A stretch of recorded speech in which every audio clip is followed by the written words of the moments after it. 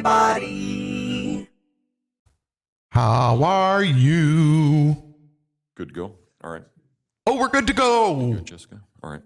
Court will call 20 CR Holy. 1358 People versus Letecia Stauch. Record should reflect the jury is not present in the courtroom. I've received a question from one of the jurors that is directed to me. And I will read it to the lawyers. You can think about a response, but it says, I have observed the defendant.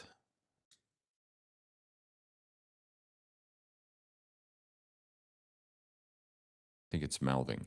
I have observed the defendant mouthing occasional words or physical gestures like agreeing or disagreeing. Do we ignore this behavior? My initial thought, and I've had this question come up before in various different cases, and my initial thought is to tell them that the only evidence that they are to consider is the evidence that comes from the witness stand. We don't have to answer it right away, so you can think about it or tell me what your thoughts are now. Well, I do want to think about it more, but my initial impression is that I actually don't think that's 100% accurate. I think observations of what's happening. Okay, Mr. Tellini? And I'm just, again, I know, this is just off the top of my head. I know there is case law regarding like forced medication of people with insanity pleas, and part of the reasoning against it is because the observations by the jury of the defendant can be important for that determination. And so if I could just have over lunch to look at it. Oh, yeah, no. Because like I said, I think that observations of the defendant may be something that I don't want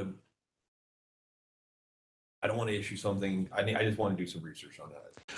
And I think that's fair. I've had this issue come up before with probably a half a dozen times, and because of various different behaviors of defendants at various different times. And I've not had a question about it. I did have an attorney one time ask me to give an instruction that it is something that they can consider, and I denied doing that, and I was upheld on that.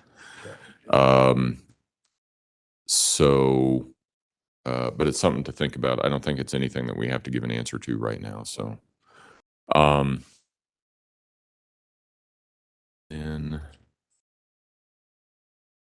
Well, what Where did are we he starting do this the morning, other Mr. Allen?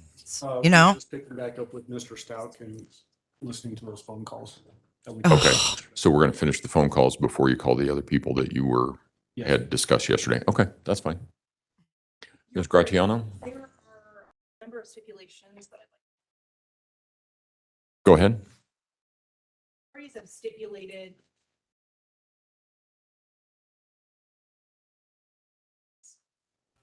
No phone calls, please. Admission of evidence sent from Florida via fax to El Paso. Oh, all right. Okay. As well as GPS data from a budget van rental that is stipulated by the parties, including AT&T record custodian for all relevant AT&T.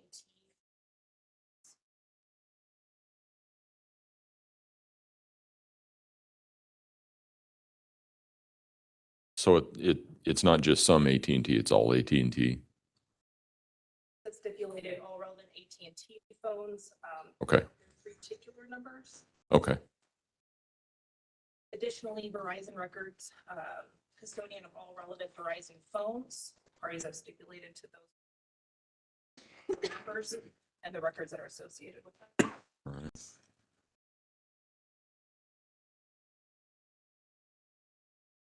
As well as American Express financial records. Records. SAA.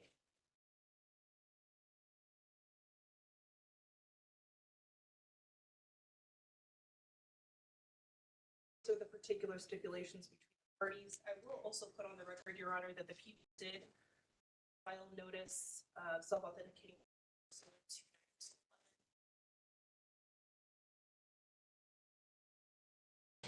That.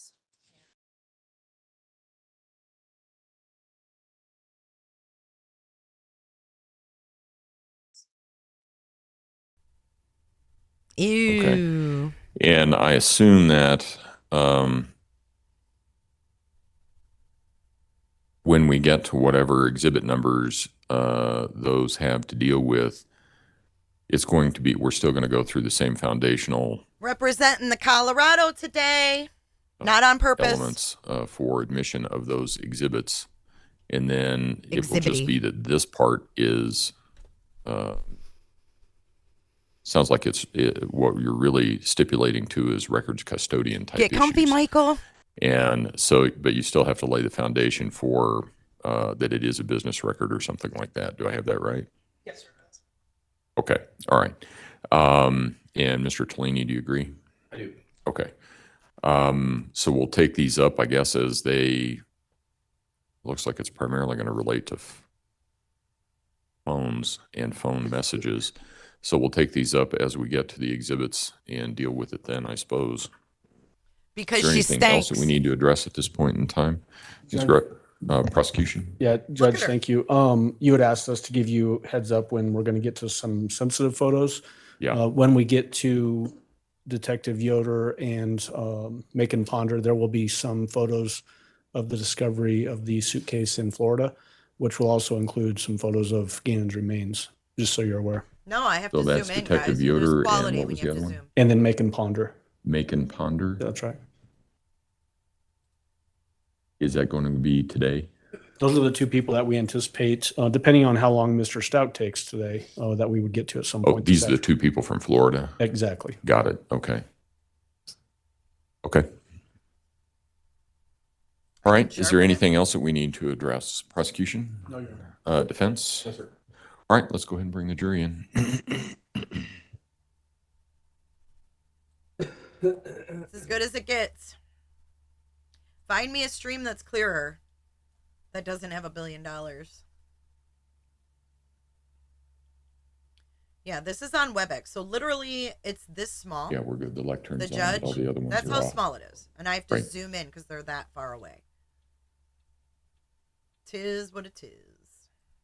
Oh, I have a soundbite that says that. It is what it is. Okay. It is what it is.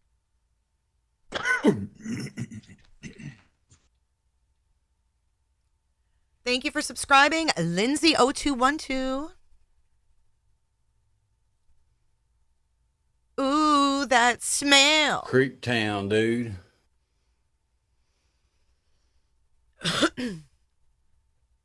I'm just glad we can even see it at all, because most of the time we can't restream. So this judge is super cool to even let us restream it. Oh, whoops. All rise for the jury, please.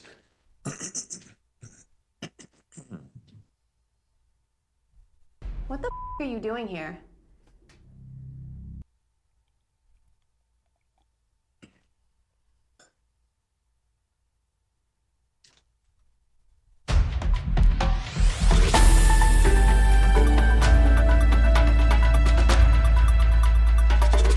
We're waiting for the jury to enter the courtroom. Thank you. You may all be seated. Detective Yoder, Court he was will in the recall Watts 20 case. CR 1358, People versus Letecia Stauch. Record should reflect the jury has returned to the courtroom. Good morning, ladies and gentlemen. Excuse me. We're going to start the day the same way that we did yesterday, and that is with the same question. Has anything occurred since we were last together that causes any of you to believe you could not continue to serve as a fair and impartial juror in this case? If so, please raise your hand. No response. All right. Yesterday, when we took our break, we were in the midst of some recorded phone calls. I think that's where we're resuming today with that. Mr. Allen? Judge, I assume that we should probably bring Mr. Stauch back up and then start the next call, and then he can step back down again, if that's okay with you. They've all been admitted. It's up to you. If If you're fine with me just playing it, we can just jump into it. If there are different voices that he has to identify, then maybe you need his testimony. If not, it's up to you. Okay, well, let's just jump into it. So this Okay. will be just for record purposes, People's Exhibit number 36, which is another recorded phone call from February 15th, 2020 at 10:58 a.m. All right, thank you. Go for it. Hello. Hey. Hey, what's wrong? I'm crying. Hmm? I'm tired of crying. Well, happy Valentine's Day. Thank you. You're welcome. Where's Lena? Lena's at school right now.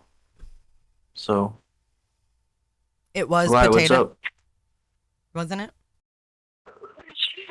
I can't ask you where our kids are at. Yeah, I think that's a fair question. Where's Harley at?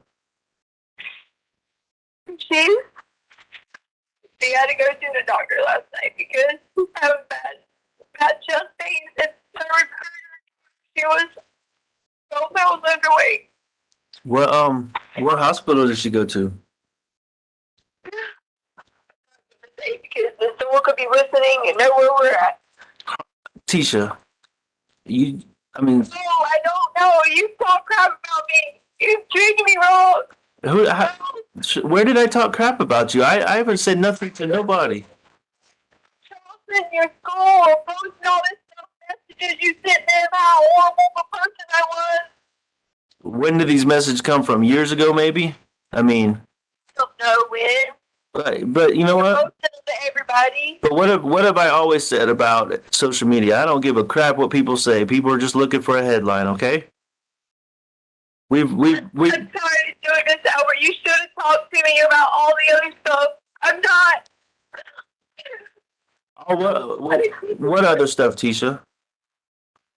I've asked you for help. I said, hey, me and Harley needed something.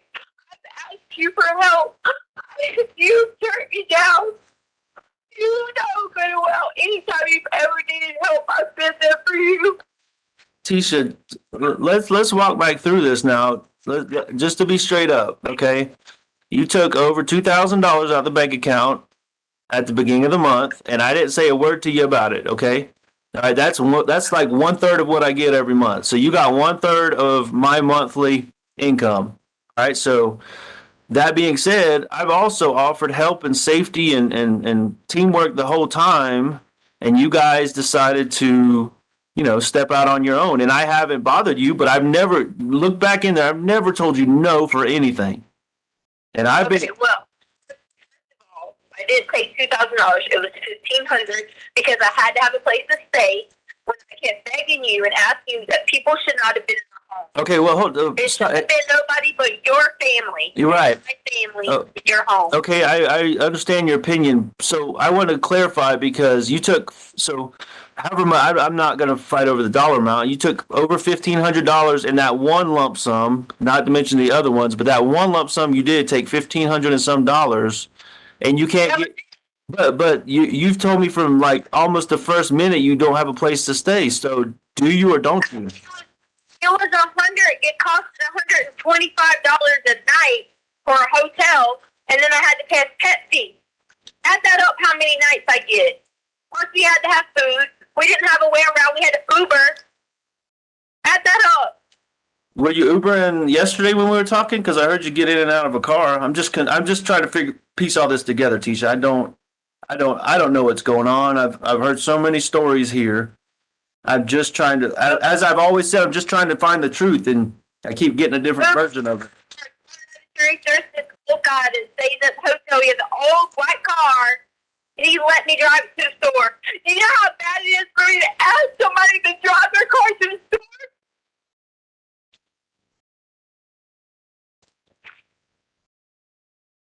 And in this effort to help you that I've been trying to do, you won't tell me where you're staying. Because you're not on my side. But you're not. On my side guys, if you're talking crap about me, Tisha, if I call you and I try to talk to you and you can't talk to me for being around other people, that's not nice, guys. but you got to understand what I'm going through. I don't know what the hell's going on minute to minute. I don't know who's on whose side. All I'm focused on is Gannon. And I don't want obviously people, you see it on the social media, people are not happy with you. I don't know why. I don't know what reason they have or don't have, but I can't sit here and be talking to you, my wife, in front of all these other people and then, go through all the cussing and yelling and screaming and the drama. So I'm trying to respect you as well. And I need that in return. I need you to respect me too. And that, but no. I haven't talked crap about you. Okay, I've heard that you have not really said anything about me per se directly. Okay, but you did release some of those documents, or however they got out there. They're out there. Okay, but what I need you to do, you talk about respect. That's one of the most important things to me in my life is you respecting me, and you can respect me with the truth. And that's the bottom line. We have options to work through all this other stuff, all this other drama that's going on, but the truth is really at the options don't come into play until I get the truth. Okay, that's absolutely, and I know you're not going to like this, but that's a line in the sand that I'm not crossing. Okay. You already kicked me off my own car insurance and wouldn't even tell me. That's not true. My car, you That's not kicked true. me off there. That's not true, Tisha. You got an email. You got email notification the same minute I did, so you got notified.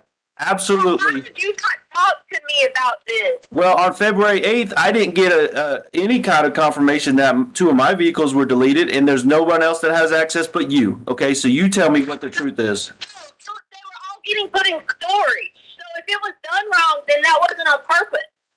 Okay, fair enough. I'm not the insurance is not a point of argument to me. You have every right to call them back and put your, just like I did. No.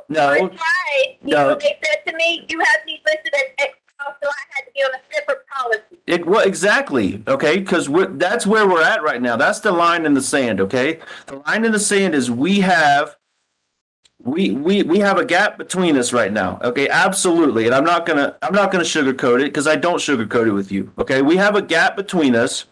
You can put a label on it however you want to, but that gap there's no closing that gap. There's no initiating options or anything until we get to the truth. And I really feel deep down in my heart that we can work on this together. We do have options, but I think your list you sent to me is a great starting place. I think that is excellent that you're willing to at least talk about what options we have. Did you talk to an attorney? Huh? Did you talk to an attorney and file for divorce? I have not filed anything yet. And the fact that I'll tell you the answer to that, okay? But the fact that you are reaching out to me like that, the way you did, say, did you go to this attorney and file this? That means you don't trust me. You don't have respect for me, and you got somebody watching me. Tell me the truth. Well, I did, and someone told me. Who told you? Do you not think it's all online in the social media that you told someone that and someone posted it? Who posted it? Because I haven't told anybody anything about that.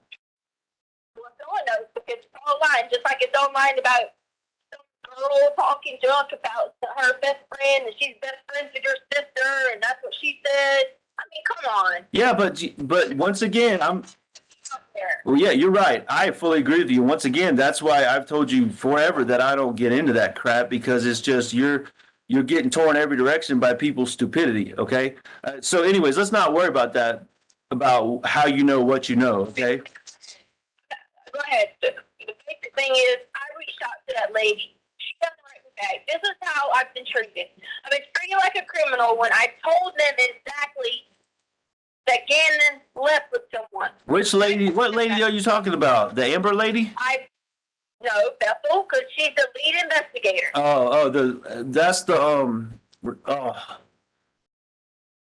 That's the blonde lady from Starbucks? The blonde lady from Starbucks? Yes. Okay, all right. The lead investigator. Okay, all right, I got you. Well, I mean, Contact with her. Not since that first day. I'd be that first day where I told you I met with Mark for like, I don't know, 6, 7 hours, and then she jumped in for like 20, 30 minutes, or whatever that night, the day I got there, that Tuesday. Since then, since we met her and then she asked me a few questions, I really haven't had any interaction with her. So I've been dealing only with Mark. He's been my. Why did you leave that day and not talk to me and go on my call? Leave what day? When you first talked to them that night and you were going to pick up people from the airport, why did you leave and not talk to me? I'll give you the straight up honest truth right now, because at that point in the situation, and we're at the same point now, unfortunately, 3 weeks later, at that point, I was not getting the whole truth. Okay. And I'm not going to argue with you about that, because that's absolutely spot on. Okay. From me, you leave from me, everything's fine, and you just happen to get there and then you feel like you're not getting the truth. Oh, yeah, absolutely. Because there were some things that I was looking into on my own, which I've basically been doing for 3 weeks now, trying to sort through this on my own, that weren't making sense and weren't adding up. Okay. And just like where we're at now, yesterday, thank you for talking so long and walking me through your timeline. But even yesterday when we were talking, a lot of it wasn't adding up, and it still isn't. Like, there's 3 or 4 different versions of the Mexican guy now. He's Uncle Matt. First he was Mexican or whatever. I don't want to argue. I said he asked me, did I know? He asked, did he know Uncle Matt? Yeah. I said he wasn't Uncle Matt. Fine. I'm not arguing about that. I'm just telling you, these are red flags. You know how I am. When I see red flags, you got to convince me that the truth is what it is. Okay. So I'm sitting here last night on my bed freaking out because I don't know. I feel like some of that was the truth, but then some of it still was, a different version of the same story again. So what I really want to get to. Me, did I kill Gannon? That hurt. It hurt me to ask it because you're my wife, and first thing I started with today was Happy Valentine's Day. That should tell you how I feel about you, okay? But I need you to be here with me, support it. I am. I'm right. I'm right here. I'm right here. I'm begging you. If they give me immunity, I will help. Okay, but here. But I can't get in trouble for it. Okay. Well, that's why I'm here. I'm trying to I'm not, you have the legal background. Okay. I don't have that knowledge. All I have is my recruiting time and the other stuff I've done. So you need to help me understand what you're trying to get. I don't understand what that means. Immunity. Okay. Do you know what immunity is? Other than what I've seen on TV shows, I don't know. I need you to help me. That's what I'm trying to, help me to get you to that point. Hello? Immunity is that they're going to grant as a judge that I would not be charged anything in this because I didn't have anything to do with it. In return, that I will testify and I will give them the information of who has given and I will testify against them. Okay. So you're saying, so I'm going to walk back through this so I understand clearly what you're saying. So there's no ambiguity or unknowns here. So you're saying you somehow know where Gannon is or who has him or how he got him or something like that? See, that's why you're not going to put words in my mouth. I'm trying to understand, Tisha. Explain to me, okay? Walk me through it so I understand what you're saying. No, why would I record you? This is me and you. Why would I say Happy Valentine's Day on a recording? That's something personal between us. It's just you and me on this phone call and in your room. Absolutely. Okay. Immunity is where I'm telling you, I told you the truth about who took Gannon.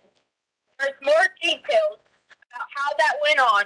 There's more details that I can't discuss that would incriminate myself because they're going to say, why did you say this? But he has all our information. He was threatening to go to work and get massaged and have these people go there. If I said anything in the meeting with the cops, I was late to the meeting. But I need immunity. So you. Against him. So why? What I don't understand is why, babe. Why would is this not something you would tell me from the get go? I just Everything. They were gonna kill my daughter. They were gonna kill me. They knew where you were at. Everybody. They would do everything. yeah, but Tisha, look at what you look at what you just said.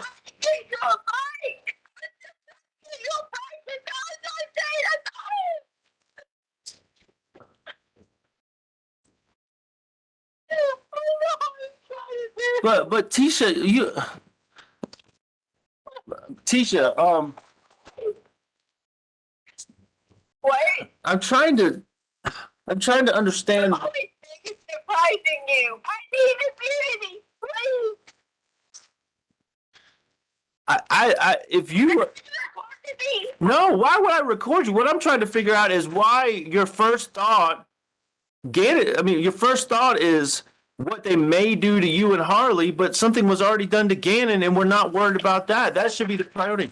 They do to me and Harley. It was also Lena. She was there too. So the guy was there, was threatening you in the moment. The guy was there when the police was there. The guy was still there when the police searched the home. Yes. Where was he at? Where was he at when they searched our house? Can't tell anything until I get immunity. Well, babe, I can't promise you immunity. I can't give that to you. But You can ask. yes, I can reach out to Mark and let him know that's what you're looking for and that you're willing to work with somebody. And you can also tell, what's her name again? Bethel. You can tell Bethel the same. Sir, she won't like that. Okay, but you got you. They're gonna treat me like a criminal. No, I'm not a criminal. I don't kill people.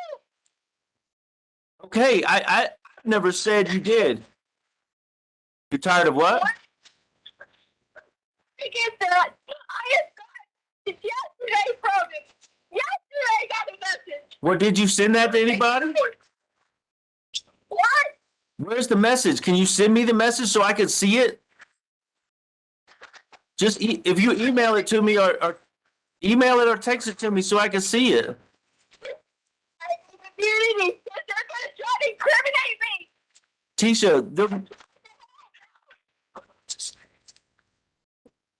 Tisha, who is this? Who is the person? Do I know this guy? Do you understand? Is he there? Is he there with you? What? Listen to me. He told her there's going to be a big reward put out. I'll be backing up for the reward. I can't.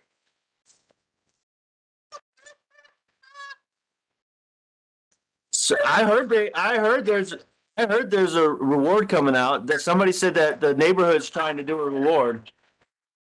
Hear you a mic.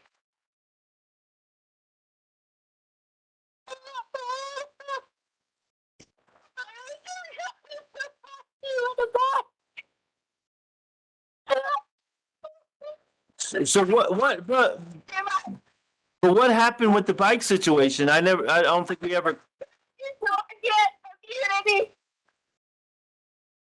Okay, well, I told you I cannot promise that.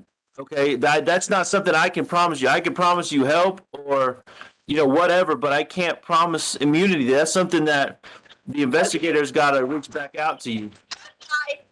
They're on your side, and this is where you can go to them, and you can say, I know, my wife wants to know, she is breaking out, and she is telling the truth. Yes, I can advocate for you. I can give an opinion, but but listen, what I don't understand is you're treating me like the prosecutor here. Okay, you're treating me like I'm in court or the law, not like I'm our son's father. Okay, but you get out there and you do it. I genuinely don't know. I can't even go anywhere because they think I'm going to tell. They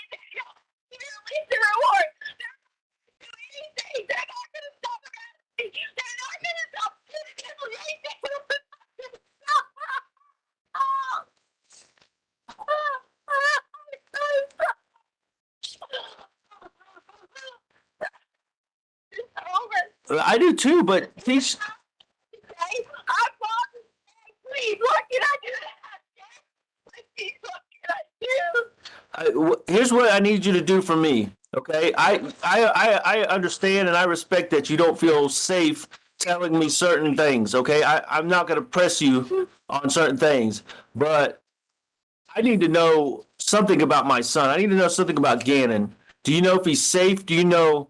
I mean, I asked you some questions yesterday, and I had to ask those questions because that's been on my mind since day one. But is he safe? Where is he at? Do you have anything? And if I kill Gannon, really?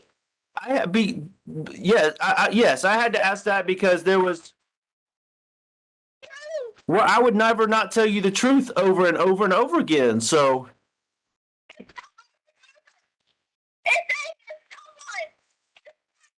Your life, everybody else's life. You're terrified. You don't know what to do. You're scared of yourself. You don't know how you would act. Teach it. Because people are going to say, why did you do this? Why did you do that? Listen. What about the? Incriminate me on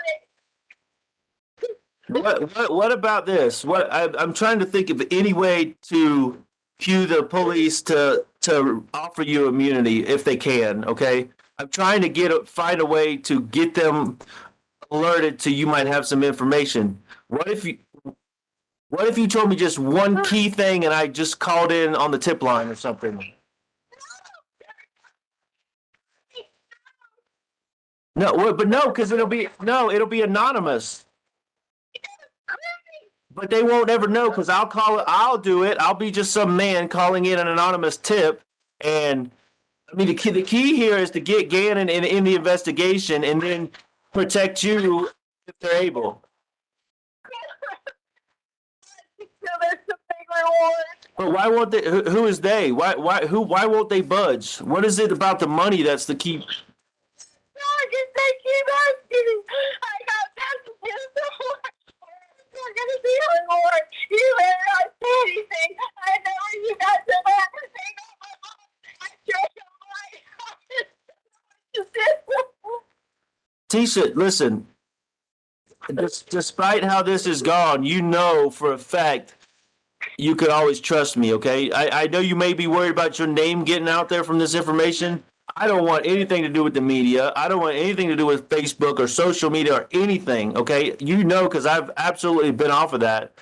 That's why I'm saying I can give the anonymous tip if you just tell me something that'll help in the investigation, okay? That's the no. The police came. Okay. The police came. He was in the house. Where was he at in the house? I didn't know at the time.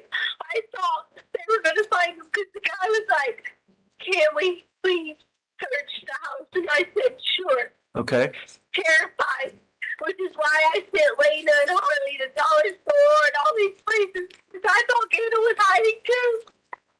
I thought he was hiding too. Okay, so you thought so the guy was in the house and you thought Gannon was hiding, so he hadn't taken Gannon yet at that point? No. Okay, all right. Well, that's huge. That's huge because now we can look at different camera time frames and all that, and we can look at different angles. Okay, that's huge that he was still in the house, and so that would have been police got there at what like. Like that. I'm not making this up. I'm not. No, I know. I'm trying to sort through this again. I'm trying to get you to this point to where Anymore because they'll try to incriminate me for this. I need immunity. I think they give it to you because this is big that he was there and they missed it. Because then they're going to want to cover their shit for not finding him. I can't hear you. What? I even put it in the car. I put it in that room where we store stuff. I tried. You did what? You did what? Oh, you said you said what? What did you do? I tried to point to the cops and hey, check this area. Hey, check this area. I was even trying to show them any other extra areas that I saw. I said I didn't know if Gannon was with him or I didn't know if Gannon was still hiding. I Okay, but then you figured out. How'd you figure out he wasn't by himself? I'm not selling anything else until I get immunity. Well, I mean, well, I'm trying to figure out. I'm trying to put all this together. You said you pointed them in the direction, but where in the storage room were you? Directions. I said I was just giving all the big areas of the house. I got you. But you told them storage room? I walked to the storage room when the guy was in there. I was trying to tell him, hey, check behind boxes and all this stuff. Okay, so Damn. I didn't want to make it think it'd be idea. They were hurting before the cops hurt him. okay, so what happened next? So the cops searched and missed it, or what? Tell me I'm trying to figure out what happened now. What you're telling me, okay? What happened after they didn't find him? I'm not saying anything else. I was just trying to plot this whole thing. No, I'm trying to get some key breaking information that I can give an anonymous tip, like I told you. Okay, that's what I want to do. That's how Never mind. You're not trying to help. I am trying. He's not trying to help. No, he's not. He's not trying to help. I am. So what you said was Gannon. You thought Gannon was hiding. Is that right? I didn't know if he was hiding with it. The guy had him, or if he was hiding myself. I was scared to keep. If I would have left him a note, be like, please check out. He's not. I didn't know if they had went out the back door. I didn't know where he was at the time. I know he was there. I thought they were gone. And after I waited the 4 hours, kept walking, checking myself, I realized that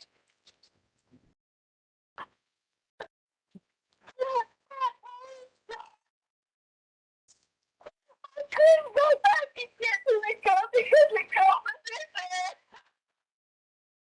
I hate myself. And I couldn't get your big gun to work. So let me back up. So when you let the cops in the door, wherever you last saw Gannon, you left him somewhere, or you thought he was safe? Yeah.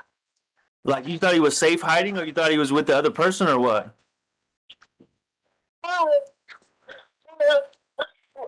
I woke up out there and I hit my head. I didn't know what it was. I already told you this story. I waited. I was like, I thought I was hiding somewhere, and I was scared to come out. If when the police got there, he would come out. Even when I called for him, I thought maybe he was out of the police. Do you think he might have crawled in one of the totes or something, or maybe the box? 'Cause I The police left. He was still there. the guy or Gannon?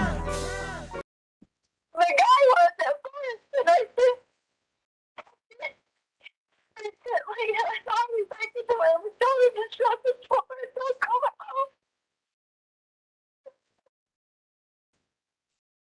What did they already come back? I was just trying to get your son to work. I couldn't find any bullets for the shotgun. But so you said my gun. You trying to get my gun to work? Tisha, calm down for a second. You said try to get my gun to work. I thought the guy had my gun. Oh, that one. Okay. So you put Harley and Lena in our room? Tisha, is that what you said? You put. So you already had the assault rifle out of the closet at this point, and you. I just couldn't get it to work. Okay, I know you always had trouble getting that thing to pull it back and get it loaded and all that, so that makes sense.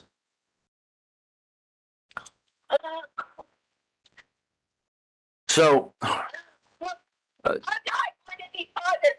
you're not going what?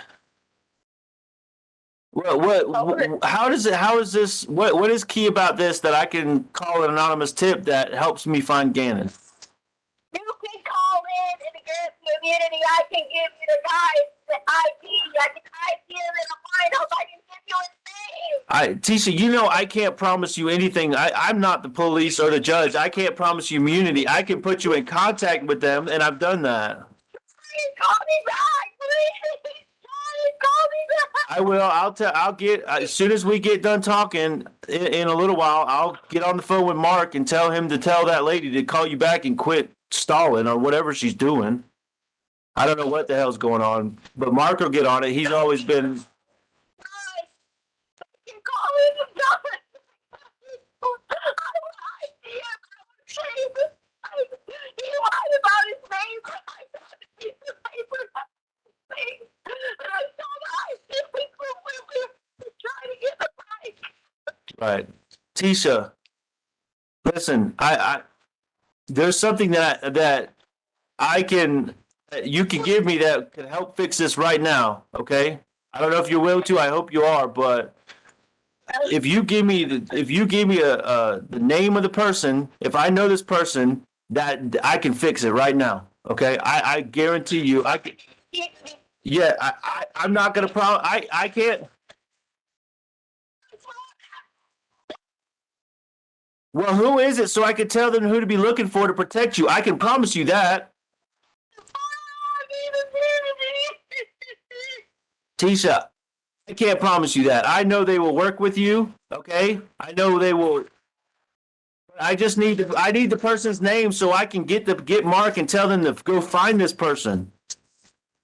I hear people in the background. There's nobody here. I just need to know this person's name because if it's Travis or somebody related to Chance or somebody. Is it Travis? Because I know you said he was abusive. They're going to try to incriminate me. No, they're not. I don't know. I can't promise you anything. Listen, I will fight for you and fight with you if you're not involved in this and you give me this name. Is it Travis? Please. Listen, I'm gonna text Mark right now so you can hear me text Mark, okay? Because you can hear the little keystrokes. I'm gonna tell him as we're talking so we can get this ball rolling. To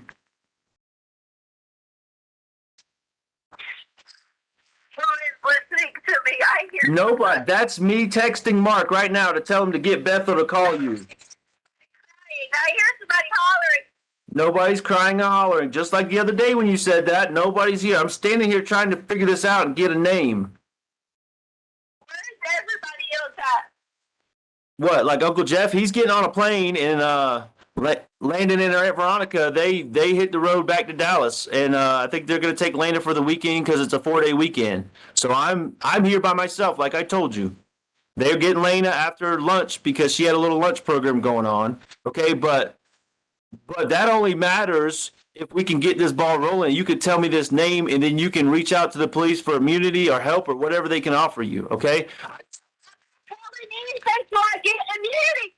They're not tricking me. They took everything I have. These people know where I'm at.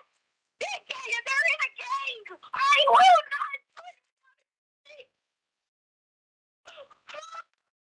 not. What kind of gang are they in? I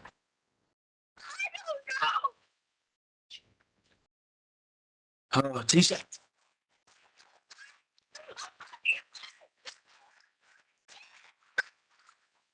Well, what happened that ruined that?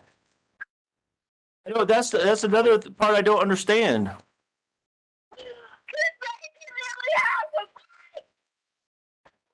Cause what?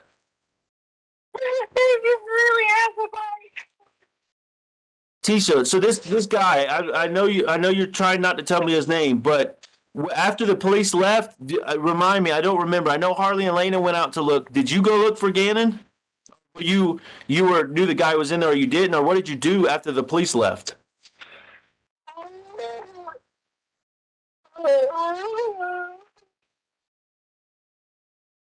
Tisha, did this guy kill Gannon? Did he kill him in the house, or did he kill him or hurt him? What happened? It's my son, and I need to know this. No, Tisha, not you. I'm not you. I trust you. I asked you that yesterday, and I trust what you're saying. I asked you, did this guy hurt Gannon, or did he kill Gannon in the house, or do you know if he killed Gannon or not? Unity. Tisha, I've explained to you, I can't give you immunity. I'm your husband. I'm not the police or the judge. I'll be back when you can figure out how to grant the immunity because this ain't gonna stop. It's gonna keep going, and he's crazy. Tisha, there's only one way for this to stop, and that's for me to get the information to them, okay, through an anonymous tip, like I said. But I don't have any information to give them. Did this? I'm trying to tell you. Hey, this person, this person.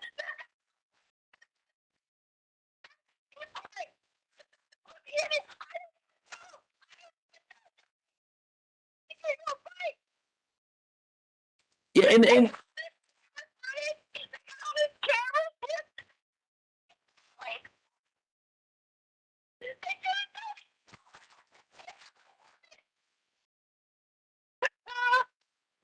Tisha, I'm trying to fight for you here, okay? I made it clear I don't have the power to give you immunity. I have the power to help you. Call me back whenever you can. Tisha, they're not gonna listen to me, okay? They're absolutely gonna call me foolish. I am trying to help you. They're gonna look at me like a fool. Tisha.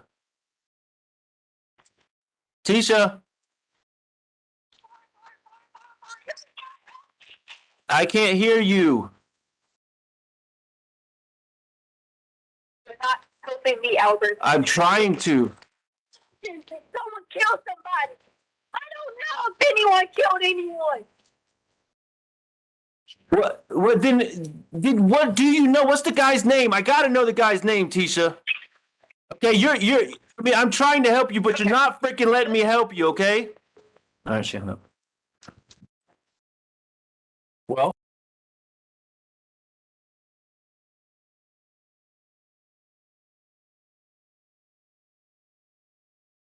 Mr. Allen?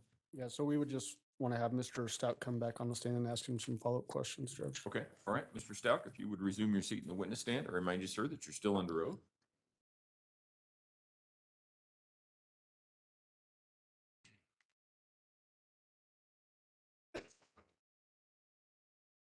Good morning, Mr. Stout. How are you doing today? Morning.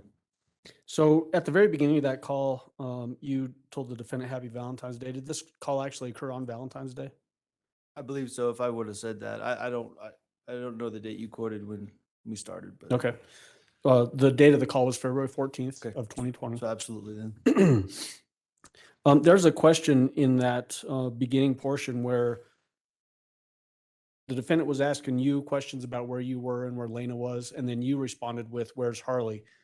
Similar to the phone call that we talked about yesterday, at this time of this call, did you know where the defendant was anywhere? I did not, nor did I know where Harley was.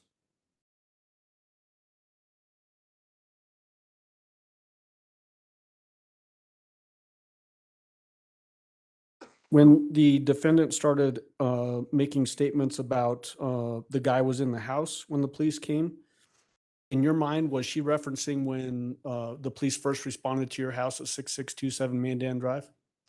That's what I assumed she was referring to, yes. Did you have any independent knowledge of them finding a man in the house when they responded on that day? I did not, no, sir. You, in that phone call, you also pressed multiple times for getting names or trying to figure out a way to identify a guy that she's talking about at the beginning. Did she ever give you a name or any identifying features of this person? Not in that phone call, no, sir. And then later on in the phone call, it changes into there's a gang that's involved. Did she give you any idea of who this gang might be? I don't remember ever getting that information, no, sir. Ever? I don't believe so. Okay. In a big chunk of that phone call, obviously no way to know because you're not in the same room with the defendant, but did it sound like the defendant was crying to you? Based on previous experience with her, there was times when I assumed yes, she was crying, and there was times when I assumed it was fake crying as well, or fake emotions in that phone call. Yes. In that phone call. In that specific one, yes. So in your mind, you were thinking that some was potentially real and some was potentially fake. Yes, sir.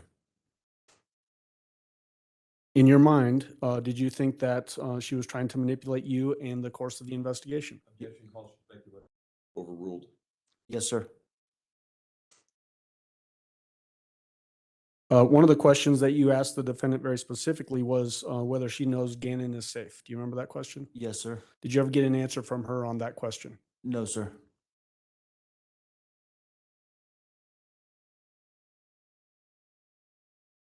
You mentioned in the phone call too about you're going to give information to the detectives so they'll quit stalling. Similar to the phone call yesterday, were you actually with law enforcement when this call occurred I was. and they were listening? Yes, sir. Was you saying, hoping that they would quit stalling, I guess, was that a tactic to keep her talking? Absolutely. Two names that you gave in that phone call were Travis and Chance. Who are those people just in general? Travis would have been an ex-boyfriend of the defendant, and Chance would have been an ex-husband of the defendant, also Harley's father.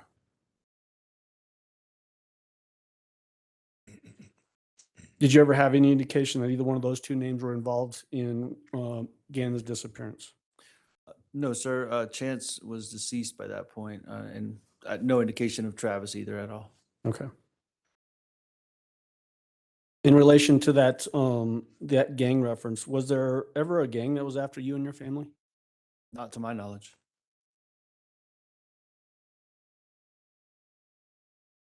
And then similar questions to what I asked you yesterday. The sound of the defendant's voice in that phone call, was that consistent with her personality as you knew it? Absolutely. In this particular phone call, did she ever change personalities to a different personality? I was talking to the defendant the entire time. And so never changed voice inflections or No, anything sir. like that? Okay, thank you. So Judge, at this time, we would want to move into playing People's Exhibit 37, which is another recorded phone call on February 14, 2020 at 12:08 PM. This one's roughly 8.5 minutes long. All right. Mr. Stauch, you can go ahead and step down. Yes, sir.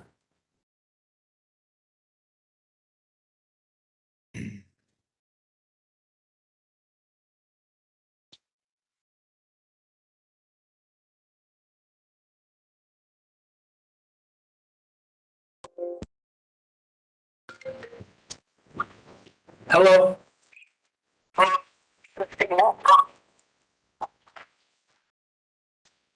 Hello? I can't hear you. Hello? I said it's the signal. Oh, whoops.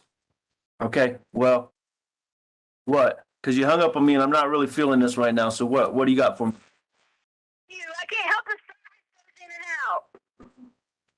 Fine, whatever. You were being all nice, caring, listening, everything. Then all of a sudden you started being hateful. Yeah, because you got information I need for my son that everybody needs to get this boy back. Okay? Okay, so now you're saying I got information, but then just a minute ago you told me I made it up and it was a figment of my imagination. Okay, so it's on you to pick which one it is. It's not on me to sort through it. It's on you to tell me the truth or keep feeding me bullshit. Beginning. Listen to me. Yes. No. Let's start over. Let's get a new beginning here. Okay, let's start over. Because if you keep going back this same path we've been on, I'm just going to keep getting more pissed off and more hurt and more worried about my son because you've told me 17 different stories now. Start over and tell me who the fuck has my boy. Okay? Tell me a name. That's the beginning. I don't care about Saturday. I don't care about Sunday. I don't care about the fucking truck on Monday. I don't care. Who has Gannon?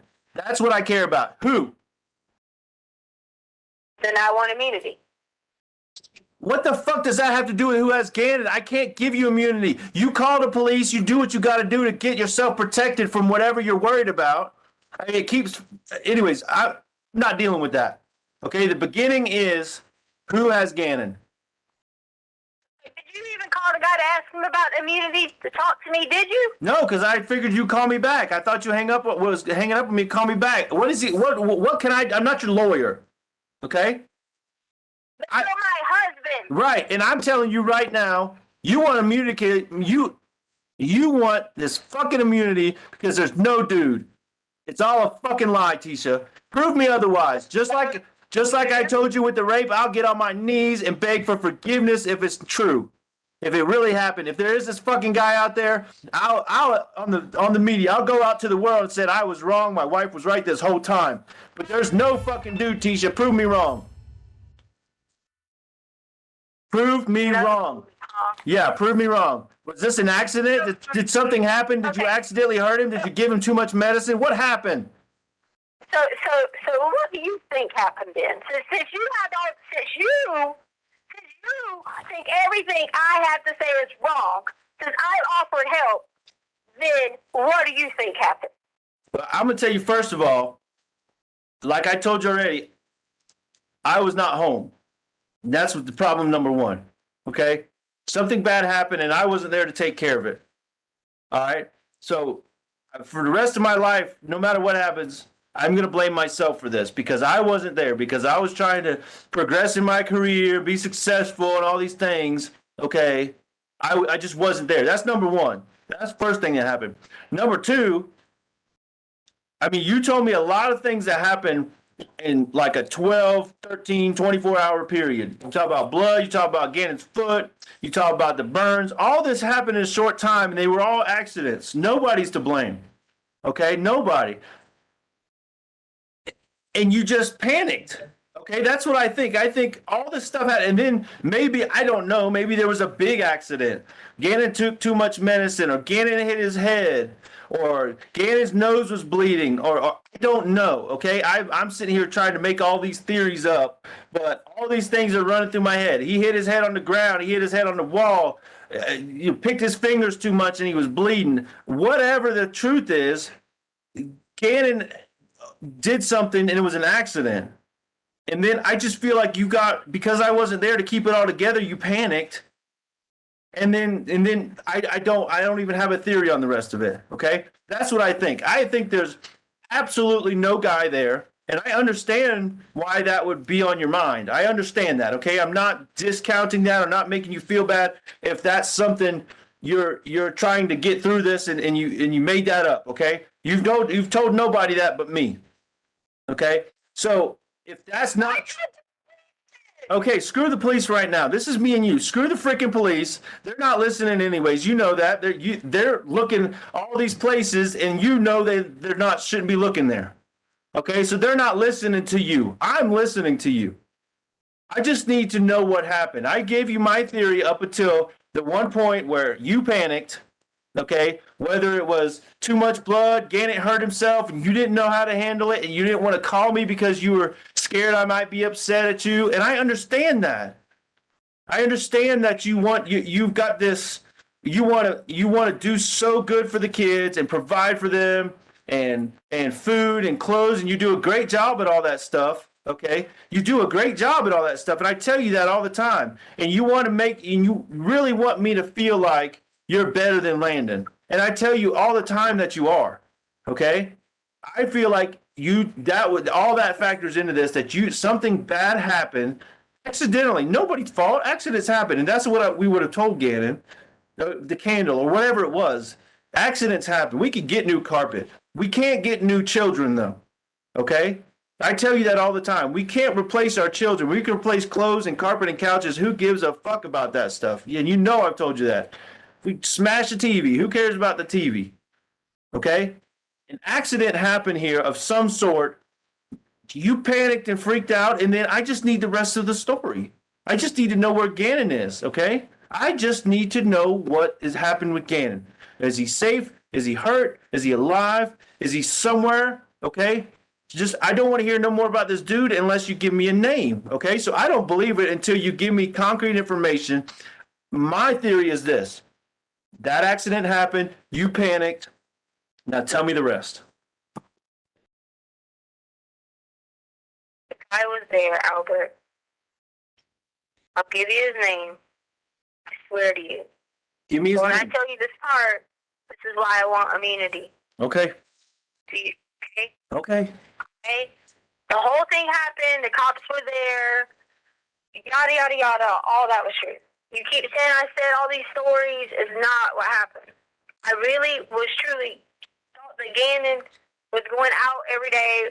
I had been talking to somebody because he was asking me weird questions or whatever. This dude trying to get your bike, he followed me. So I get the Petco. That's why I was looking in and out the doors of Petco. Oh, so you weren't. So it wasn't about Gannon getting out. And I'm not talking junk. Okay. You jump in there. Okay. I'm sorry. I'm just trying to Make understand. sure he didn't get out because if someone was following me, I didn't want him to know someone was in the car. Okay. But yes, that's why.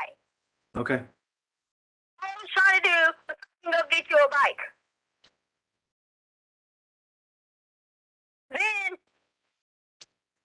I leave because I was going to go to this place to be looking at free to get a bike, and I realized that this dude was following us again. So I tried to make some turns around Palmer Lake area, in and out of that area up there, which is where they're searching because I'm sure they got my GPS, searching for nothing. And then when I had to come up the little hump, there's this dude. Well, this dude is in your truck with us.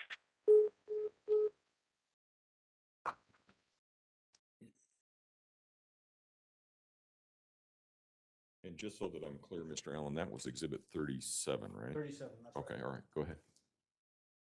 Mr. Stout, can you come back? Mr. Stauch, I remind you, sir, that you're still under oath.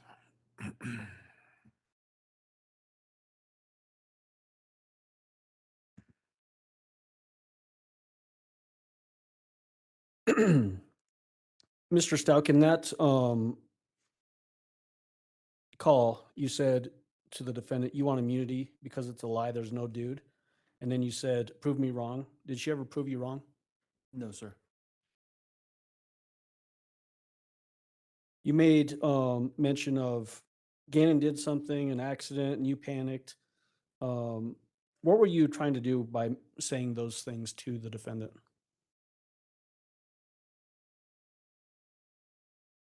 Trying to, in a way, take the initial blame off of her that and confirm her story about an accident with the candle or whatever she had claimed from the night before or whatever.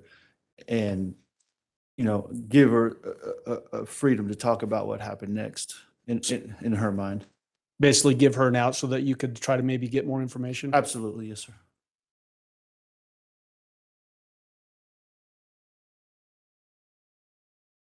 Towards the end of that phone call, the defendant made, again, mentions of some anonymous dude in the language that she used. Did she ever give you a name of who this dude was that she was referring to? Not in this phone call, no, sir. All right.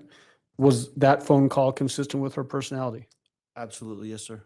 During that phone call, did she ever change personalities or talk with any other odd voice inflections? No, sir. All right, thank you. Judge, at this time, we're going to move on to People's 38, which is a call on February 14th at 12:17 p.m. All right. Mr. Stauch, you can go ahead and step down. Thank you, sir. And Judge, this call is about a little over 21 minutes. All right.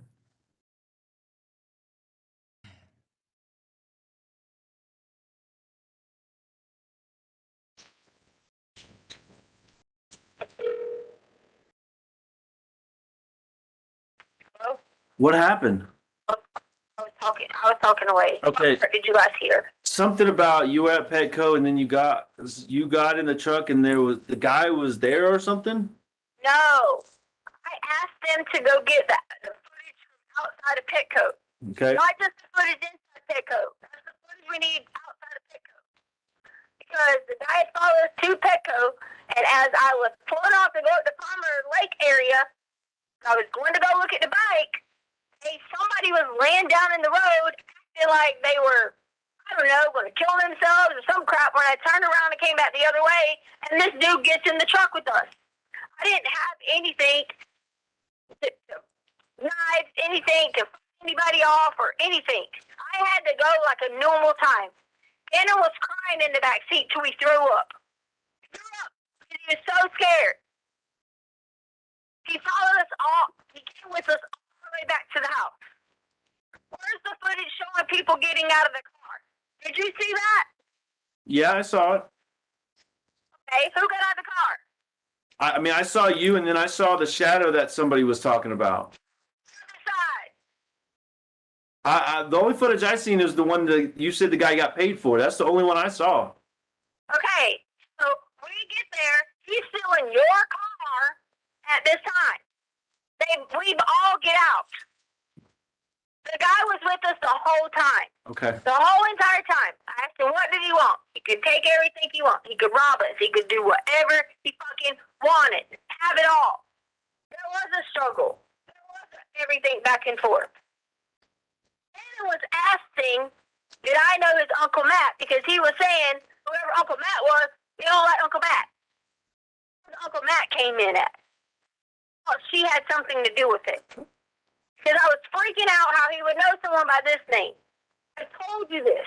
Okay. The guy was there when the police came. I didn't know where Gannon was at. I didn't know if he was hid. I didn't know anything. I just know I was terrified to say anything because he had the gun. And I was scared. What if he was Gannon while I run up there and try to go get help? What if I leave to go get help and he's in here? There was nothing I could do to switch anything. My hands were tied that night. The girls were in the bedroom. My hands were tied to the little board that's on the back. My hands were tied there. Tied completely. Remember those same headphones I had on? I told you I was listening to music? Yeah, I had to do that. And that little bandana that was down there, that's where that came from. I couldn't scream, couldn't get help. Harley and Lena were asleep. It was just terrifying. All I could hear was Gannon screaming. I didn't know what was going on. I didn't know anything. Okay, Tisha, can I ask you a question? Please? What? Why would you need immunity for that when the guy he's the perpetrator, not you? Why would you need immunity for this? Because I didn't tell him. Because you did, okay. Okay, I mean, I don't know how bad he hurt Gannon. I don't know. There's no accident where I hurt him. There's nothing like that. Because people keep saying that. No, because he was in Gannon's room. I just kept crying. I just find it, you know. He is Mexican. He was mixed with black. Dark.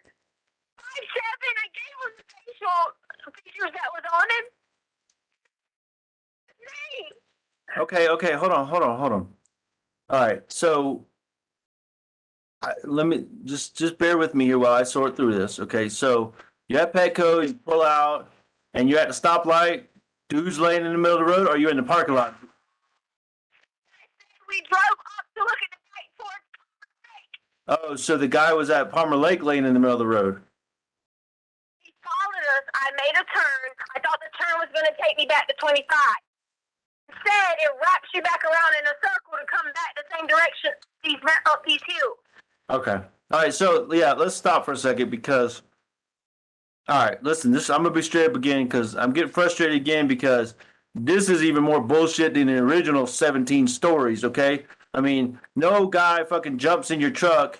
The car is locked when you're driving unless you stop and open the doors. Anyway, I'm not gonna pick it apart. It's bullshit. Okay? Yes. God. Tisha. No, it's not why. I want you to tell me why you panicked. Why did you panic when the accident happened? When Gannon did whatever he did, I mean, he made a mistake. Whatever happened, why did you panic?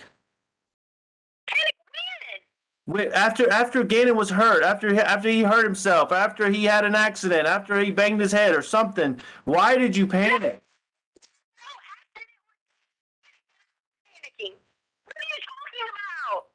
So, wait, well, you know what? So back to this Palmer, I'm all over the place here. Yeah, because you're trying to make it out to be me and it's not me. No, I'm trying to make it out to be, where's my son, okay? If you were in Palmer Lake and then Douglas County and whatever, you did all these turns and turned around and this guy was out there laying in the road, he got in a truck. Why do they have your GPS in your car? You were in my truck. My phone. No, but I thought you told me yesterday you left your phone at Petco because you had to go back to get it. No, that That's- was Gannon's phone. Gannon's phone was left at Petco. You told me, yes, Tisha, I'm not stupid now. Okay, listen, you know I'm better than that. You told me yesterday, you said it almost verbatim, almost quoting you now. You said, I set my phone on the counter, okay, because I had these 2 or 3 doggy sweaters or whatever, okay, and then. No, you told me yesterday it was your phone, and then you said it and you forgot it because you kept going and looking at him to make sure he wasn't getting out the truck. Now it's you.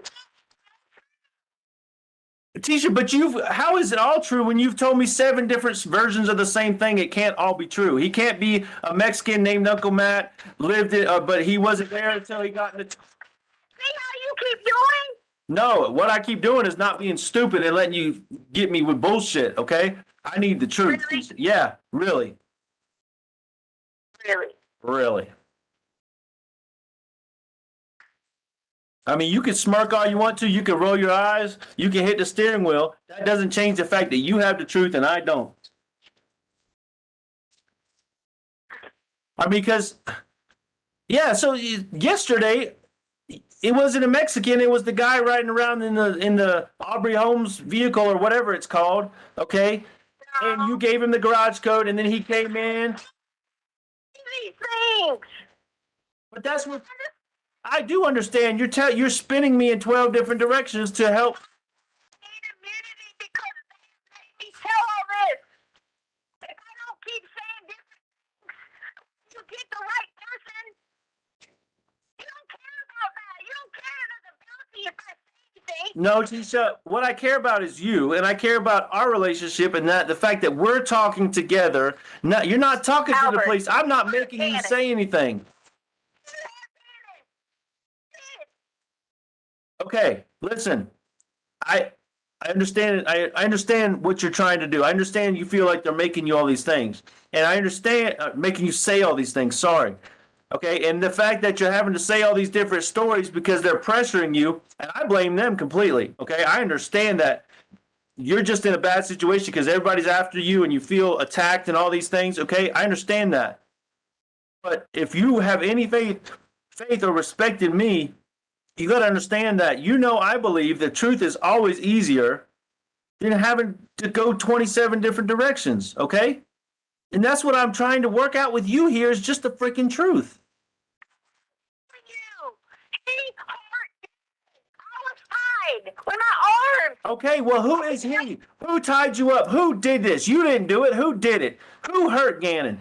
Who has Gannon? Who wants the money? Who hurt you? Who is they? And how did he hurt Gannon? These are the questions I need to know. Who is he and who are they? He first told me his name was, but it's not. It's Quincy Brown. Quincy Brown. So,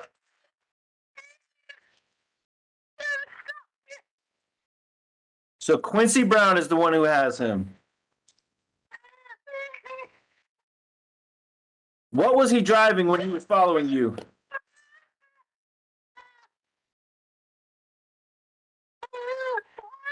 What was he driving when he was following you?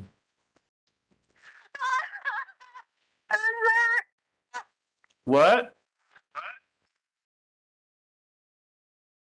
A red car.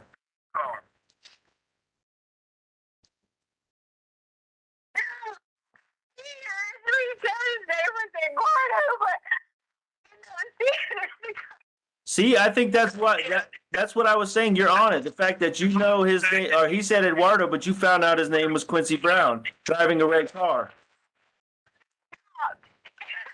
What? Wait, listen. Wait.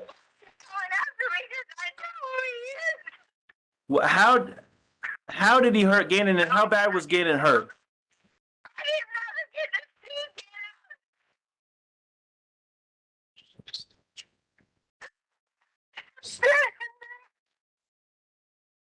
Say that again. You said. I can't hear you, Tisha. Try to calm down. When I came out, Gannon was gone. I just could hear him screaming.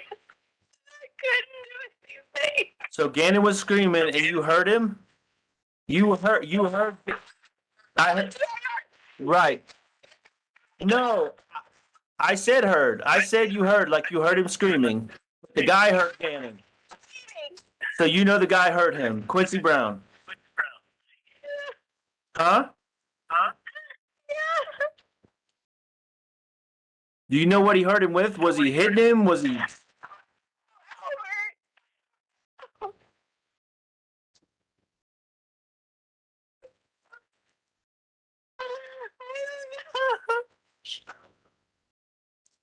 I came back in there. He started taking boxes out. Okay, so how do you know Quincy Brown? How do you know it was him? Tell, He told me his name was Eduardo, but he came back in there taking boxes out. And I came Quincy Brown. I saw it. Oh, what boxes was he taking out? I thought he was going to rob our house and take things. So he had an ID on, and you, what did you see anything besides his name, like a company or something? Quincy Brown. It was his pocket. He had his big baggy pants on, and in his pocket, the paper fell out, and on top of the paper was his ID, and it had his picture, Quincy Brown. Okay, all right. But what kind of boxes? What boxes was he taking out? Was they out of the storage room? What? I mean, what? In the storage room. Oh, you were in the storage.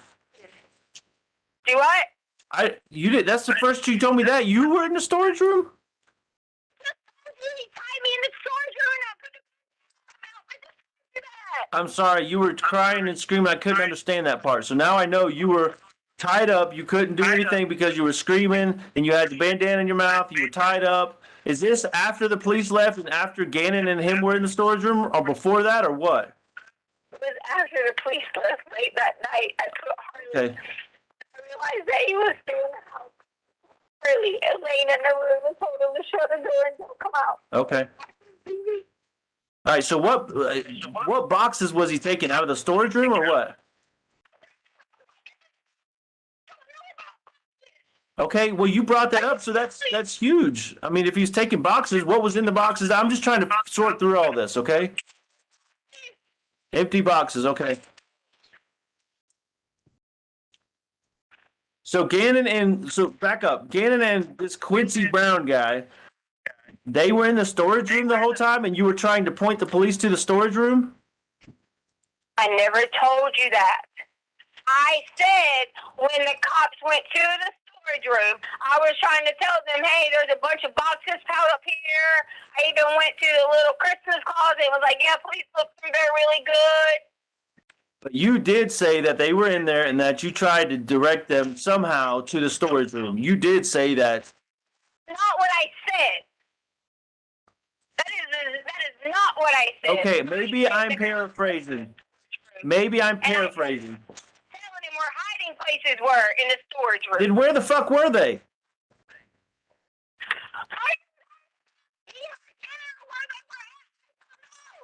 It all is relevant. Where were they at? You said earlier you heard him scream from the storage room.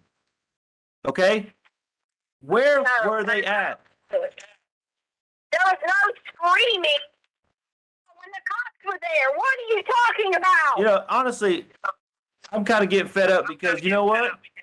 Yesterday, in the 3 previous versions, okay, it all happened in Gannon's room. Now it all happened in the fucking storage room. Make your mind up. Are you banged your head on Gannon's table. You were raped in Gannon's room. Gannon was beat up.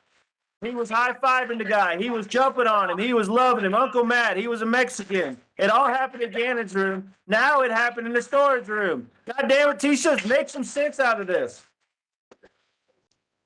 That is before the police got there, Albert. What time did all that happen? What time did that happen? You asked me about the police got there. Tisha, to me, this is all bullshit because none of it makes sense. None of the timeline adds up. Every time you tell it to me, there's more and different details.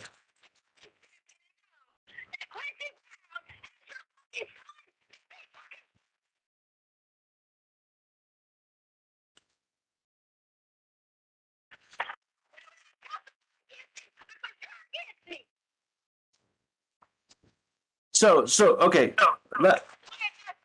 Yeah, fine.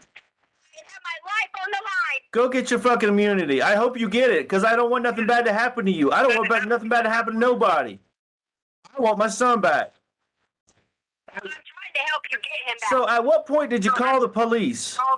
The guy was with you. He was in the house. He was just letting you call the police?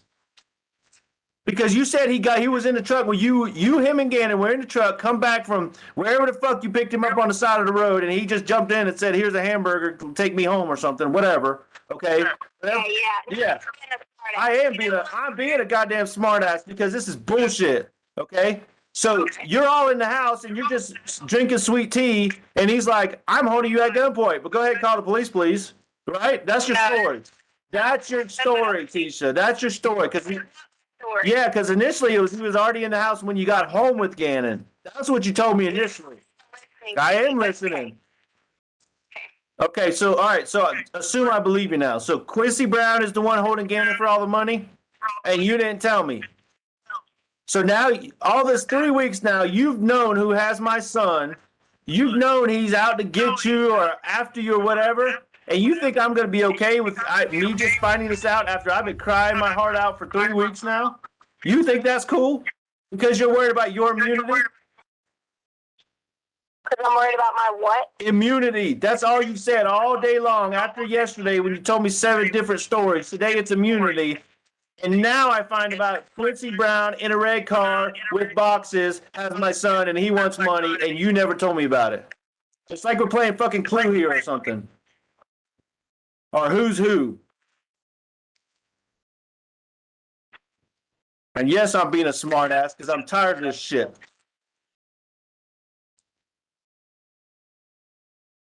I don't want nothing but my family and everything and Gannon to be there. I begged you to help me for days. I could tell you this. I begged you. But you would never have to not be around everybody and call me. Never. You know, it's funny. I'm going to stop you right there because it's funny. You started that statement again with, "I just want my family and Gannon." So that's why you keep saying shit like that. No, Gannon is part of your family. He's not an and, he's part of it. That's why I don't believe that shit, because you keep saying that. Go ahead. I am agreeing to testify against this. I am agreeing to even myself to walk out wherever money.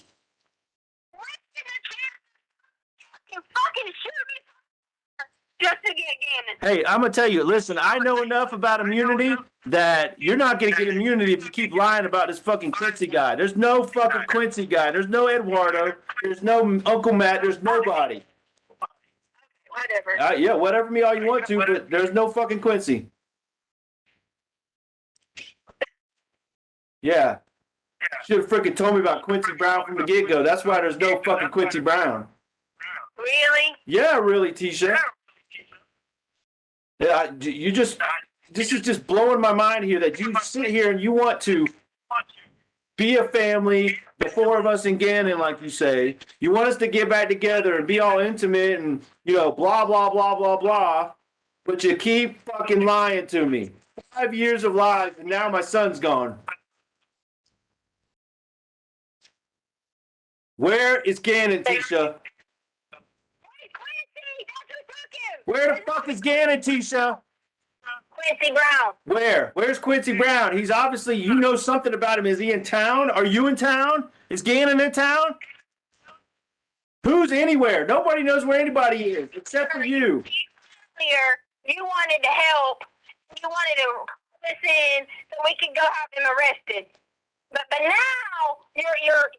you don't have any interest in I that. do. I'll let them know as soon as we get off the phone. Go look for a 5'7" Mexican guy named Uncle Matt that changed his name to Quincy Brown, that works for the home developer, that his ID fell out of his pocket, and he's out there with my son. I'll tell him all that. Now it's because I found out who he is. But you said you knew him. They're after me. Oh my God. Where's Gannon, Tisha? Quincy Brown took Gannon. You almost said his name different. Okay, is it Quincy Brown or Quincy Brown is what I said. where is Gannon?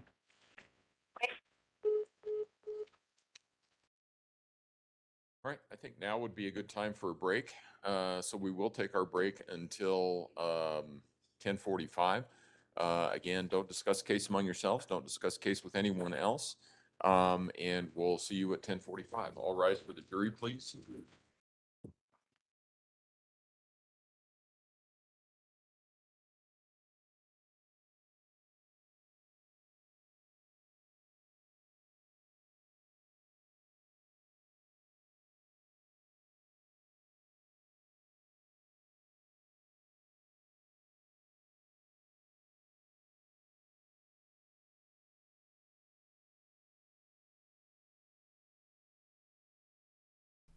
Hey guys. So what'd you think of those calls? I mean, we made it through them, right? Barely. Thank you, Mel. Seated record should reflect the jury has left. Oh, the wait, hold courtroom. on. I wanted to pass on. You guys will need a pen for this. Oh, shit. The issue that we were talking about earlier, take a look, and I'm still not asking for an answer. I want you guys to, you'll have some time to look at this, but I also want you to look at these cases. People versus Boykins, 140 Pacific 3rd, 87, and Riggins versus Nevada. They turned off the 504 cameras, by the way. US.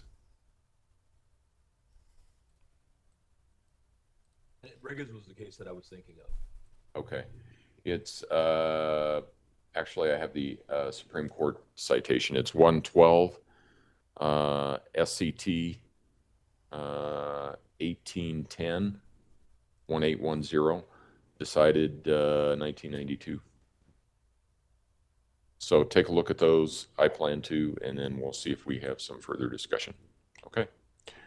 Okay, Judge. Thank you. All right, then. Court will be in recess. How long did you say you're on? 10:45. Thank you, Judge. We appreciate you very, very much. Loving the blue in chat for Gannon. Justice for this poor little boy.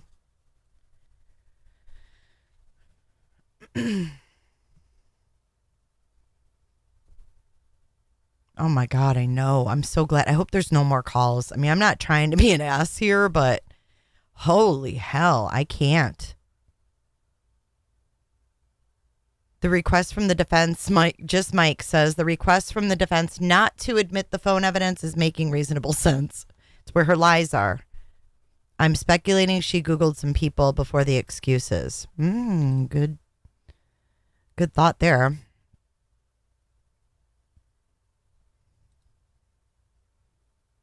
Hey, Necro. I want to thank you for your donation, you guys. I want to thank you guys all for your donations. Yesterday. Oh my gosh, Casey, you gifted. Who became a member? Who won a membership today?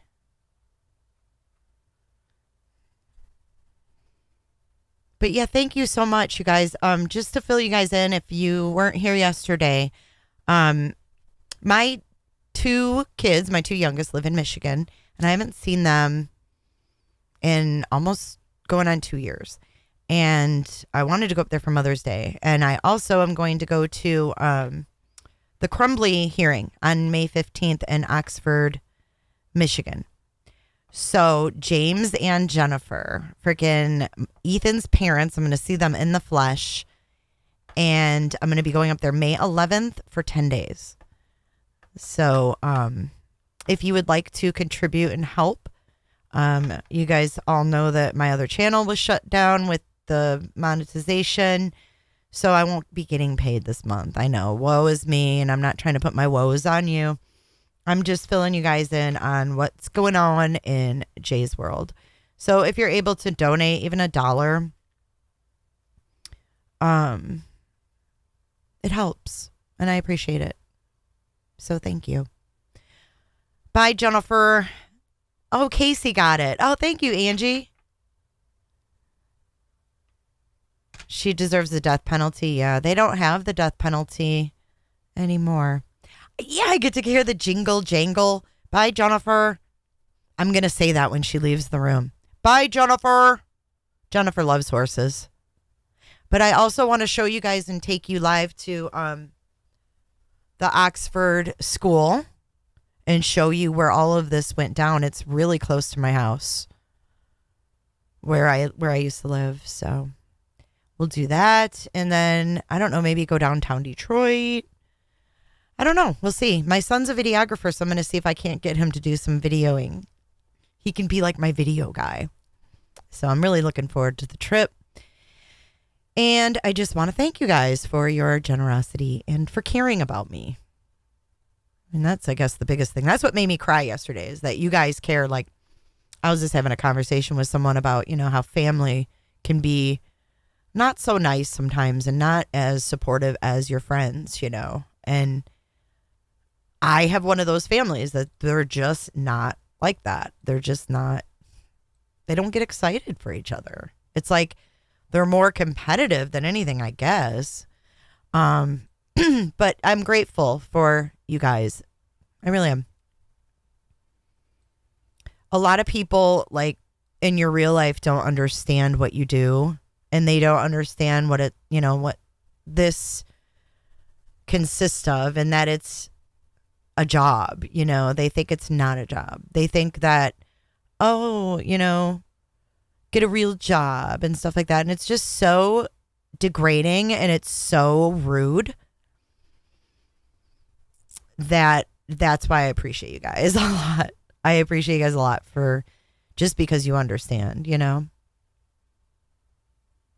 You can't pick your family, but you can pick your friends. Absolutely. And I have friends that are better to me than family. So Mandy, I appreciate that. But somehow I really do feel like you could. Somehow I feel like if I never came live again, everyone here would survive. Hey, Lisa B.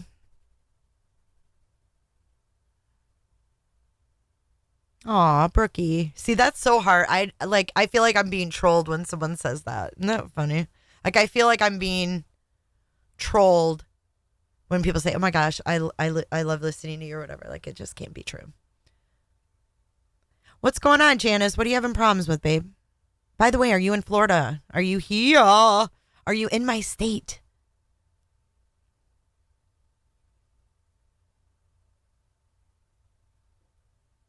It's a weird feeling to miss a streamer.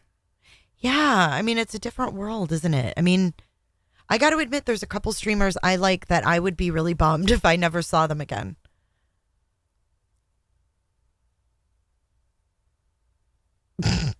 Mandy, accept it. We love you. Adjourned. Thank you, Lisa B.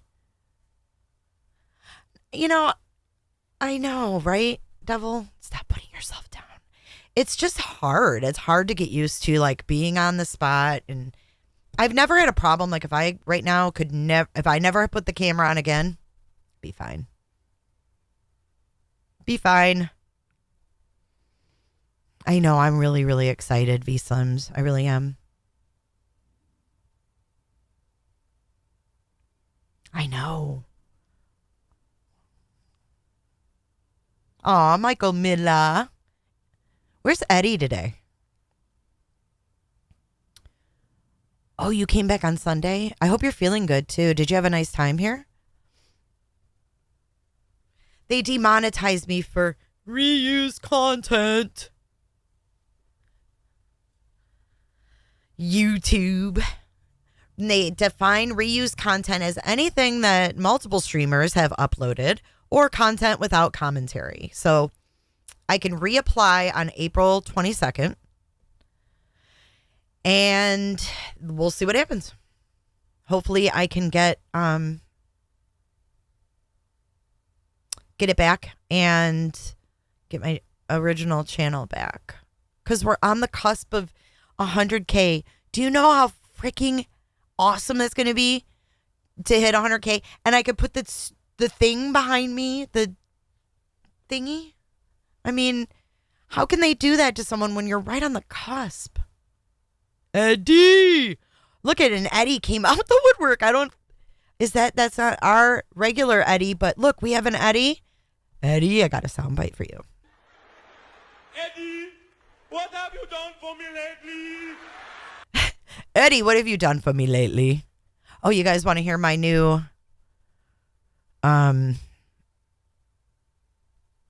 voice thing that I downloaded?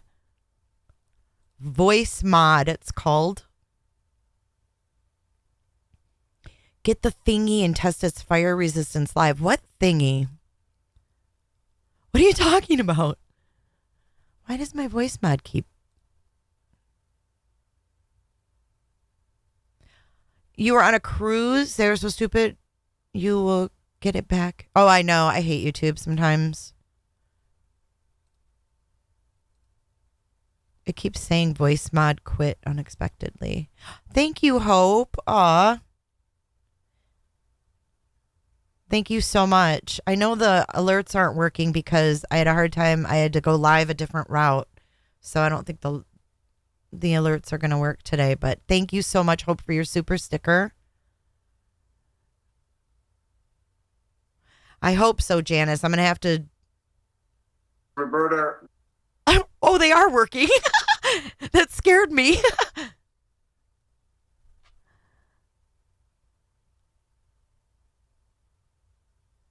The YouTube plaque, yeah. No, wait, what? We're going to throw that 100K party and I can feel it in my boobs? Potato! Woo-wee, that will scare somebody. Hey, Eddie from Chicago, Chi-Town. I love Chicago. I actually, my aunt has a condo in Chicago, Eddie, on right off Michigan Avenue by Navy Pier. And I went there one time and it was a blast. You meant to say bones. No, you didn't. You meant to say boobs. Come on, be honest, Potato. You feel it in your boobs. Come on. We all feel it in our boobies. Hope Grace said, I had no idea. Love you and your community. My community is what brings people back. I'm representing Colorado for the Stauch case today. My Colorado shirt. Looking beyond. Why do you have big eyes? Because Potato's feeling it in her boobies. Roberta. Eddie, stay safe there in Chicago, man. It's been crazy there. Can someone put the link to the campaign for the Michigan trip in chat? She says just the left boobies feeling it. Well, maybe as we get closer to the date, both boobies will feel it. Who knows? God almighty. It really did. Let's just cut the booby talk.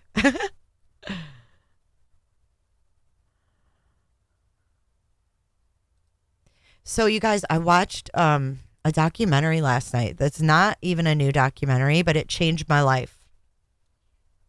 It changed my life. And I think it'll change yours too. Oh, bye, Mary. Where you got to go, girl? Fucking fuzzy slippers and lip gloss. She's got to go put on her fuzzy slippers and lip gloss.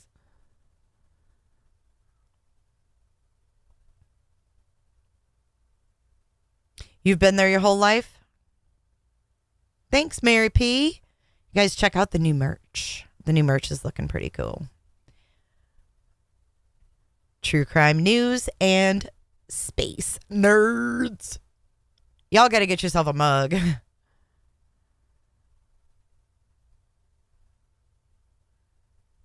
Okay, so this documentary I watched last night, I think every white person in America should watch it.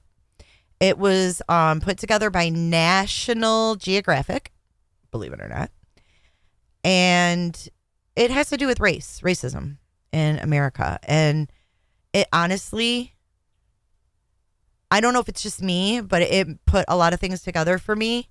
And I think that every white person in America needs to know the history behind racism, because I don't think we were taught the truth of what happened since the 60s. About what, Janice?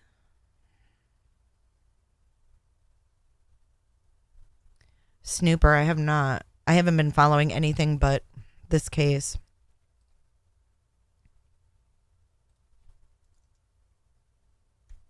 What happened? 3 people killed and what?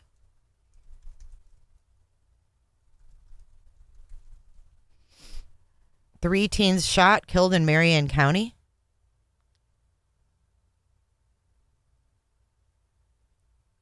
Three teens shot and killed in Marion County, possibly tied to a wannabe gang, sheriff says.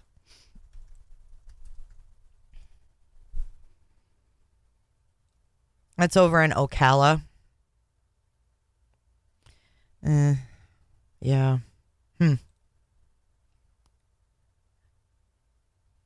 That's where Trayvon Martin was killed as well.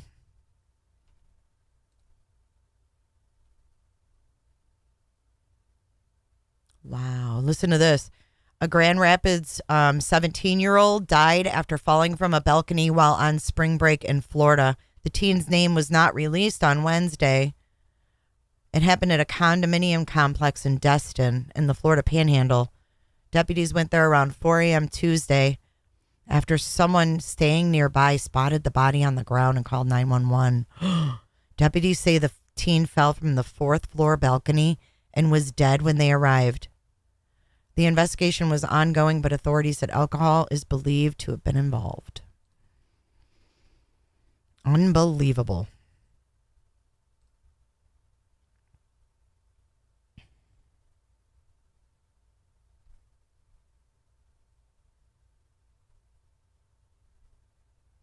Unbelievable stuff. But anyways, back to this documentary. I think I'm going to do a watch party.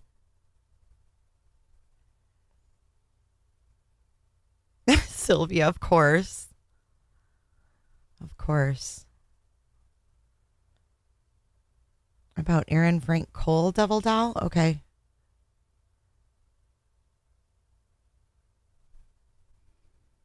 Oh, I heard the DA out there is in trouble again.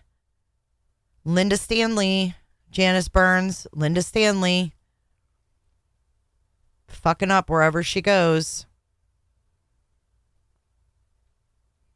Mary PJ, we've got to talk. All right. Let's talk soon.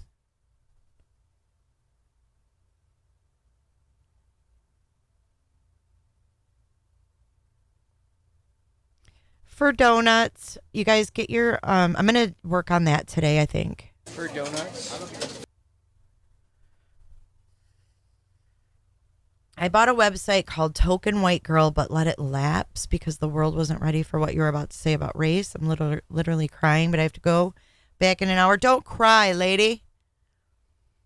But I do want to play this documentary, and I don't even care if I can monetize it or not. If I get copyright claims on it. The message in this documentary is it's something that every white person in America needs to fucking see. It opened my eyes. And it was not slanted one way or another. It was not like, oh, this is, leftist and rightist shit. No. Well, we're not going to be afraid to talk about it anymore because you know what's more scary? What's more scary is what's happening out in public. What's more scary is what we face going out in the community because of this division, because white people don't fucking understand black people. That's all it's about. It's a basic just not understanding and not wanting to understand. But this documentary, it's real footage is all it is. There's nothing fabricated. There's no one like interviewed. It's no one's opinion. It's raw footage. And it tells the story for itself. But you know what they don't do?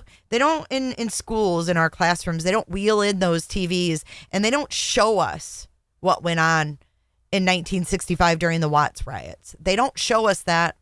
Nope. You know what they show us? They show us that the black people were aggressive. That's what they show us. And I hate to say it, but that's what we're raised to believe. And it's wrong. And it needs to stop.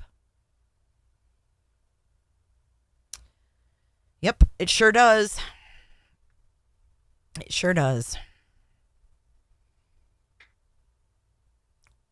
Did you hear the judge? All right, court will recall 20 CR 1358. Welcome. People versus Welcome Letecia back, Stauch. sexy. Record should reflect the jury's not present in the courtroom. Is there anything we need to take up outside the presence of the jury at this point in time? Prosecution? Not from us right now, Judge. Defense? No, sir. I'll give you guys the link. Are we going to start with Mr. Stauch back on the stand, or are we moving to, I think it would be Exhibit 39? Start with Mr. Stauch on the stand, ask some follow-up questions, and then Okay. jump into that exhibit. All right, Mr. Stauch. if No you'd more resume your calls. seat on the witness stand. I remind you, sir, that you're still under oath. Let's go ahead and bring the jury in.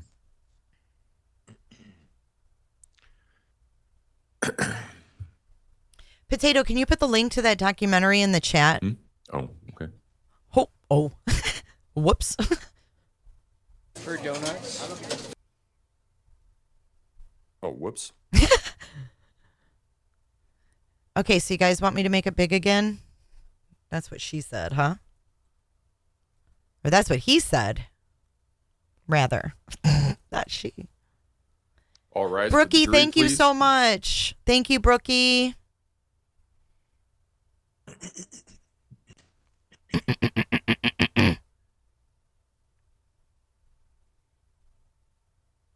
I do have a bun, baby.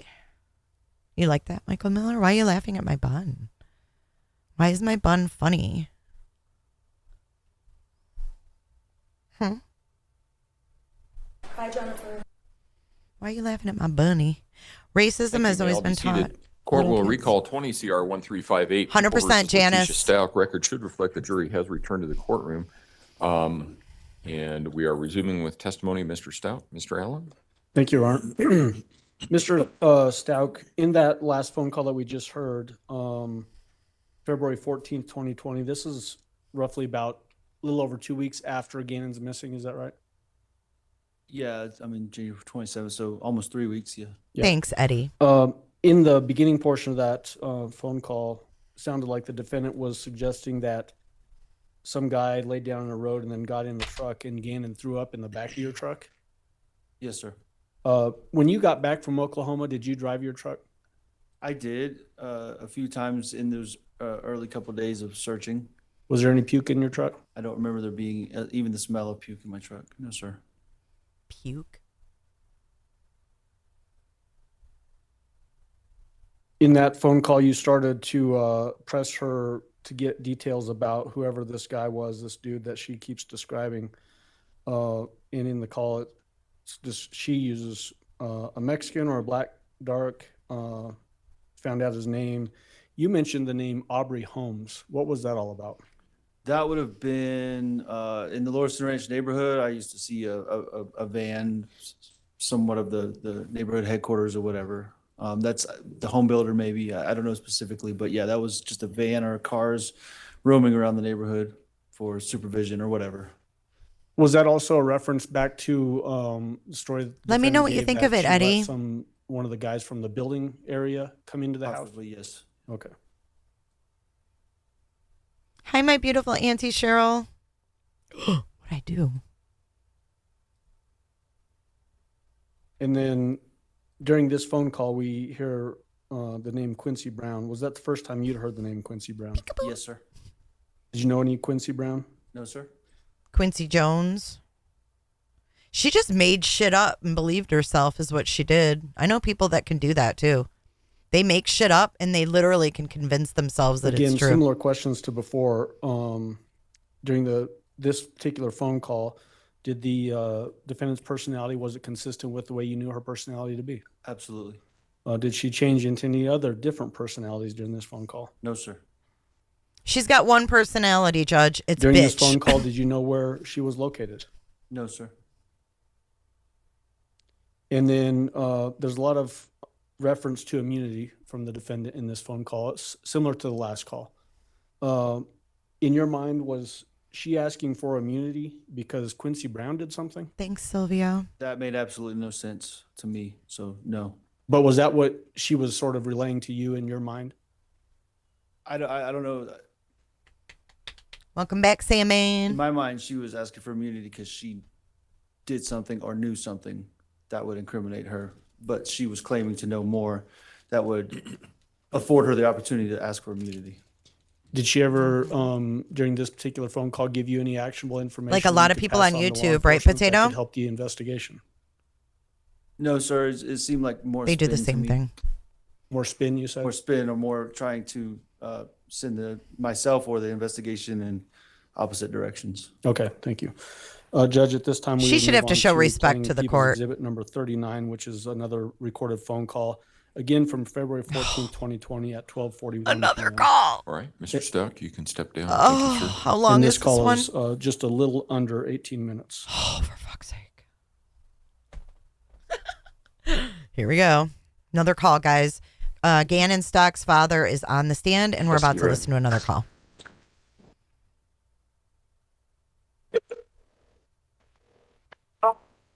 Hey, Hey, are you ready now? Are you ready to talk to me? I have been talking to you. Okay. Yes, you have. Okay. Where's Gannon? I didn't see children. Where's Gannon, Tisha? I just told you. No, don't tell me fucking Quincy Brown. Tell me where Gannon is. There's no Quincy Brown. There's no Quincy Brown. Where is Gannon? Where did you take Gannon? He took it. Why don't you put me in a lineup and let me look for it? Where did you take Gannon? Where is Gannon? Gannon anywhere. Yeah, but you told me you did. You told me you took him to Petco and to Douglas County and tobacco. Where is Gannon? Give me in something I didn't do. What's wrong with you? Where is Gannon, Tisha? I've already told you. You think you could be this interrogator all you want? No, I'm not. You're my wife and I'm trying to talk to you. Okay? You're not trying to talk to me. You're trying to put me 6 feet under what you're trying to do. Now she's being a fucking Why are you bitch. so afraid to just tell me the fucking truth, the real story, just for once, okay? You can That's tell me the truth. you can tell me a bullshit 20 more times. Just right now, tell me the truth. Where is Gannon? You did not tell me where he is. I know where he is. Quincy Brown took him. I- What's the guy's name? Listen, fuck Quincy Brown. Don't ever say that name to me again because it's bullshit. Eduardo is bullshit, okay? The carpet guy is bullshit. But Quincy Brown took him. Well, tomorrow it's going to be somebody different because yesterday it was the 3 other different guys. I'll go after him. My dumb ass won't go after him. Yeah, my dumb ass won't go after him. Where's Gannon, Tisha? You won't. 'Cause you told me to tell you who had him, and you would be supportive. Oh, my God. And you still are doing this. Listen, I'm not going to sit here and pick this thing apart anymore because it's bullshit. You said this guy had something on you, something blah, blah, blah. Excuse me, blah, blah, blah, blah, blah. You didn't want to tell me his name. Why would you not want to tell me Quincy Brown? Who the fuck is Quincy Brown? What? He is going. I'll send you some lineups. The police department has to have lineups. Adjusting my audio. Quincy Brown in the area. Did you tell Quincy Brown your name? Okay, did you give him your information? Did he take your phone? How is he how is he messaging you? Is Quincy Brown messaging you? I do, and I'm trying to find it. How is he messaging you when he never did you tell him, hey, my name's Tisha, my email is TishaLynn2006? What the fuck, Tisha? Did you care that he has your son? Yeah, see, you ain't answering my question. You ain't answering my question because you know it's bullshit. How does he message you? Like I said, it's probably some Inspector Gadget. This message was self-destruct in 30 seconds, right? Some bullshit like that. Because he didn't. What? Talking about? Likewise. I don't know what the fuck you're talking about. This guy messaging you? What the fuck? He don't have your information. Okay, so he hasn't been outside of her hotel? Nope. Okay, then you're an idiot. Throw another one at me. What else hasn't he done? He ain't done shit. Because Quincy Brown don't fucking exist. Maybe they need to check you and Landon since your goddamn won't go look for it. Yeah, have them check me and Landon. They got all my shit. I turn all my shit in. My car, my phone, my email, my everything. They got all my shit. Well, they have all mine too. Okay? So I ain't worried about shit. Give me a place to look for Gannon. Tell me where he is. I don't know. I'll go fucking look for him. What does Quincy Brown even look like? Is he the 5'7" Mexican? I mean, come on, goddammit. How is he messaging you? You never answered that question either. I'm getting messages. Ooh, so mysterious. Just because someone sends you messages, Albert, doesn't fucking mean it's social media or anything like that. I didn't say what it was. I asked you what it was. Certain ways.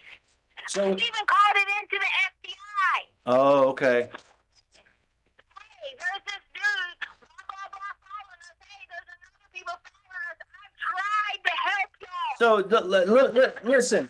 I didn't tell you from the beginning who Quincy Brown was. Yeah, right. Snapchat don't give a shit. Yeah, because you knew I wouldn't believe you because it's bullshit. So you're telling me this motherfucker came in or got in the truck, come home, beat the shit out of you or whatever he did, beat the shit out of Gannon, took Gannon from the storage room or whatever the hell that's all about, and took him, and now he's got, I'll send you a picture. and now he's, yeah, send it to me. Send that shit to me right now, okay? Send me fucking Quincy Brown, okay? He's still more patient. Because you're than I telling would me be. this dude is out there. He knows you know what he looks like, and he's following you, trying to do whatever he's gonna do. He's got everything he needs. You don't release a reward. But you said that he's following you. Yes, ask for that reward. When are you gonna send me this damn picture? I just sent it. See? Dark skin, mixed, his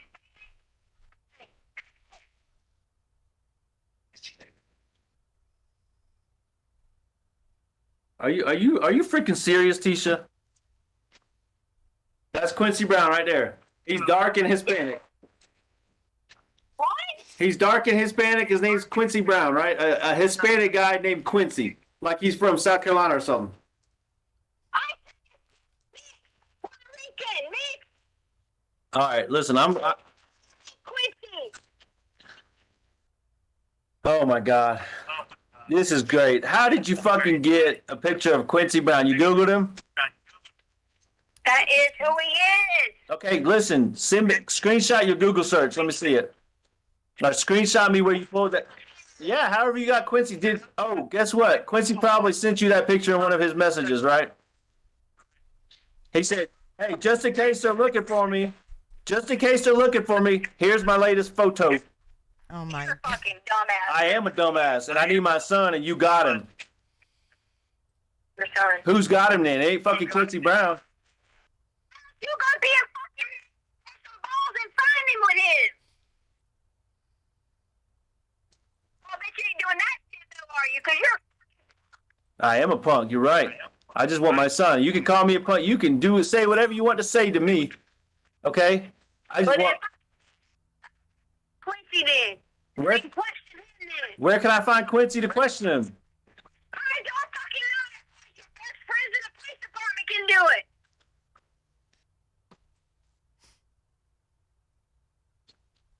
You're killing me, Tisha. I wonder if I'm not killing. she sent one of these guys Well, pictures. Where's my son, Tisha? This is the same fucking bullshit conversation we had for days and weeks about that $8,000 you took from me. And I said, where's the money? Where's the money? And then 2 weeks later, oh, I took it. I'm so sorry. Blah, blah, blah. It's the same shit we're doing again. Money, you dumbass. Yeah, I am a dumbass, but it's the same fucking conversation. Where's my son, Tisha? Quincy hasn't. Quincy, do you know him? Fucking go find him. Apparently you do because he's got something against you. Okay? Yeah. You to talk to me to help me. Hey, guess what? I'm calling bullshit. I just Googled that shit, and that's a fucking mugshot like I find Mike Hyatt on. Mugshot. Way to go, Tisha. You found Quincy Brown on a mugshot. God damn it. This is just getting better and better and better. It's a mugshot because he's probably been to jail before, you dumbass. Yeah. So he just picked you out of the blue because you just happened to be in Douglas County up there, and he was laying in the street. And Quincy said, "Oh wow, that looks like an easy target. I'm gonna steal her son and rape her and go all the way to freaking wherever." And then how did he leave? Nobody saw him leave. What the fuck are you talking about? The cameras at night, you dumbass. Oh, that's right, because he was there till midnight while the neighborhood search party was going on. Come on, Tisha. The neighborhood search party was not even going on at that time. Okay, guess what? I know that's false. I searched all through the night, Tisha, while you were sitting your ass in the house. You were sitting in the house, sending Harley and Lane out to look for him. The search party of the fucking neighborhood was out, and Quincy Brown was out there, and nobody saw him. I tell you what you're going to need to do. You're going to need to figure out what you're going to do when they find Gannon. Because that's what you need to worry about. Shit's getting real now. When they find Gannon. When they find Gannon, Really? no matter what's happened to the boy or where he's at, when they find him, you better get to stepping because you got to worry about what's going to happen. Okay? Really? That's Yeah. a threat? Because, No, I'm telling you about the police. okay. If that's how you want to take it then, and you don't want any help, then Yeah, fine. because we're going to find him. And how the hell would you know they're barking up the wrong tree? You keep saying they're looking in the wrong place. You don't ask me. I'm the wrong tree. But that doesn't make any sense. They're looking where you supposedly told them Quincy Brown got in the truck at. What the fuck, Tisha? That's the exact tree they're looking at. I said me. I was talking about me. Yeah, but you keep saying no. That's not true. You said In there. Quincy hasn't. you told me yesterday they're looking at Palmer Lake and Douglas County and in all these fields and they're barking up the wrong tree. That's what you told me, not anybody else. You dumbass. He hasn't in Colorado Springs. Where at? How do you know where he's at if you don't know Quincy Brown? If you're not involved, if you don't know what's going on, Not involved. you just fucking told on yourself. You just told on yourself. You know where Gannon's at and you're fucking lying. I don't know where Gannon's at. You just said he's in Colorado Springs. I said Quincy Brown lives in Colorado Springs, apparently. Now you're fucking twisting the words again, Tisha. Okay, where's Gannon? I don't have Gannon. You can curse me out, call me whatever you want, fuck all the bitches you want, do whatever you want, because I don't care about you. Good. I don't want you to. You got my son, and you know where he's at, and I need to find my son.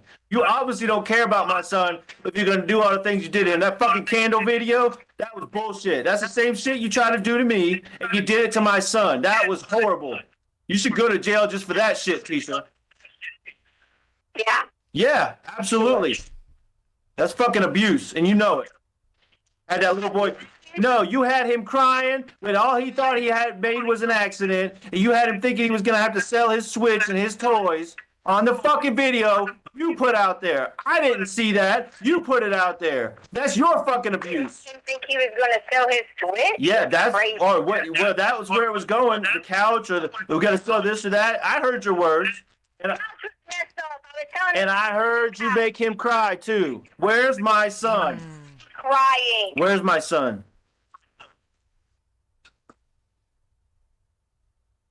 Where is he, Tisha? Why are you pausing? I couldn't do it. You don't care where he's at, so it don't matter. I do care. I told you where I think he's at. You told me he wasn't there. You said they're barking up the wrong tree, and then you said he is in Colorado Springs. You said that. Not me. Not the police. Not nobody else. You said it. That's why you said they're barking up the wrong tree, because you know where he's at. And you need to tell me. I wish I did. You're a fucking liar. Tell me where he's at. I wish I did, so that I bring him to you and say to you how you really were a supportive husband. You listen. This is the same shit that we've been going through for 5 years, and I've supported you through it. All you want to do is talk about me and Albert. No, I want my son. Fuck all that other shit. I want my son. Who cares about the past 5 years? You're right. Who gives a fuck? You right now And I had absolutely nothing to do with it. You'd still fucking blame it on me. But Tisha, that's just not an option. You've lied to me. Okay, well, I'm not blaming you, but you've lied to me. That's unacceptable. Okay, the truth is, I need my son, and you have information. I'm sorry that I didn't want to get killed. Okay, I'm sorry. So you didn't want to get killed, so you let him take Gannon? Or why? I'm What? talking about my talking from the beginning. But you were talking from the beginning. You did an interview from day one. Okay, so no. I didn't want to get killed. I didn't want everyone I knew to get killed if I started talking and Because of some fucking random Quincy Brown, okay? Come on. Some Quincy Brown from mugshots is going to kill us all. Have you looked him up? Yeah, he's on fucking mugshots right there on Google. All you got to do is Google or Siri, show me Quincy Brown, and there he is. Bam, right in front of you, okay? What the fuck, teacher? Okay. Just like I found all that shit on Mike Hyatt. All I had to do was Google Mike Hyatt, and there it was, right in front of me. I didn't have to do no search. It was right there. He was working in Oklahoma. Because I'm telling you, I'm not fucking stupid. That's what I'm telling you. You want to be don't go after all options, then you must be fucking stupid. Yeah, I'm stupid to let you send me in 27 different directions. You're right. That's stupid. You're absolutely right. I know that you know where Gannon is, and that's the direction I'm going, and I'm not changing. So you better buckle in. This is going to be it. You'll be waiting a long time because I don't have him. I didn't say you had him, Tisha. See, that's where you keep twisting your words. I didn't say you had him. I said, tell me where he is. Oh, okay.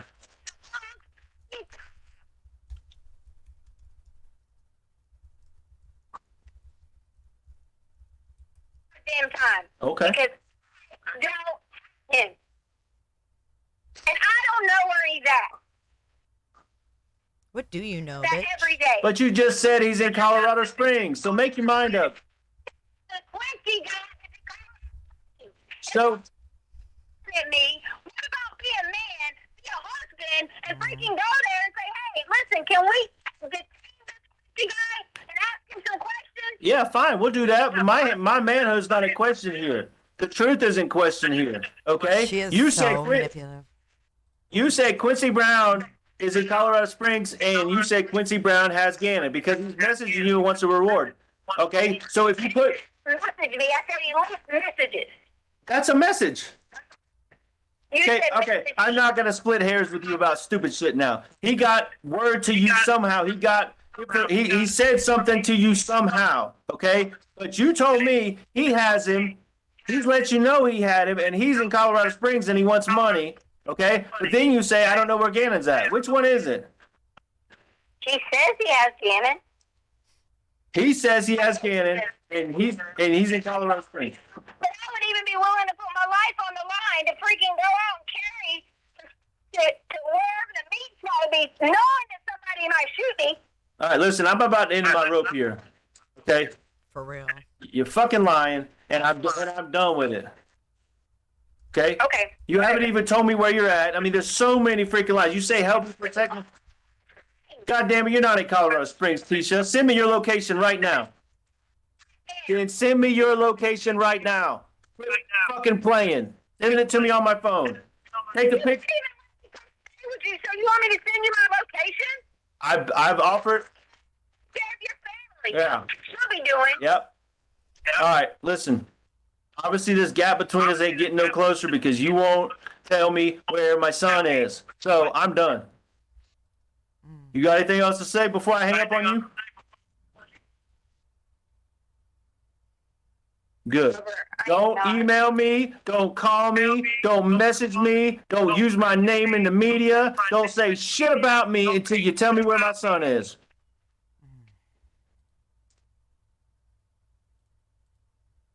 Mr. Allen? Mr. Stauch, if you'd resume your seat in the witness stand, remind you, sir, that you're still under oath.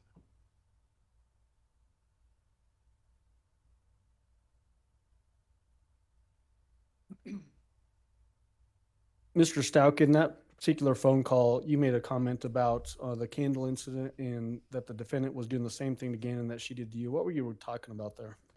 Manipulation. Meaning the defendant manipulating situations? The defendant manipulating situations, as I witnessed in that video, her doing to Gannon. There was, sounds like potentially the defendant sent you a text message to tell you who this Quincy Brown was. Did that happen? In that phone During call? that phone call, yes, sir. Did you then do a Google search for a Quincy Brown? I believe I did on the spot, yes, sir. And what did you find when you Googled Quincy Brown? Exactly what I referenced. I call it mugshots, but like, lineup.com or mugshots.com, whatever it was specifically, but his face next to a bunch of other people that have been arrested. Was that essentially a sex offender that was wanted in the Colorado Springs area? Yes, sir. Did you ever have any independent knowledge that Quincy Brown was somehow involved in Gannon's disappearance? No, sir. You asked the defendant in there, or actually the defendant, I'm sorry, said that she was in Colorado Springs. Did you know where she was at that time? No, sir. Did you think she was in Colorado Springs? No, sir. And then similar to the other calls, her personality that she was using in that phone call, was it consistent with the way you know her? Absolutely. Did she ever change into a different personality? No, sir.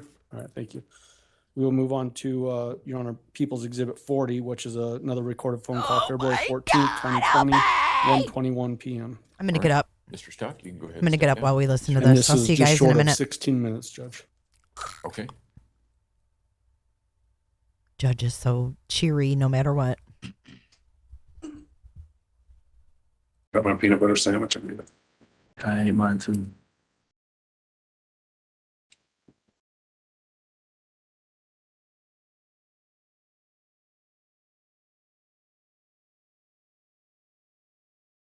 Hello?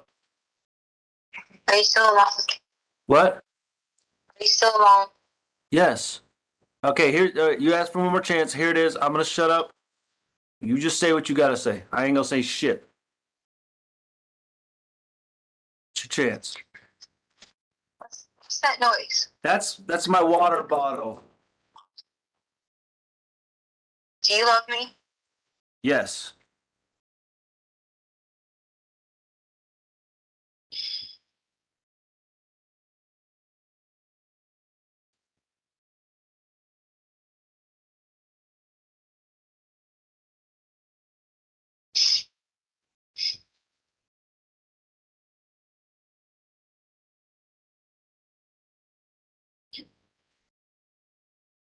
Oh.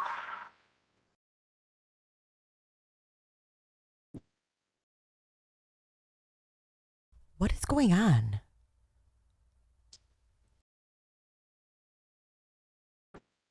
Scott wants the sandwich. I can't. That actually looks really good. I'm freaking starving. All right. If you know it's an accident, are you going to stand by me? Yes, absolutely, Tisha. I've told you that from day one. I'm sorry for all the stories. I just didn't know what to do.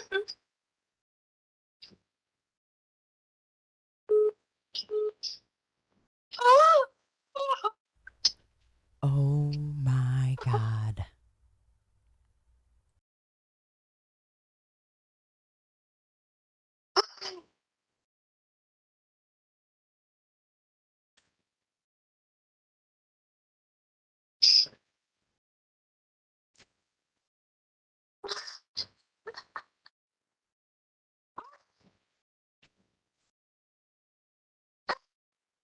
So we were going to get your bike.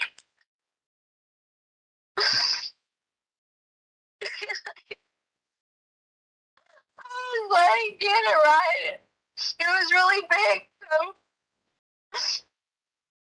I got pink.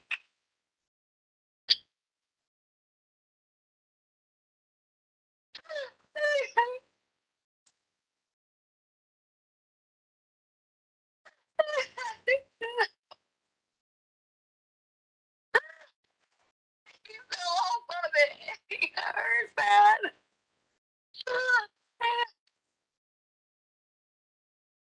There's a bunch of valley kills and stuff.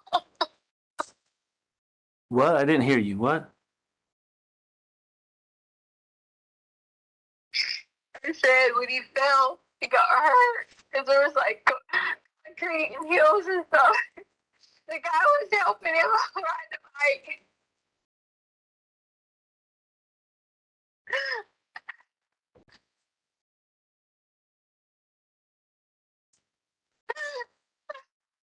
Tisha, babe, what, how bad did he get hurt? How bad it was, he was bleeding. Where was he bleeding from? His arms, his knees, his head. So his head was bleeding? And this, oh God. He promised me he was going to go back to his house and get some bandages and call 911 because we had accidentally left him all in Petco.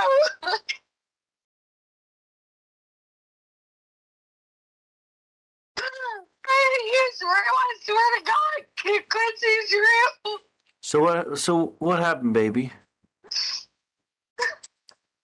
I didn't know they got hurt. I didn't have a phone to call 911. They're supposed to be taking him back and I called 911. So the guy took him to take him to 911? I swear to God, his name's Quincy Brown. I'm not doing it. That's the guy was supposed to be meeting again. The Craigslist guy? And you met him where? Like up in wherever that There's messages. She's still lying. The actual phone was why she could. I was scared he didn't come back with it. so keep going. I'm sorry. I thought if I was like, I'll go back and I'll just go keep searching. And I did. I spent the whole night driving down to find him. In my truck?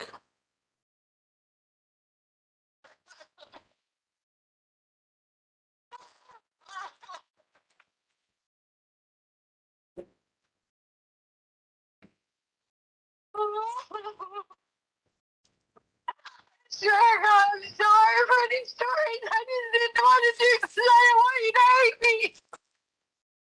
Why would I hate you if it wasn't your fault? Because I couldn't get to him. And he was bleeding from his hands and knees. It was an accident. Okay.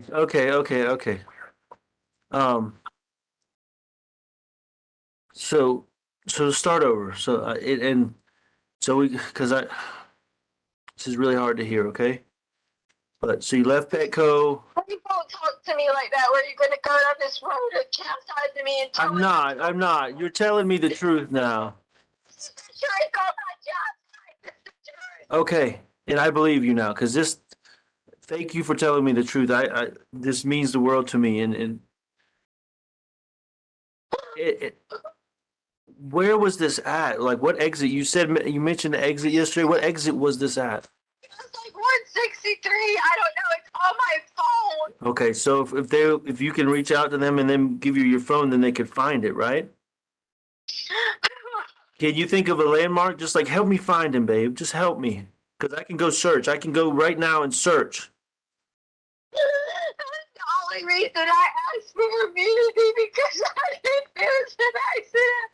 And I wasn't trying to cover up anything. I was trying to figure out why he took him. If I said something like you saw it hurt us in the house or something, I'm not. They would start looking for him.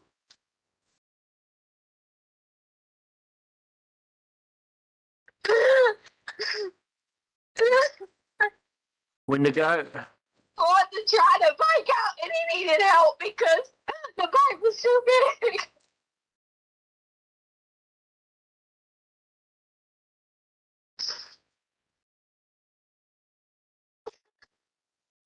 And you want to know why I've been gone? Why my car's been in that direction? I've been driving up and down there all the time until they took my car. Driving to do anything I can find, anything. driving to find this dude. I even called into the police department. They were like, yeah, because he's wanted. If you know where he's at, let me know. So nobody tried to help me.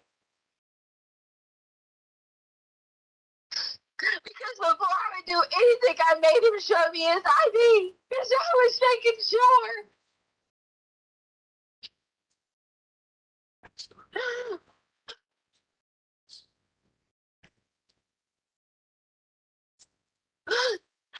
It's fucking the computer bike today, that's all. So Tisha, hold on. You went to his house, or where did you meet this guy at? Quincy Brown or whatever. Because if you went to his house, they can Listen to me, please. I'm listening. I need to tell you. Okay. He said to me that he would be off that exit. When I turn off the exit, you can look. Okay. I turned off the exit left because I thought that was direction, but he thought I was coming from south, coming from north. So I turned off right and went towards the other direction, and I didn't see anyone with a bike in a store. Okay. So there was a store? He said there was a store. I said I didn't see anyone with a bike in the store. Oh. So I went the other direction. I got you. When I went the other direction, I see him with the bike. And I said, hey, there's the guy with the bike. And I made him show me his ID. And legit, we talked. Some kind of biking. And this was a tour bike. And I got a little nervous because I said, why would he have some tour bike and he's trying to sell it? You know, like, I was asking him questions like, did you not ride anymore? Did you get hurt? You know, like these stories I was asking him. Then I realized I didn't have the phone because I had left it at Petco. So then, Gannon was like high-fiving him and talking to him and stuff like that. So I assumed, you know, nice guy. And so he was taking Gannon, just helping him get on the bike to ride it. And was holding on to it just so he could see. And he was like, do you think your daddy will like this bike? And the next thing you know, whenever they like both slid, he slid with Gannon in the bike. And Gannon like went, like not necessarily tumbling, but sliding down and he hit his head. And I ran over there. I was just trying to help and call 911, but I didn't have my phone.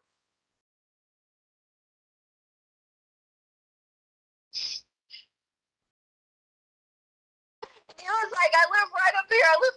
I'll go take him and we'll call. And I'm just still sitting there crying and crying. They gotta see me get off the exit.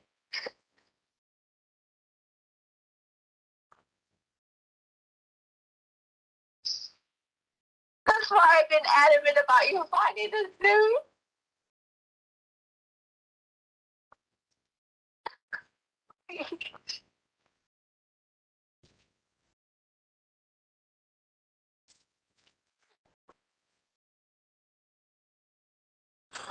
All right. So so you got off exit 163? Nope, it was whatever county line or some shit like that was Oh, called. that County Line Road or whatever we always take.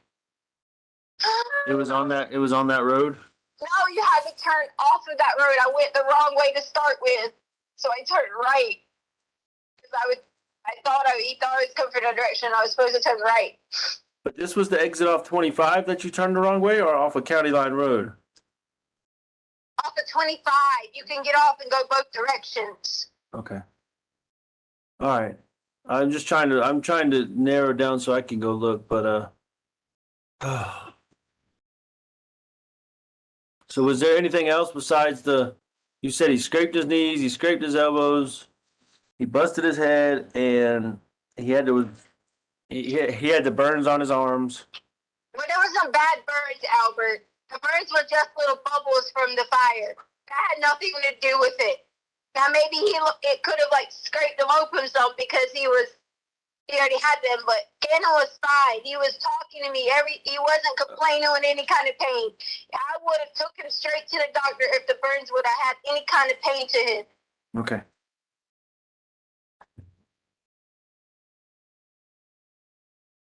only reason I didn't ask you for any kind of immunity because I committed some kind of crimes.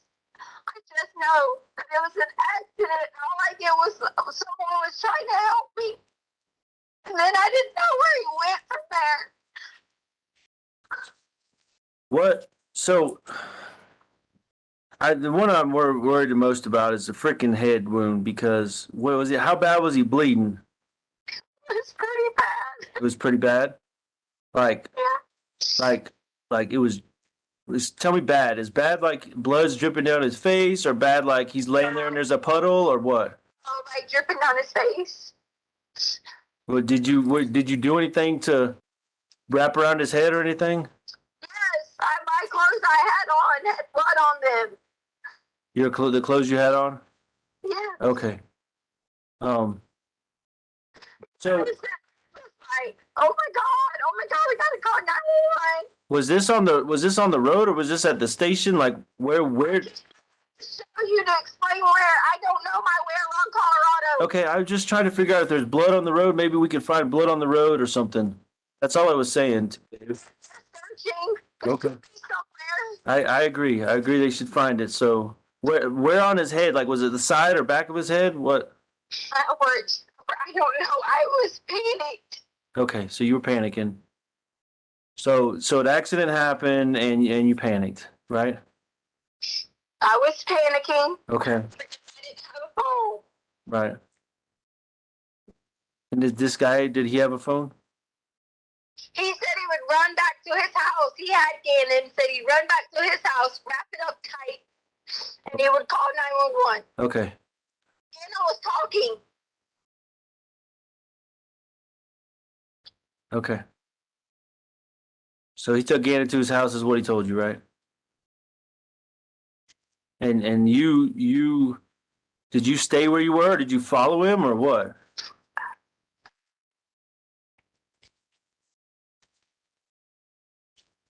Babe.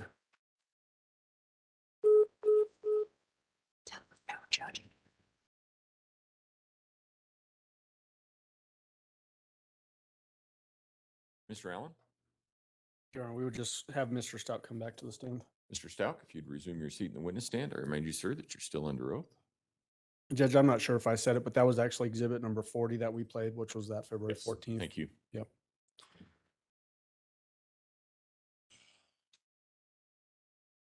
Mr. Stauch, in this particular phone call, you hear the defendant sounding potentially like crying. Did that sound like legitimate crying to you? It did to me. You made a comment that you're telling me the truth now. Was that an honest statement to you or from you, or was this you trying to get her to just keep talking? Yeah, more of a tactic to keep her going. The as you're talking to the defendant in that particular phone call, was her personality consistent with the way you knew her personality? Yes, sir. Did she change it to any different personalities during that phone call? No, sir. All right. Is this the first time in this phone call that the defendant gives you any indication that Gannon suffered a head injury? Yes, this is the first indication of his head injury. Yes, sir. And then in conjunction with other injuries that she mentioned, and that was burns to his arms that bubbled, and then also bleeding from his butt very early on. Yes, sir.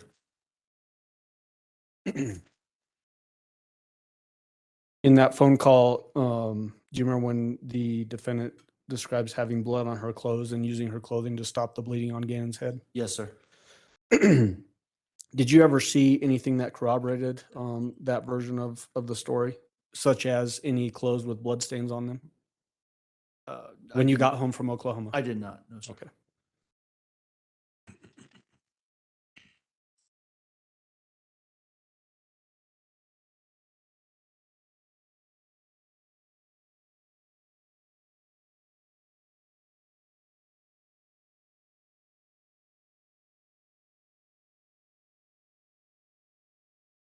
May I approach with People's Exhibit 49?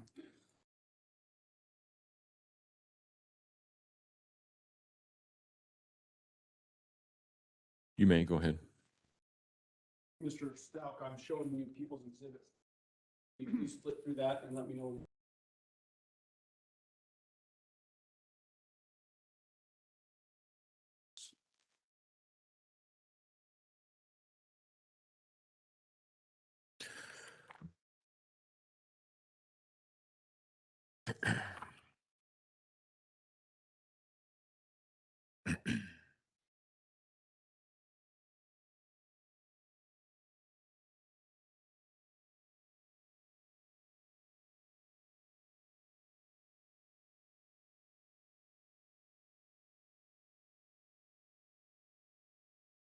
Okay, I'm finished.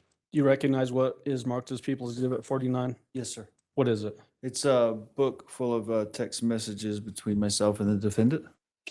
Is the date range for this particular group of text messages basically February 29th through March 1st of 2020? If you look at the timestamps on them? Yes, it is. Are those fair and accurate representations of the text messages that she sent, or at least came from her phone and that you responded with? Yes, sir. Your Honor, I'd move for admission of People's Exhibit 49. Defense, Exhibit 49 will be admitted. Go ahead. May I approach the witness with People's Exhibit 206? Yes.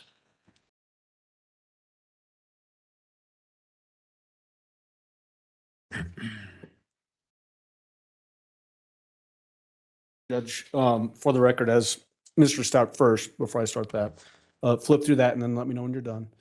And Judge, what we're doing with this particular exhibit is just pre-qualification. His portion of these text messages. We'll actually admit this later through a different witness. Okay.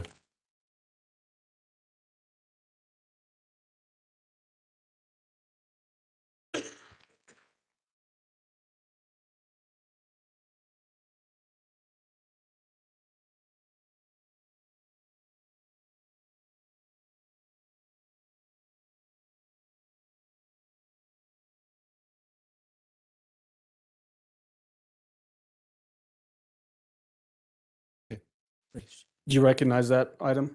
Yes, sir. What do you recognize that as? It's communications between myself and Harley's phone. Harley Hunt? Harley Hunt, Okay. between her phone. And what I'm asking you specifically for your portion of this exhibit, the text messages that came from you or from your phone, do those appear to be fair and accurate representations of your communications? Yes, sir. Okay, thank you. Or may I retrieve that? Yes.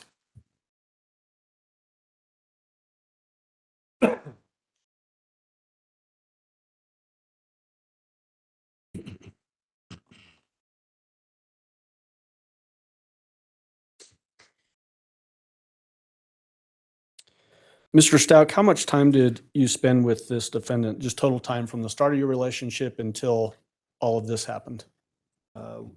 Like we mentioned yesterday, we started dating in early 2014, so roughly 6 years.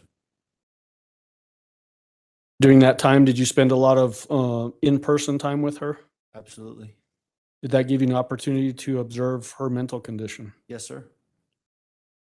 Besides just, we all have different weird idiosyncrasies. Did you ever see anything that went beyond just our own individual personality traits in the defendant? No, sir. Did you ever see an opportunity or have an opportunity to observe the defendant, whether she could understand the difference between right and wrong? Absolutely. Can you tell the jury about that? Obviously, throughout our relationship, I think to some moments immediately preceding January 27th. I mean, she took the kids the defendant took the kids on a hike. She made it there safely. Kids made it home safely.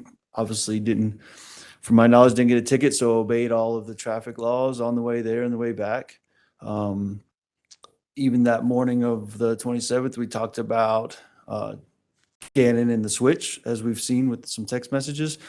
Some right and wrong issues there about how we discipline him with taking the switch away for whatever his offense was in that moment. And I communicated with the defendant about that punishment specifically and how to manage that. After the events of the 27th, I just think too how much the defendant pressed me about what was right in our relationship, how I should take her side and what was right and wrong and how I was managing that whole piece of it. Something that stands out more than anything is, as the defendant said to me in one of these phone calls, I think one we heard yesterday, that she didn't allow Lena back in the house when Lena got home from school. I don't know any reason why she would have not allowed Lena back in the house. Other than I don't know. There's something going on that she didn't want Lena to see. If there was nothing going on in that house, why could Lena not have come in the house that day when she got home from school? Okay, and we're going to get more into that in just a Sure. minute, but I appreciate you bringing that up. You lived with her in South Carolina, correct? Yes, sir. Do you need a cup of water or anything? I'm okay. Okay. You lived with the defendant in South Carolina, Colorado, also spent time with her in Alaska. Yes, sir. Did the defendant follow the laws in all of those places? Yes, sir. You went on trips. You mentioned that yesterday. Yes, sir. Who would typically plan the trips? She would plan and organize just about every trip or vacation we went on, and she was very good at it and was able to get us to, the port on time for cruises, to the terminal on time for plane trips, and organize rental cars. We always get it there and back on time. I mean, always, exactly what we needed to do. So time-wise. she was able to set up an itinerary and then follow the itinerary Yes, sir. with no troubles. Never. You mentioned, the discipline with the Switch, Gannon's gaming system. Yes, sir. Was it very typical for her to be engaged with disciplining the kids, both Gannon, Lena, and even Harley if she needed it? Yes, sir. Can you give the jury some examples of that beyond just the Switch? Well, that was just our typical source of punishment, was to take away iPad or Switch or our TV time if they didn't follow the rules or didn't do chores as was prescribed to them. She was also had a very, very meticulous about the kids' schedule. Hey, when you get home, this is the right thing to do. You come home, come in the house, have your snack, do your homework, and there was, not rewards necessarily, but repercussions if they didn't follow that prescribed schedule for them on a daily basis.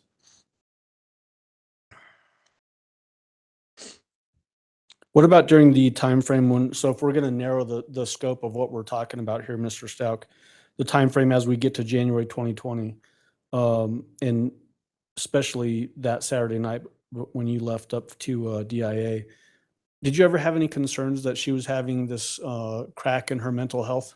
No, sir. What would you have done if you had observed some major crack in her mental health? I would not have gone on that trip. I did have the flexibility to cancel my training and move it to another time if need be. I would not have left the house and not left the kids there if I had any concerns or she showed signs of a mental crack approaching. And at any time during your relationship with the defendant, did you ever see her have some major crack in her mental health condition? No, sir.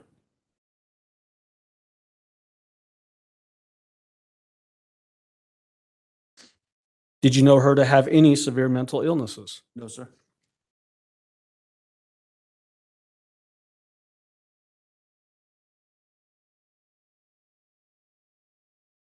I want to ask you what you just got into a little bit ago, and that is in relation to January 27th. Was there a period of time in the afternoon of that day when you were trying to get a hold of the defendant? Yes, sir. How were you trying to get a hold of her? I remember making a phone call or two. I don't remember how many specifically, but that was just not answered. And also text messages? Yes, sir.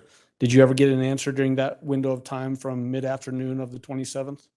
I don't remember specifically when. I know at some point in that afternoon, we had a conversation about, I wanted some new headphones, and we talked about what an appropriate price range would be, and where is a good place for me to go look, whether I was on base or at the PX or the Apple Store or whatever. So once again, another conversation about what is right, wrong, appropriate. But I don't remember specifically when that happened. I just remember it was that afternoon after I got out of class. When you look back on it now, does that seem significant to you? It was as soon as all this started happening, that was a very significant moment. Does that coincide with your understanding of when what you just described, that the defendant would not let Lena in the house after getting home from school? Is that the same time frame? Is the same. I don't know exactly when that conversation happened. I'd have to see a timestamp on that. Okay. But generally in the same time frame, Monday afternoon, January 27th, 2020. Okay. Your Honor, may I have just a moment? You may.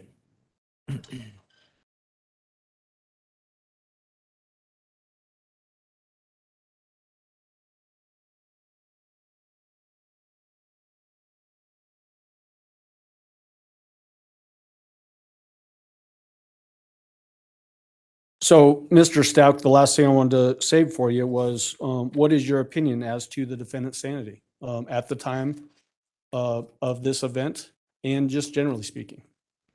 I believe is and was 100% absolutely sane based on all the things I witnessed and I've laid out. I have no other indication for anything else. And when you say it that way, are you talking about in the totality of your relationship? From the time I met her till even today. Okay. And then very specifically to when you left on January 26th, January 25th, you left the house on that Saturday. What is your opinion as to her sanity on January 25th? 100% sane. What about January 26th? Same thing, 100% sane. And January 27th when Gannon went missing? Sane. Okay, thank you. That's all I have, Your Honor. Cross-examination, Mr. Tellini? Sure.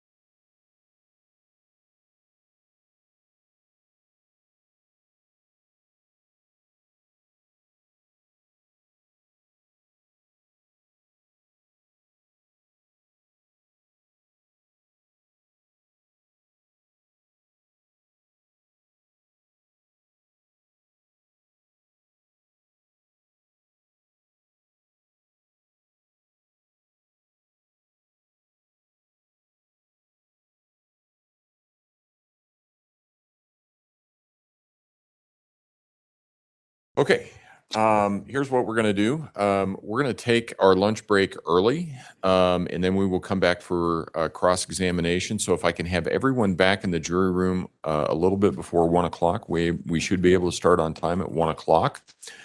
So again, do not discuss the case among yourselves. Don't discuss the case with anyone else. Don't do any research about any aspect of this case. And with that, we will see you at 1 o'clock. All rise for the jury, please.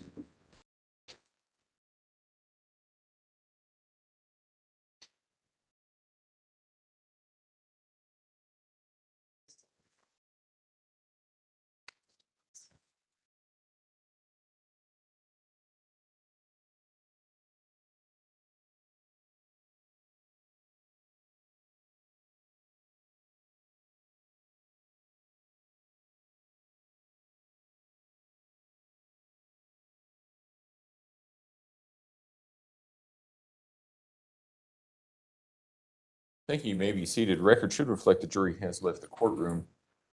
With that, we will take our noon recess and we'll be back at 1 o'clock. Thank you. All rise.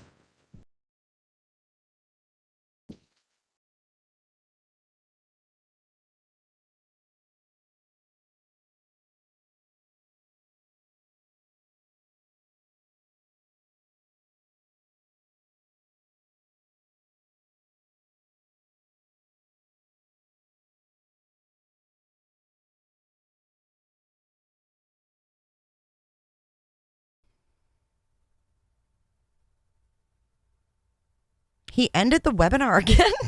He does this to me every day. He just ends the shiz. All right, well, we have an hour to fuck around. What do you guys want to do for an hour? What do you guys want to do? Ann Johns, what do you want to do for an hour? We can do follow up on cases. We can talk. We can chit chat. Whatever you guys' hearts desire.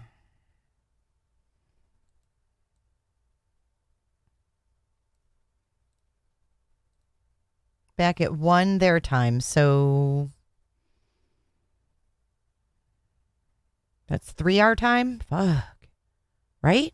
That's 3 our time. We have over an hour. I think I'm going to have to play something because I need to get some shiz done. All right, so they're back at 3 p.m. I'm not going to end the stream.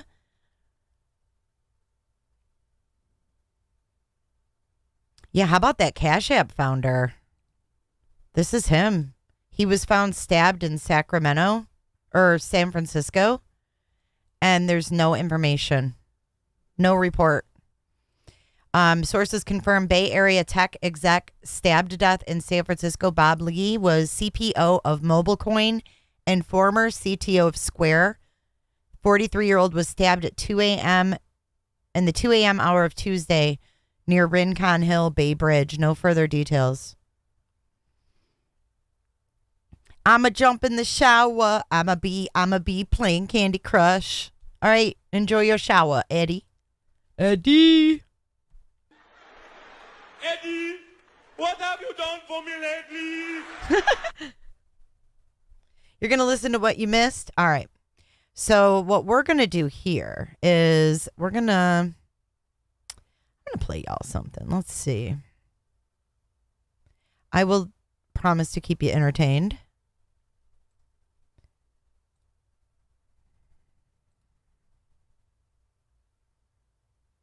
Chicago Fire Department live is battling a high rise. Oh my God.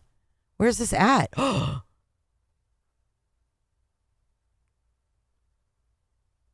Chicago firefighter is in very critical condition while crews battle a high rise at 1212 Lakeshore Drive. Didn't I just say my fucking aunt has a condo there? Oh my God. I don't think this is her building, though. Let me see. Holy. She's right across the street from the Yoke. Eddie, are you still here? Why is it showing a map of Ocala?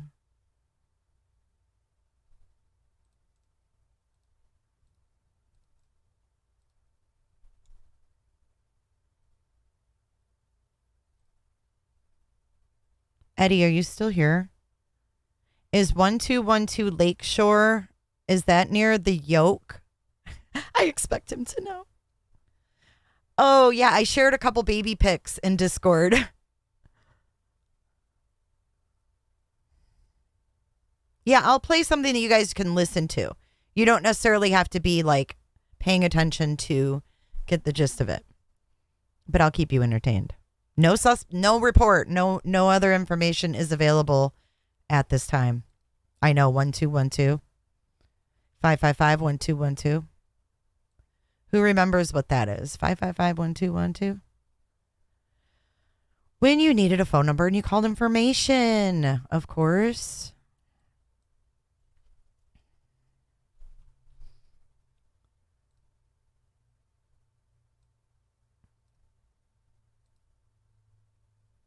Who was transported in very critical condition was brought. So being that that's about an hour from now and not at the location I have this live camera up, we're going to go ahead and end this live stream and we will have a new live stream in a little less than an hour. Okay, well, no information on that either. Strike number 2.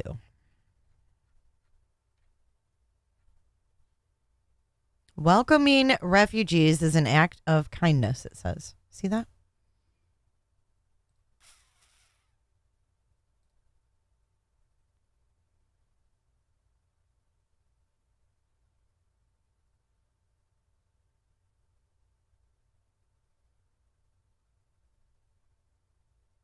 All right, so let me get you guys some midday entertainment.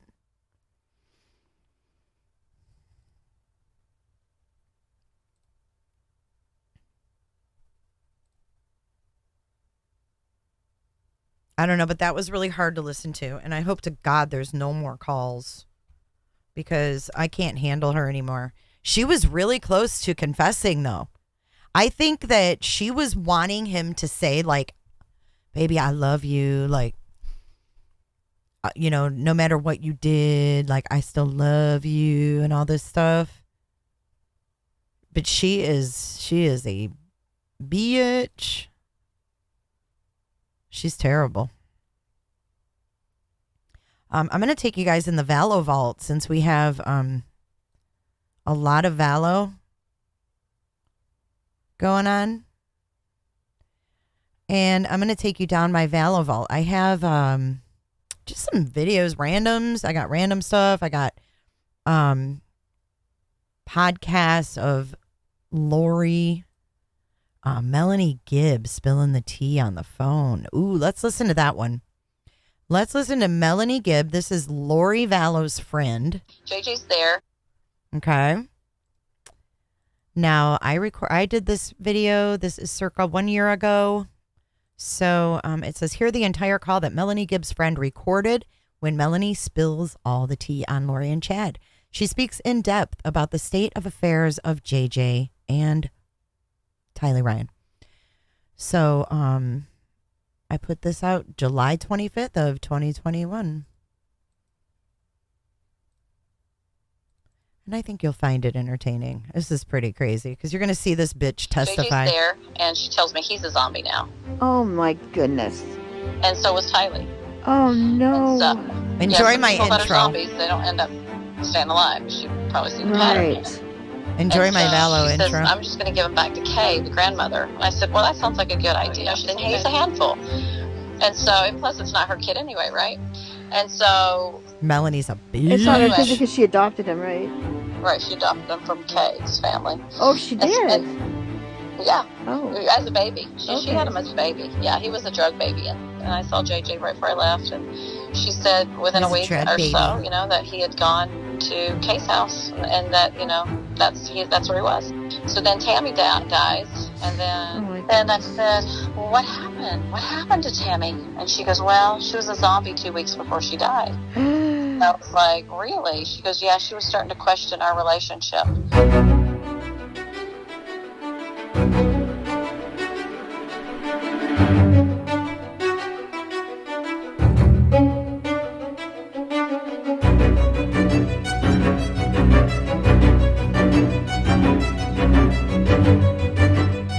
Welcome to J is for Justice podcast.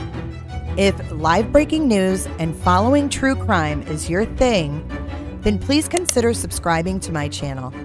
And if you like what you see in my videos, please consider giving them a thumbs up. Enjoy, guys. I'll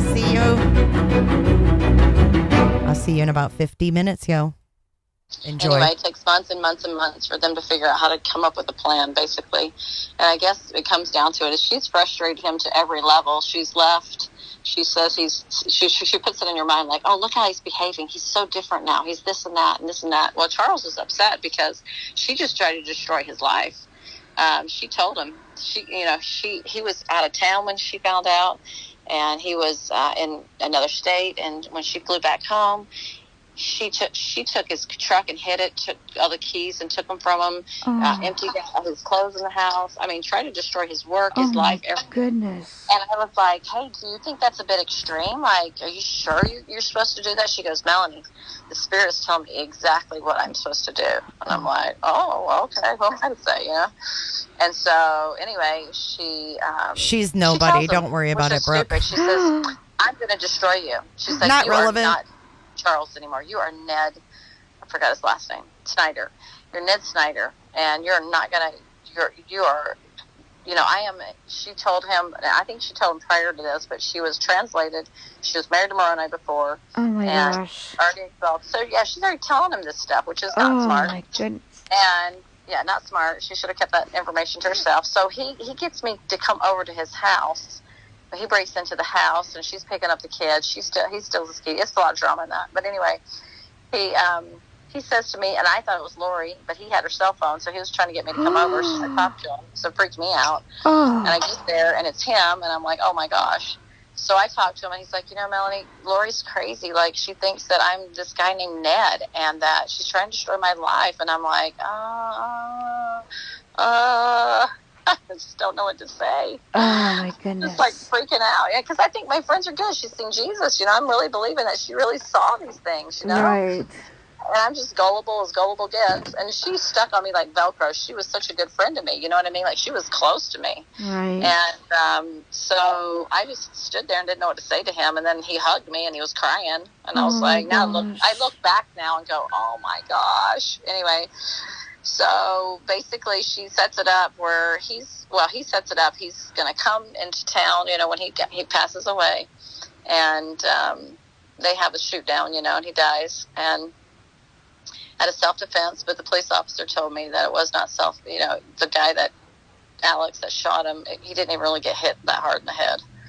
So, and Alex, bless his heart, who passed away, he just thought he was doing a favor to his sister. He didn't really care so much, about Charles or this or that, but he just thought he was helping her. Did she ask him to kill him?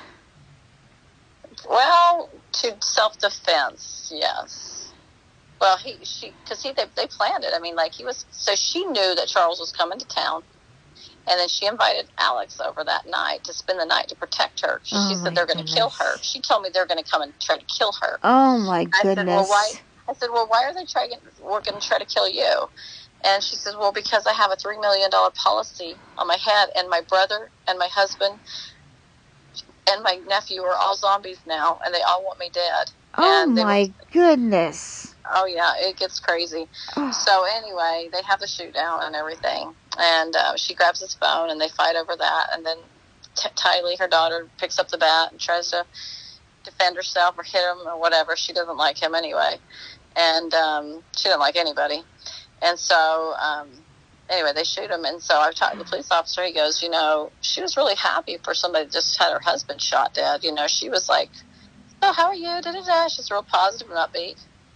And I was like, oh, that's not normal behavior to somebody that gets blown away in your front room. Yeah, exactly.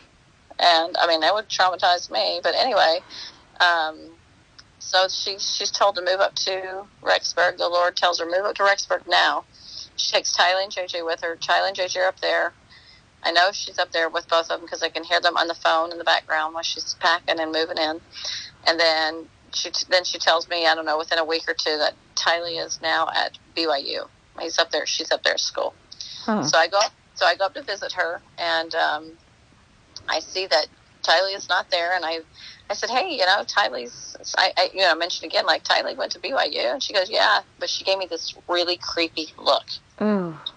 Yeah, it was creepy. It was like, yes, she's dead, really, and that kind of look. Yeah. Like, I think, yeah, almost that kind of look. But then I didn't know what to think about it at the time. I was like, why do I feel creepy when she looks at me like that, Yeah. And so anyway, then she tells me I get there on September 23rd weekend, and JJ's missing. No, JJ's not missing, sorry. JJ's there, and she tells me he's a zombie now. Oh my goodness. And so was Tylee.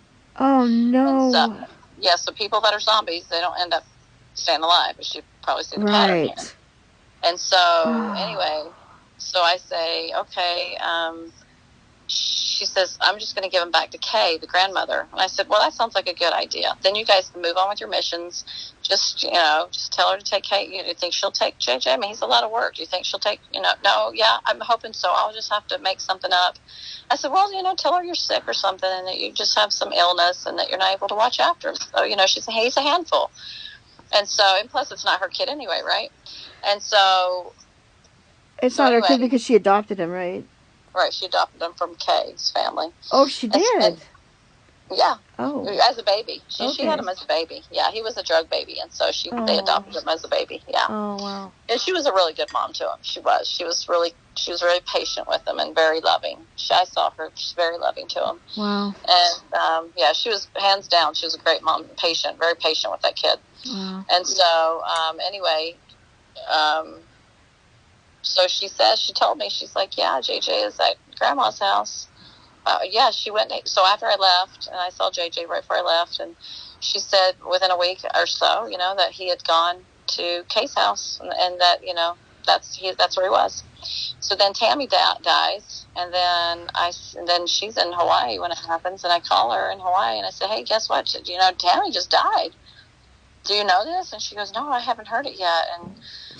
And I said, well, what happened? What happened to Tammy? And she goes, well, she was a zombie 2 weeks before she died. And I was like, really? She goes, yeah, she was starting to question our relationship.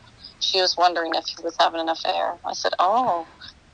And so, and I said, well, how did she die? She goes, well, we just had to do what we could to take her out of her spirit. Something like that. Uh-huh. And I was like, okay. I'm thinking she said a prayer and her spirit went home. That's what I'm thinking, right? And so, like, maybe she did some kind of, like, blessing or something, you know, like people can do that, I guess. I don't know. And so anyway, then this is where it all changes for me. This was hard. You're going to just try not to react. Okay. So, Okay, no, it's okay.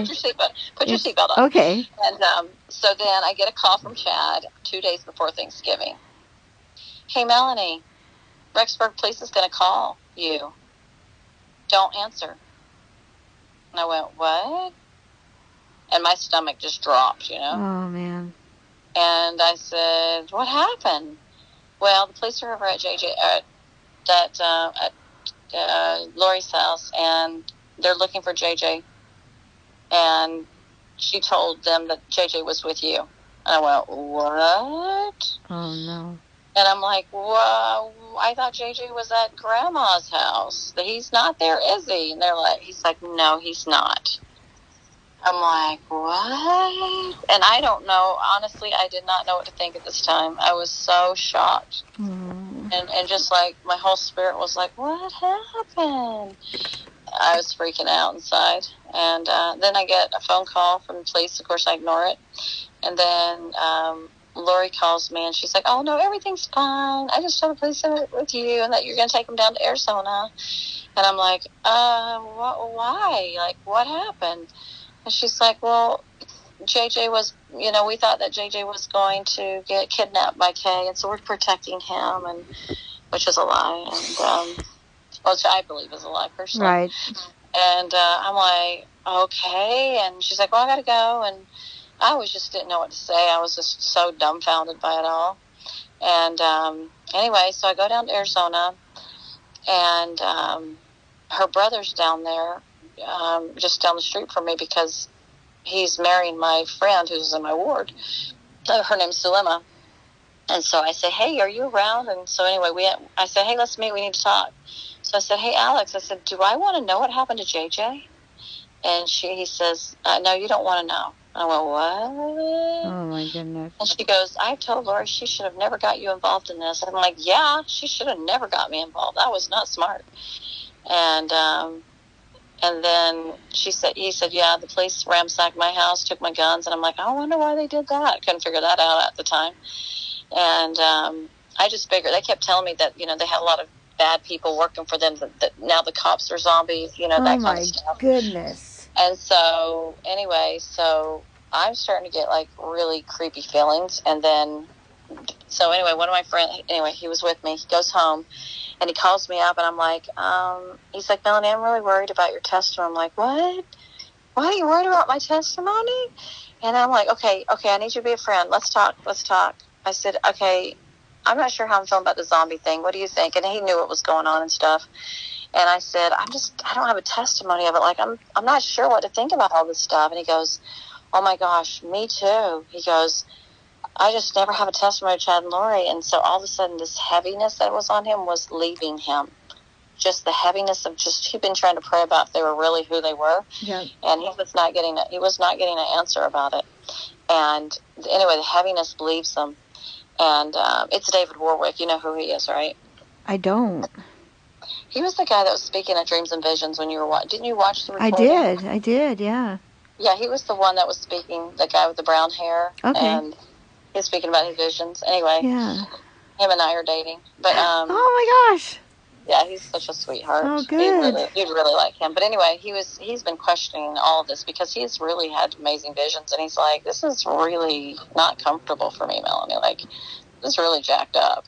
And anyway, we talked till 5 o'clock in the morning. Wow. And I was like coming to Jesus, and I was feeling the stomach, that deep pit stomach feeling you get when things are wrong. Yep. I was feeling it, gut instinct was going, something's wrong.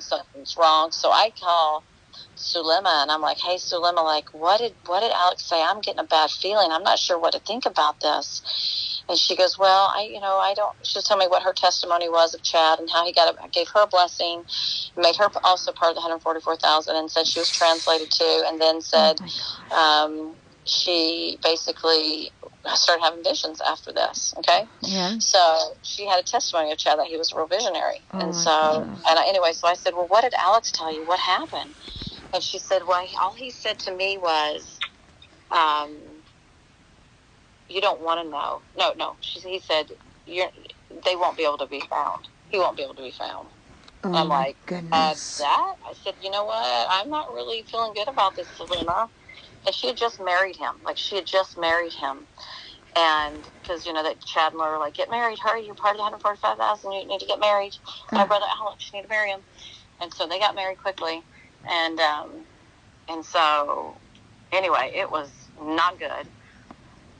And so I said, I'm going to have to call the police. Like, I'm feeling really bad about this, Right. And my gut is screaming at me, and I don't think Heavenly Father's, pleased with me right now. I feel it, Right. And so, anyway, so I go fly up to see David, because now I'm starting to feel insecure about how safety I'm feeling at the time, because I know he's up the street, Alex is, and I'm starting to feel uncomfortable with the idea of now I'm going to report him to the police and he can go to jail. Right. And so I just leave town and go up to Dave, and Dave just ministers to me like the whole week. I mean, he is there for me, and I am like heavy with energy, super heavy. And I tell the police, I said, I'd like to talk to you. And he goes, well, when you get back to town, I'd like to talk to you. And so called up the Rexburg police.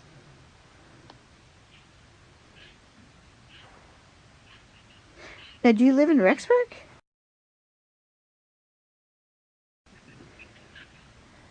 Hello? Melanie?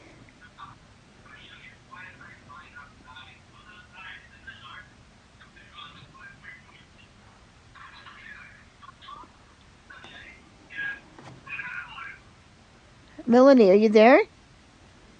Hello? Melanie? Hey, Melanie, are you okay? Hello?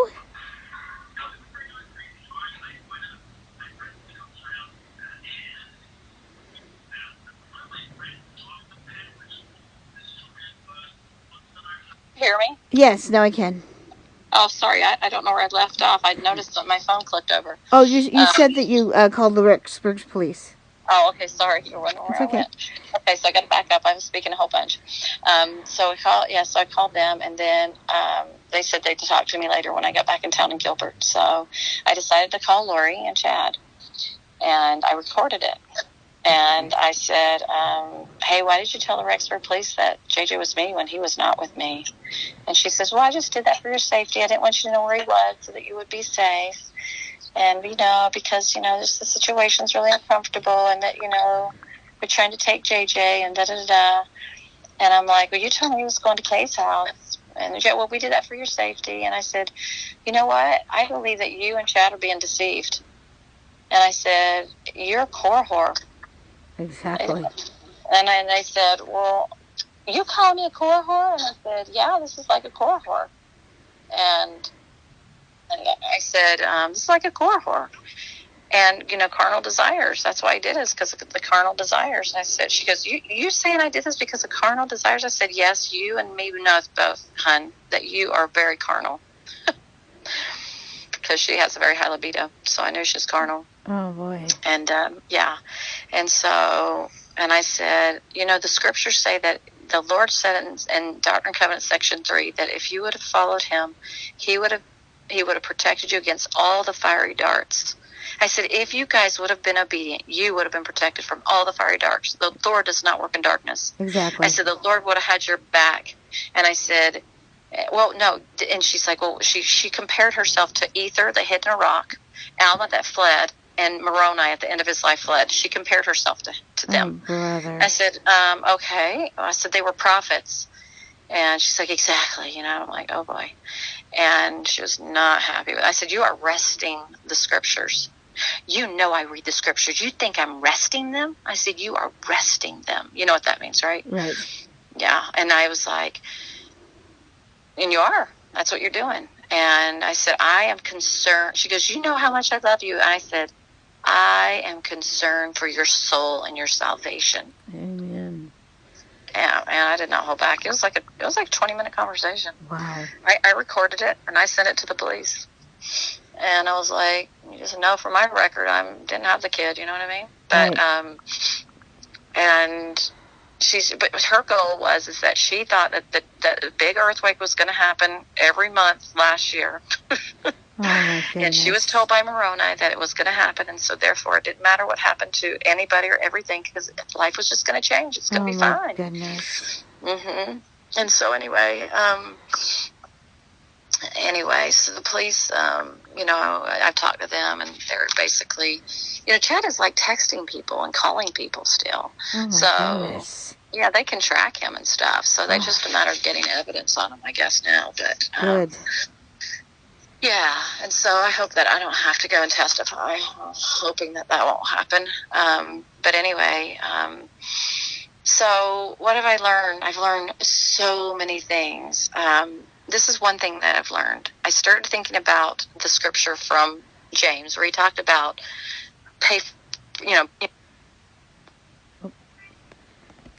I lost you again.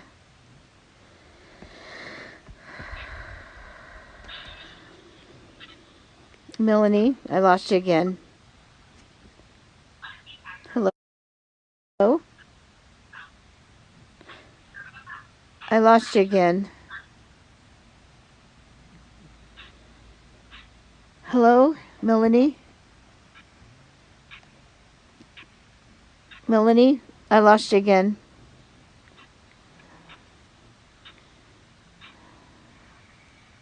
Sorry. Hi. The phone cut. Yeah. Yeah, where did I leave off? Oops. Oh, the scripture, when you started to say you thinking of the scripture. Oh, yeah. So the scripture that says for James, he wants for nothing. Perfect patient hath her perfect work. Yes. Wanting nothing. Wanting nothing. Wanting nothing, So yes. the problem is that when we want something and we want something and we want something, there's a counterfeit that comes along. Joseph Smith wanted to give him to please Right. Harris. He gave him the plate. So he got in Absolutely. trouble too. He got in trouble as well. Right. And the Lord is trying to teach us is that we can't please our fellow man. We have to quit pleasing our fellow man and put God first. And so I started thinking about Dr. Bradley Nelson. Do you know who he is? The guy that does the motion code. He started it. I don't like him, but go ahead. Yes. Well, good. Because I do not like think him. about this. Think about this. Dr. Bradley Nelson wanted to heal 10 years, I believe he said, in a conference that I happened to be at. Yes. He was like, 10 years I went to the Lord. I want to heal. I want to heal. I want to heal. And the Oh, Lord my finally goodness. waited. Well, so this is where the Lord comes in. He's like, oh, here comes the counterfeit. Right. And they opened the door to the doctrines of devils. Yep. Yeah. Amen and to that. that's Oh, what my happened. goodness. So this is how they come in. So all this energy work. Now, I used to kind of be a fan a little bit. Right. I never 100% felt good about it, but I kind of wanted to believe in it. Right. And I came to the conclusion from all my experiences that those things are to be taught and shared by the Holy Ghost, and that these people are opening dark doors. Oh, Even though they wow. think they're light, it's bringing in darkness. And, hey. Absolutely. Oh, shoot. Hold on just a minute, hon. Sure. My son's here. Hey, babe, Okay. what's up?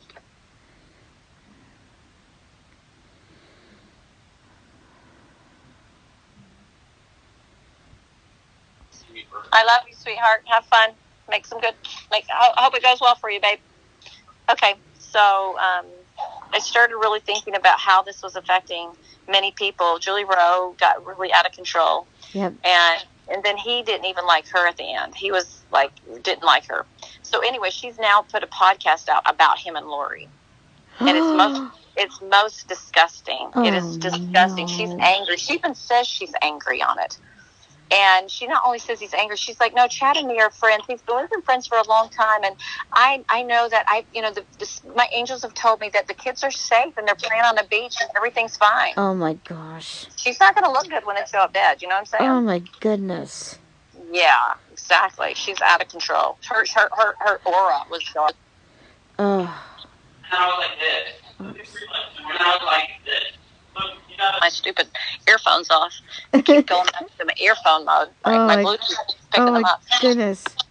Anyway, so we're like a prideful group of preppers. You know that? Oh, like yeah. We're so prideful. Like we think, well, if everybody doesn't know what we know, then they're asleep, and they're just look at them. And so we just judge. Right. And I'm like, that doesn't sound like very Christ-like. Nope. You know what I mean? Right. So it's been a little disturbing for me to see this movement go on. And here, I'm just going to put the headphones on so they'll quit changing over. I want to close the door. They left the front door open. Well, what? Can I ask you? Are you ever been afraid for your safety since you were so close to? What if they decide you're a zombie? Yeah, well, I'm not detracting from their mission being together. Their whole thing is they want to be together. Oh, okay, good. So I'm not stopping them from being together, so they don't have any reason of popping me off. Good. I mean, of course, I've asked the Lord to protect me, right? Yes. Yeah. And the Lord says, well, if you keep my commandments. He's pretty good. He's pretty good. Oh, my goodness. So anyway, I've learned that we're very prideful people, and we need to be repenting of just believing in anything, and just really we need to get back to the basics. And I tell you this, hey baby, I am so done with groups. Done. Oh, absolutely. Me too. Done. And this has taught me to just keep my change of heart and focus on beautiful things and help my family and keep the commandments and do call and follow me and keep it simple. And if you want to get revelation, you don't have any business out seeking for your second comforter when you don't even know how to get along with people. Right. Absolutely. Oh my gosh. Mm-hmm. And Mike Stroud is apostate. I don't know if you know that. Yeah, he is. Yep. Why, has he turned against the church? No, but he's been ordaining people to the 144,000. When he has had an altar in his house. Mm-hmm. He's had what himself?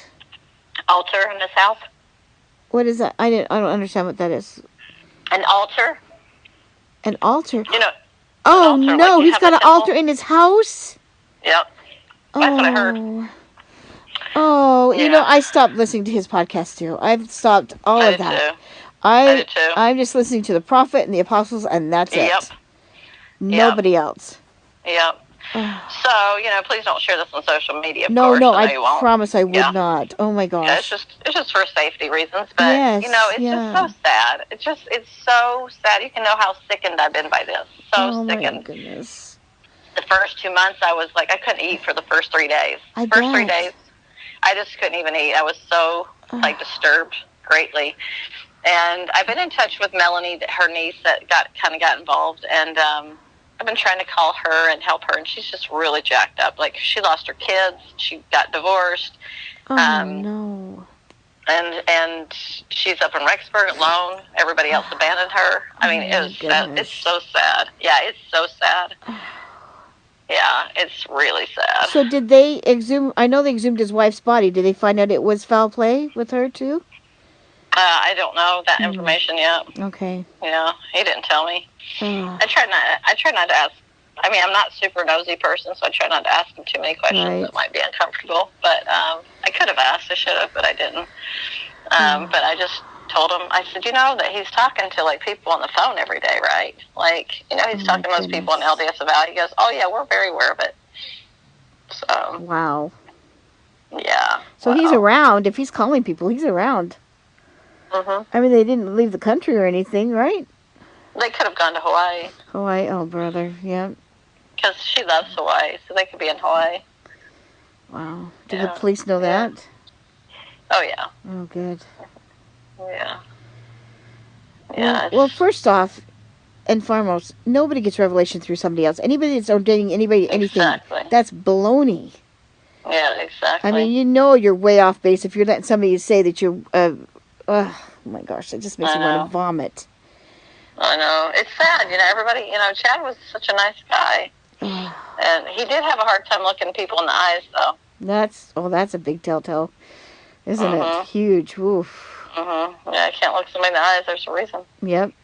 They don't want you to see what's in you and in them. Oh man. Wow. Wow.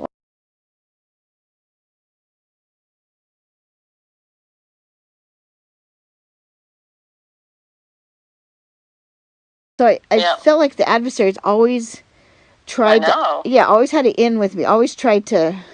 I know. But I've learned from it. It's if you somebody needs to write a book about this, not specifically specifics, but to let people know they're all deceived, man. They're so all much deceived. Deception. Yeah. Yeah. So much deception. Oh, and it's so easy to be taken off. That's why. Because you're trusting. They usually go after people that are very trusting. Exactly. Yeah, because like, if we just stick, they think that the basics is so boring, but that's the safety is in the basics. It is, and the Lord will teach you Himself. Exactly. Oh my goodness. Exactly. I've learned how to understand and get knowledge for myself, and I thought it is the most neatest thing in the world to start being able to receive knowledge for myself. And I thought, Mike Stroud was trying so bad to force feed people with spiritualism, and I thought it was really cool at first until he was excommunicated. I thought, wow, and he's like, the general authorities don't know why they don't talk about these things and all this stuff. I know why. Look at what happens. That is just like, oh man. I know. It's so much. I've been telling people, as I've been sharing a lot with my friends and telling them, they've been shocked, because they know Chad. A lot of them know Chad personally, and I said, and Mike Stroud, I said, it's just prideful. It's all prideful. We want. I said, and that's when the adversary comes after us. So we have to be so careful. And the Lord is teaching me like all about pride through all of this, and how just anyway, I did have a dream that warned me about deceptions, and it was a lion chasing me in my dreams. Wow. And I came to understand it through other people. So my weakness is that I love because I have such a love for people, and I want to help people, it's my nature, I help people too much. I get to the point where I'd leave the tree of life to partake of the fruit, and I'd leave it and go try to get people to come back to the tree of life. And that's where my sin is I'm leaving the tree of life to go help people that are off and down the ditches, Right. And Lehi never left the tree. Exactly. He stayed. Yes. So the Lord gave me this cool dream about this lion coming after me, and every time it was going to eat me, and I'd always wake up with screaming. Well, I didn't scream when I woke up, but I'd go, ah, and then I wake up. So I started to figure out it was about helping people. And so it's a long story how I figured that out, but I know it's true. And when this last portion happened where I cut my friends off and just said, you can't be a part of my life anymore, just by the way I handled them, I had a dream that night about the lions again. This time the lion came after me. Instead of screaming and turning around, I turned and I said, just believe in him, just believe in him, just believe in him. And then I see Jesus Christ. And he is standing there, and I walk towards him, and then he goes to the cave. And then and it opens up, and it's light coming out of it, just white light. And I wake up, and I go, oh my gosh, I finally believed in Jesus Christ enough to cut these people off of my life, and this is what the dream was about. Well, time goes by, and I'm now realizing I am in the cave now. He was showing me the future of this cave now. And this is a cave, but the good news is there's light at the end of the tunnel, or the end of the cave. Absolutely. Yeah. And so I'm like, I can't believe he showed me already that. And it was, but the thing what troubles me, or I don't understand, is he led me through the cave. Like, I followed him. Right. I followed him into the cave. Wow. He didn't follow me. I followed him. I'm like, did you want me to go through this? To help other people? Oh, absolutely, Melanie. No doubt. Absolutely. Oh.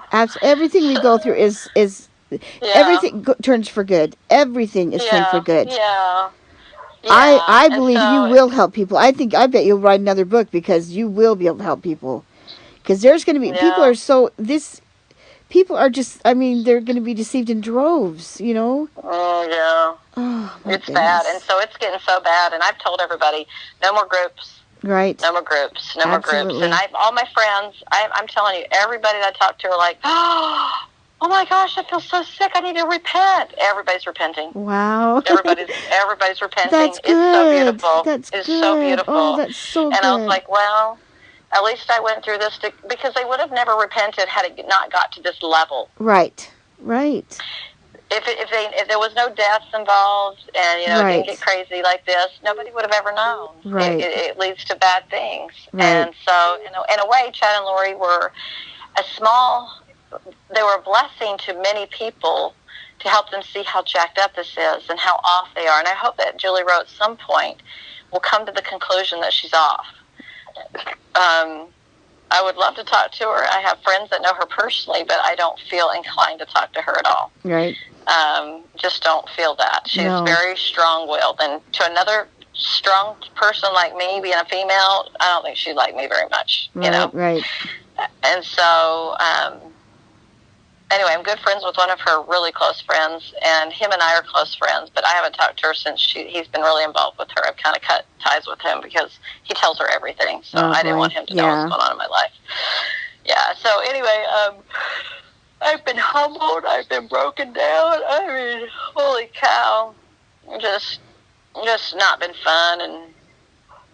But anyway, I feel peace now. The Lord, I did receive a blessing from a man who's a good man here locally. Good. His wife is amazing, and his children are just a beautiful family, and he's a really good man. And I just said, hey, I need a blessing. I've got some heavy stuff going on in my life. I said, I don't have time to talk to you about it because you got a kid that's sick right now, and I can't, Right. we just didn't have a chance to talk. Right. And he gave me a blessing, and he said, he didn't even know what was going on. He said, the Lord is telling you to go back to your core beliefs. I was like, oh, interesting. Perfect. Yeah. And he said, there were people that are going to be criticizing you, but you should not listen to them. You need to turn the cheek and go forward. Absolutely. And he said, you need to take a step back. And you need to heal, rest, and take care of your family. And you need to go read First Vision. And, I read the whole Joseph Smith history in the temple. And you know what Joseph Smith did? He said there was a great excitement in the land, and he did not engage in the great excitement. He decided to go to the Lord and ask the Lord himself. Oh, isn't that neat? See, I've never put that two and two. I know that, but I've never put. That's either. Fantastic. It's fantastic. He did not get carried away with the excitement. He decided to go to the Lord himself. I'm like, way to go, Joseph. You were true to us, Joseph. You were true. Exactly. Oh, my goodness. You were true. I'm so thankful A for little his boy, trueness. such a young little boy, and he knew. 14-year-old little kid. Oh, my goodness. Oh, that's so I know. fantastic. It's beautiful. It's so beautiful. Yeah, so anyway, the guy finished the blessing, and he goes, I'm so sorry, and it's not me. I'm so sorry, but I feel like the Lord was chastening you. And I said, yes, he has been. You're right. No, it's not you. It's me. And he goes, I'm so sorry. I'm like, no, you're fine. I know you're right. He goes, the Lord is very aware of this situation. I said, oh, yeah, he's very aware. Oh, that's so good. He was so in tune, wasn't he? Oh, yeah. Yes. Oh, my gosh, he was so in tune with what the Spirit was saying, whispering to him. He's a visionary man, too. Oh, so interesting. That is so neat. So neat. Wow. So now you're dating David, you said. Yeah. And that's so wonderful. Oh, it is. I've had a hard marriage for 25 years, and the Lord told me last year, you can leave now. I was like, oh, are you kidding me? I was so excited. I couldn't help but to be joyful. I feel like I've been in prison for 25 years. Oh, It's been horrible. man. And I was like, I wrote the book and I did the change and I did all that and there was no change in him. Like, I was like, come on, they don't change. Oh. They don't change. I thought they change when you have a change of heart. No, they don't, Melanie. They don't necessarily change. The change is about you. It's not about anybody else. I'm like, oh. Anyway, that was hard, but I feel so happy and relieved not to be in that relationship anymore. I can't even tell you. I'm so glad. Oh my Yeah, goodness. it's a tender mercy. It truly is a tender mercy. It is. Yeah. Yeah. Wow. But no, I'm good. I'm doing good. And David is amazing. And, him and I are super compatible. And we both are diehard missionaries. We're both overzealous. That's our problem. That's why we go. You know what? So we figured this out. If you're overzealous, then you go too much beyond the mark. Right. And too excited about things of God. And then he was teaching us to bridle your passions. Oh, yes. And I'm like, oh, we are so not bridling our passions when we get so excited about things. And the Lord was trying to teach us, you need to bridle your passions so that you will have love for your fellow man. And I'm like, oh, okay. I didn't get that memo. Yeah, I just always ignored that one. Yeah, like, whatever. Oh. Yeah, so just remember when you really want something bad to make sure it's what the Lord wants. Yeah. And just don't listen to people anymore that tell you about the future unless, like it's a personal one-on-one conversation or something like that. But, right. even then, it's you got to get your own revelation. Absolutely. And I'm done. I threw Chad's books away. I just chucked them in the garbage can. Yeah, I never bought any of them, so. Oh, good. Yeah. I said to the police officer, I said, for being a visionary, ma'am, he sure didn't see this coming, did he? He goes, no, you're right. He didn't see this coming. I'm like, yeah, exactly. Well, I read, too, that he was excommunicated from the church, too, that he said he was a prophet and he was excommunicated from the church. Is that true? I don't know about that. I don't know. Oh, I don't know. That was along with all the police stuff. It said that he was... Yeah, I don't know. Okay. Huh. Yeah, I tried to talk to his bishop, Wow. and but he just moved wards when he married Lori, so he moved so quickly Oh, my that goodness. the bishop never met him. Yeah, he never met him. So, Wow. yeah, it's sad. I don't think the kids are alive. It's sad. Well, if they're not, then they're okay. You know what I mean? The Lord's The Savior took them. Yes, he took them up because, the little children that were sacrificed, the Savior's right there taking them. He's right there. Oh, yeah, I do believe that. Yeah. I do believe that. So they will. They're okay. They're okay. Yeah, they are. It's just sad, And I think, well, in the next life they got repenting to do. Oh, true. And yeah. They got to make it right. They got to get everybody to forgive them on the other side of the veil. Oh, it is so hard. And yeah. It is hard. Yeah. Oh yeah. I mean, you end a life. I mean, that's like they didn't get a chance to live here, and that takes their mortal probation, and it lessens it, and that's why it's so serious, Exactly. They need this mortal probation. But the thing I've learned too, though, is that we all have to learn to forgive people in this life, and so that means that people are going to offend you, and so we are meant to offend people, and we're meant to be and ask for forgiveness and forgive people. We're meant to learn those things. That's part of our journey. It just is. I mean, I've offended all kinds of people. I'm sure they didn't mean to, but I'm sure I've offended people. We have to learn to forgive each other, Right.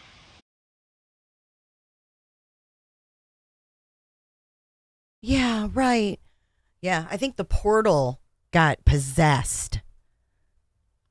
There's maybe 10 more minutes left in that, but I'm going to switch gears and I'm going to play the kind of, I guess it wasn't really a who's who. It's more of a timeline, I guess.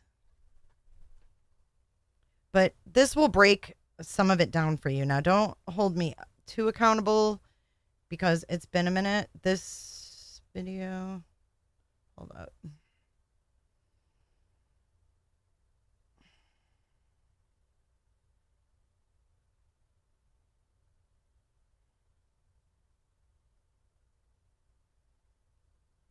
Thanks for bearing through what we did, though. But this chick is a bitch. She is a bitch. She is just mean. All right, let's see this. Enjoy, guys. Hi, everyone, and welcome to Jay is for Justice. My name is Jay, and I'm your host. If you like live breaking news and following current true crime, then please consider subscribing to my channel. And if you like what you see in this video, giving it a thumbs up. I've definitely improved, eh? Whoa. Topics in the following podcast contain graphic content. Viewer discretion is advised. Yep, at recess till 3 p.m. Eastern Standard Time.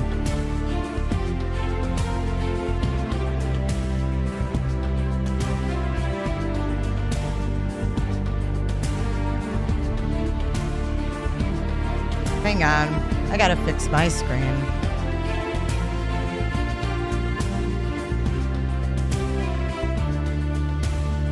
Let me get rid of this shit.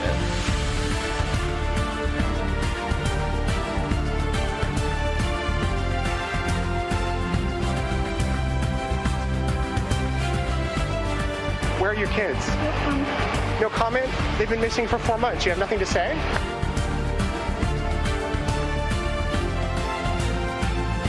That was Nate Eaton, our guy Nate Eaton. Hey everybody, and welcome to Jay is for Justice, and thank you for joining me for this Vallow Daybell timeline. I know this can be a confusing case. There are a lot of players. There are a lot of deceased people associated with this case, and we are going to walk through each and every one, and I'm going to give you a little bit of background. I guess it is a who's who. Yes, I do. Thankful for everybody who's here tonight. Thank you to all the mods who showed up. Oh, this was live. Thank you for being here and moderating for me. I appreciate your time that you take out of your days to help me out. Much, much appreciated. And for those that are replaying this video that weren't here in the live, I hope that you enjoy this timeline presentation. Here we go. And we start our timeline with Tammy and Chad Daybell. Tammy and Chad knew each other in high school. And in Chad's own words, he's describing how he felt when he saw his future wife Tammy's photo in a yearbook. Chad had asked his brothers about her and was thrilled to find out that she was the secretary for Springville's Parks and Cemeteries Department. Yikes, actually. And he says, quote, I still couldn't figure out why I couldn't remember her. Then I came to understand that some sort of spiritual veil had been placed over my mind concerning her in high school. If we had gotten to know each other at that time, we would have been inseparable. But we still had many growing experiences to go through on our own before we became a couple. The timing just wasn't right for either one of us. However, I was surprised to find out later that Tammy had been keeping an eye on me since her sophomore year. I was on the Springville High Student Council, and she was in the audience during assemblies. The student body president and I would put together crazy skits, such as dancing wildly around and jumping off the stage like rock stars. Despite this, Tammy still admired me from afar in the school hallways. While I was on my mission, she had even told her friends, quote, I'm going to date Chad Daybell when he gets home. AKA Unibrow. He then goes on to explain there was a singles ward family night at the church, and he arrived hoping that Tammy would be there. And this is what he says about that. I had spotted Tammy from the moment I entered the cultural hall. She later told me she was watching me too, although at the time I wasn't aware she knew who I was. She was on one volleyball team and I was on the other. So we rotated to be across the net from each other. We stared at each other for a moment before she confidently said, quote, I'm going to spike it in your face. I smiled at her, but the only reply I could come up with was, oh yeah? Then the ball was served into the net and we rotated away from each other. We didn't speak again the rest of the night. I can't. Although we played a cat and mouse game of keeping an eye on each other. Towards the end of the night, a friend said he wanted to go on a double date on Friday. So I told him I would ask Tammy out. I went home and called her, and I was relieved when she accepted. I later found out that Tammy had actually danced around the living room after she hung up the phone. Tammy hadn't been too big on dating, so her parents sensed from her excited reaction that she might actually be interested in me. I told Heavenly Father that even though I had only known Tammy for about 10 weeks, I had decided to propose to her. Mormon. I retrieved such a strong yes that it brought tears to my eyes. That night, I unofficially proposed to her. Then on the night before Thanksgiving, I knelt down before her, gave her a diamond engagement ring. She thankfully said yes, and we spent Thanksgiving Day showing our ring to the extended families. Olive. Thank you so much, Frankie. I love you. We were married in March 1990 in the Manti Temple and just really enjoyed being newlyweds. However, it wasn't long before our future children started making their presence known through the veil. They were anxious to come to Earth and wanted to know what we were waiting for. Chad and Tammy went on to have 5 children before moving into their home in Salem, Idaho in 2015, where Tammy worked as a school librarian.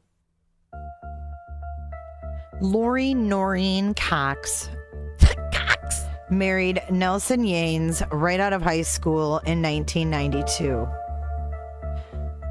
The marriage didn't last very long because in 1995, Lori, who was Lori Yanes then, married William LaGoya. Lori and William went on to have son Colby Ryan in 1996. 2 years after Colby was born in 1998, Lori's sister Stacy died under unknown circumstances. And this is one of many deaths that will follow Lori through her life. In 2001, Lori married Joseph Ryan. This makes Lori's 3rd husband. And from that marriage to Joseph, they had Tylee Ashlyn Ryan in 2002. Colby Cox was legally given the last name baby Ryan. Tylee. And Joe took on the role of his father. Baby Joe never officially adopted Colby, but Lori did give Colby his last name.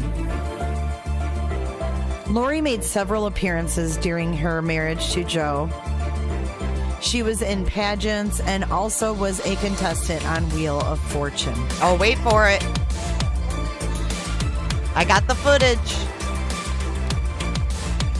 And in this clip, we hear her tell Pat Sajak about her family life. Hello there. Hi, how you doing, Lori? Lori Ryan from Austin, Texas. That's right. Hairstylist in Austin, hey? That's right, the best. How's the hair in Austin? It's good. Good. Us is a happening place. Probably thanks to you. Pretty much. Talk about your family a little bit. I have a wonderful husband, Yikes. Joseph, at home, who is watching our 2 beautiful children, Colby, who's 7, and Tylee, who is 1. Yeah, what do you guys like to do for fun? We like to play all kinds of sports on our 3 acres. Okay, it sounds like you have a nice life there. We do. Congratulations. Thank nice to have you with us. Lori? Random fun fact. The LDS Church copyright struck me on this video. There are 2 S's, yeah. Yeah, 900. On this part exactly, the Wheel of Fortune part. Good for you. You have almost $4,000 for it. I'd like to buy a vowel, an I. There are some I's, 3 of them.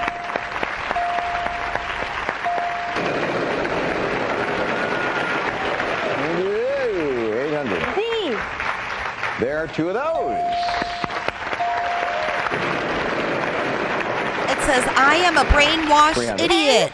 I'd like to solve. Yeah, 3 I am a brainwashed idiot. Wow, 6,000 Another plus. vowel. Sure. An A. There are 5 A's. Oh, sorry. Let me redo that. I'd like to solve it, Pat. I'm a fucking moron.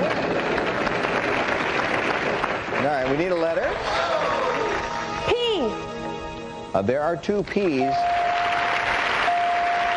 You want to risk it? You can. There's either bankrupt or that $10,000 Kenneth Cole gift certificate. You'd be risking $6,000. I have to. No, I'm here. You have to? I had no money anyway. Well, okay, then lift the darn thing up. Oh my goodness, what is going on? What do we have? Oh my God. She flirted her way through life, this bitch.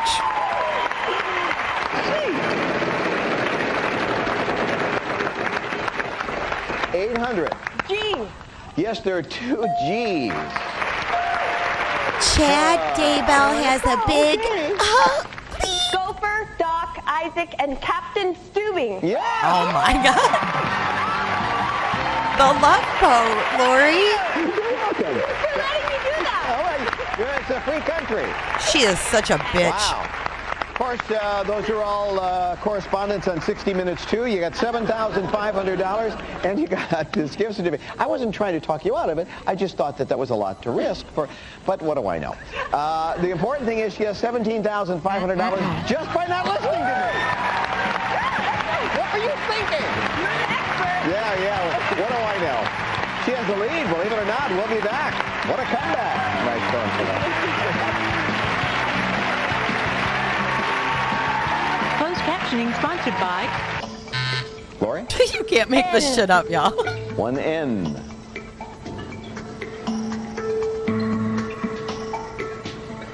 Watching some Wheel of Fortune at lunch? Loretta? No T. Lori? R. 2 R's. Wow. $18,000 on the map. Loretta? Lori. Rexburg, Idaho rules. 1 D.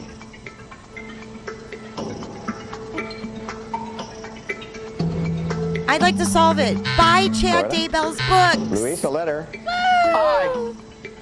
2 I's. No money for vowels, but maybe they'll do it for you. Republic of Ireland. Yeah. Hi, Lori. How you doing? I'm good. You should be. I know you're ready to take that one away. Waiting. Luis, don't get it, but he did. I'm happy for it. Good, and we're happy for you. You did very well despite my advice. 17,000. Well, the wheel didn't spin lucky for Lori for long because in 2005, she divorced Joseph Ryan. And along with that divorce came a bitter custody battle over Tylee. A year after divorcing Joe, Lori married Charles Vallow. According to Lori's mother, Charles was the best husband out of all of Lori's husbands. We'll come back to Charles and Lori in just a second. First, I want you to meet Alex Cox, Lori's younger brother. Here we go. I'm Alex, and I'm gonna be Looney Tunes. Wabbit season, duck season, wabbit season, duck season, wabbit season, duck season, fire! You're despicable. Alex Cox was very protective over Lori. Where do I find this shit, right? In 2007, Alex attacked Lori's ex-husband, Joseph Ryan. During a custody exchange of Tylee, Joe Ryan was approached by Alex Cox in the parking lot. Thank you again, Frankie. Alex told Joe Love that you, they girl. needed to talk and pulled something out of his clothing. Joe thought that Alex pulled out a gun. Joe turned to run and Alex lunged at him. He felt a shock to his shoulder and then a second shock to his back. Joe then fell to the ground and realized it was a stun gun, not a gun. This is why you guys Alex subscribe threatened to me, kill right? Joe. Joe got up and ran, and Alex chased him around the corner until running into a witness who saw the stun gun in Alex's hand. Alex just walked away. Joe went to the hospital the next afternoon because he was experiencing chest pains, neck and wrist pain. Joe ended up breaking his wrist and reporting that he was in fear of his life. Alex was arrested and charged with aggravated assault on Joe Ryan. And Travis County, Texas ordered Alex to pay $5,000 in restitution to Joseph Ryan, and Alex was put on probation. Lori's niece, Melanie, is her deceased sister, Stacy's daughter. And Melanie and her husbands fit into this timeline as well. Melanie married Brandon Boudreau in 2008. Mandy, is this not awesome? They have 3 children together. You ask and you shall receive, my sweetheart. In 2012, Joshua Jackson, JJ Vallow, was born. And he was not born to Lori. He is not her biological son.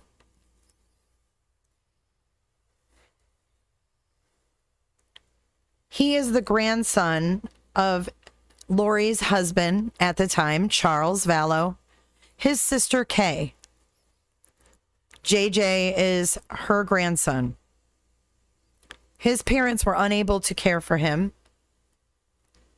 and Lori and Charles agreed to adopt JJ. My Larry voice and was so Kay hoarse. become very well known in this case. And after the adoption, Lori, Kay, and Larry agreed that Larry and Kay would carry on that grandparent status with JJ. So even though Kay is Charles' sister, she was still Grandma Kay. And You got the line? oh my God, this breaks my heart, man. Hey, Vince, give me a hug. Little lion. Hey, Paul. Yeah, get Papa. Come here and give me a hug. Oh, my boy. You know what? Watching this makes me say, you know what? They should be able to be in there. Like, look how excited he was to see them. I love you so much. Oh, I look how big you are. Give me another hug. Hey, Vince. You're so big. Where's your jacket, buddy? Oh, there it is. Hey, Vince. You look like You'll pop out again.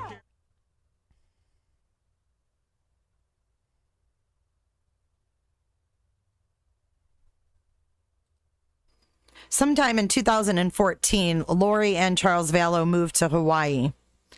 A year later, the Daybell family moved from Springfield, Utah to Salem, Idaho. In July of 2017, Chad Daybell met Melanie Gibb. That's the chick we just listened to on the phone. I'm just very honored to be part of the conference. I've recently released my autobiography entitled Living on the Edge of Heaven, where I tell more about my 2 near-death experiences and how that prompted me to write my novels. In You April got it right, of Mary. 2018, Lori's third husband, Joseph Ryan, dies suddenly. Cause of death, heart attack. Later that year in September, Lori and Chad Daybell meet Jason Mao. Oh, this guy. Jason is ex-law enforcement, public speaker / author. Chad Daybell published his books for him. People, God wants us to be obedient, not only to our parents, but to the laws of the land. Do not compromise with evil. Talking to kids. In that Jason, clip. Melanie Gibb, and Lori also did an intro podcast together. All right, it is November 26, 2018, and we are here for our very first podcast. My name is Jason Mao, and to my left is... I'm Melanie Gibb. Melanie is awesome, for those of you that don't know who she is. She has some amazing abilities, amazing gifts. She is what we in the business call a gatherer. And people are naturally attracted to her because of just the light that beams out of her. The first time I saw her, I knew instantly that she was a gatherer, and she's become basically the point person here on the How would you not? Southwest area for That's the only way I would know like-minded who people Julie to Rowe start is. I would focusing on never know who that crazy chick is greater light if it of wasn't for knowledge this and case. learning a lot about themselves and about the Lord and what it is that He wants from us. What are And you so I talking am about? You know honored Tony to have her Tote. to You my know left. her? Thank And you. also with us today is Lori. And Lori is so cool. She is so Lori and cool. I met in a very, very unique situation. And real quick, Lori, let's talk about that before we start, because people don't even know who you are. Well, the people in the know who They you do are. now. But one of the reasons why we're doing this podcast is so that we can spread the light of knowledge and help people learn about who they are and find their gifts and draw closer to Christ. And what happened to you was pretty unique, and how we ended up in the same room together is even more unique. So can we start off with that? We can. It's so fun to be here with Jason and Melanie. I love them so much and grateful for them and all their service that they do. I feel like that I work for the Lord. I feel like I've turned my life to Him from circumstances that have happened to me in my life. And I ask Him who He wants me to meet, who He needs me to go to, and what He wants me to do. And I was sent to the temple on a certain day to get a message from someone. And in walked Jason Mao. And when I looked at you, when I looked into your eyes for the first time, and really saw who you were inside, I think a gatherer is people that bring them into their cult. Plain You're and one simple. of us. You're a gatherer. You know, you get it. You understand that there's something bigger going on here than just church on Sunday. That this is the end times, and you are awake. You are prepared. You are moving in that direction. And I saw that in just a half a second of What that. if Lori really that was brother like? and sister What if? Oh, brother sister connection. What if she really was like manipulated by these men, these weak ass women? I'm gonna skip over that podcast to attend a religious. Oh, I guess I didn't play all of it. Thank the God. temple on a certain day to get a message from We got someone. 5 minutes. And in walked Jason Mao. And when I looked at you, when I looked into your eyes for the first time, and really saw who you were inside, I instantly knew you're one of us. You're a gatherer. You know, you get it. You understand that there's something bigger going on here than just church on Sunday. That this is the end times, and you are awake. You are prepared. You are moving in that direction. And I saw that in just a half a second of that brother and sister connection that we made. And I just knew right away I had to get you in touch with Melanie, and we needed to connect. Lori and Melanie G became quick friends. Lori visited a class that Melanie was teaching at her LDS church. And Lori also, in the same month, in October of 18, accompanied Melanie G on a road trip to St. George, Utah, to attend a religious conference. That was where Melanie saw a man that she had met before, a frequent speaker at gatherings like these, an end times fiction author, Chad Daybell. Lori was immediately enthralled by Chad. She said she was attracted to him on a spiritual level. Fast forward, in November of 18, Charles goes out of town for some business. And while he is away, Lori decides to hold a spiritual conference at the house. Chad Daybell traveled all the way from Arizona to Rexburg, Idaho to attend. And Chad actually spent the night in the home of Charles and Lori on that night. No, Jesse, they're fighting This is it. when Chad shares with Lori this revelation The that judge they is had been going to married in decide if previous they can be lives. in there. And Lori was drawn into that idea. She was so intrigued. Chad also told her of another revelation of his, that It's the not two of their them had been choice at all. hand-chosen by God to lead an elect group of people, 144,000 souls, who would usher in the end of times and the second coming of Christ. In December of 2018, Chad and Lori visit the LDS temple and perform a do-it-yourself sealing ceremony. That's where they sealed themselves as husband and wife while both being married to their spouses. Angel Maroney performed the sealing, and Jesus Christ was their witness to the temple sealing.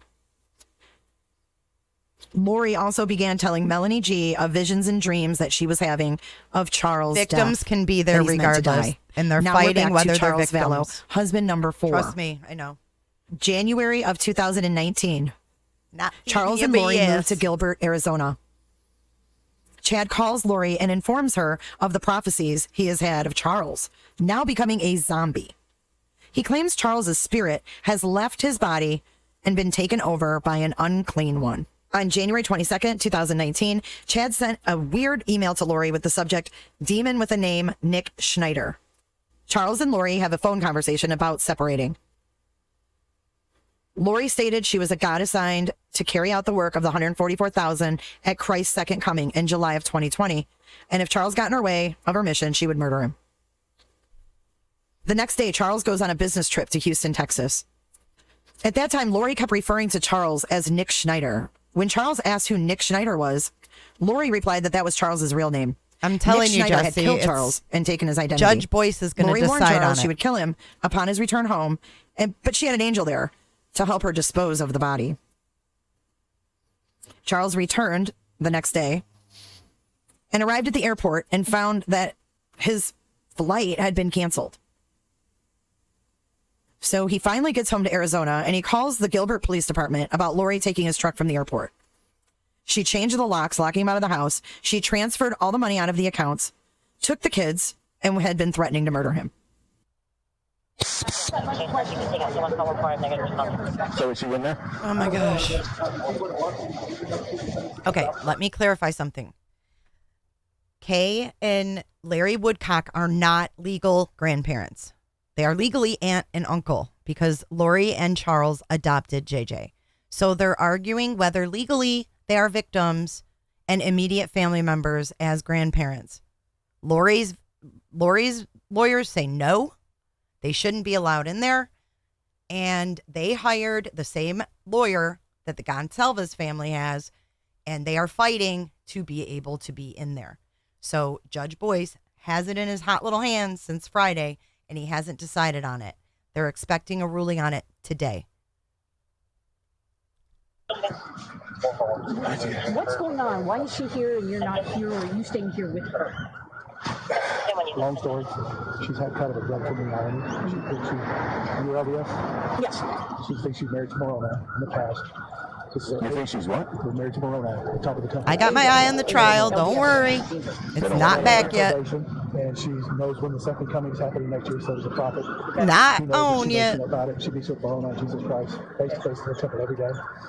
Ain't my first rodeo streaming. But it's gotten really, really bad lately. She's had a break. She says, I'm Nick Schneider. I've taken over Charles' body. You've got a Ouija board down your pants. You're going to pull that out. Murdered today or tomorrow. I can do it. I'm not going to my priesthood power. She does priesthood blessing. She does. So who's Nick Schneider? Okay. That's who I'm supposed to do. Okay. Right. Okay. So he's not at church. He's not. She took my truck from here. I mean, trust me, I'll go right back to the trial when it's back. I've seen this a gazillion times. I'm playing this for y'all. We're going to skip past this whole body cam, though.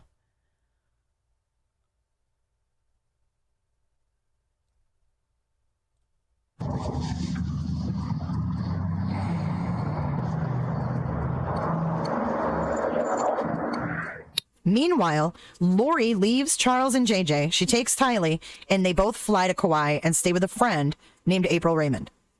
Jesse, did you She's hear what trying to I recruit said? April to be a member of For the real. 144,000, but April declines. That's At not that time, the Lori issue. had numerous burner phones on her, and Tylee made a comment, quote, "Mom, you look like a drug dealer with all of your phones." Melanie G claims that Chad's group uses burner phones for communication. At that time, Lori also told April about light and dark spirits, and Lori claimed that the darkest spirit of all is Oprah Winfrey. Okay, Jesse. Lori also tells April that she needs to separate herself from her children and join Lori to find the other chosen ones so they could be together. April respectfully declined. At the same time, the trial's not back, but we're going to have to cut this anyway.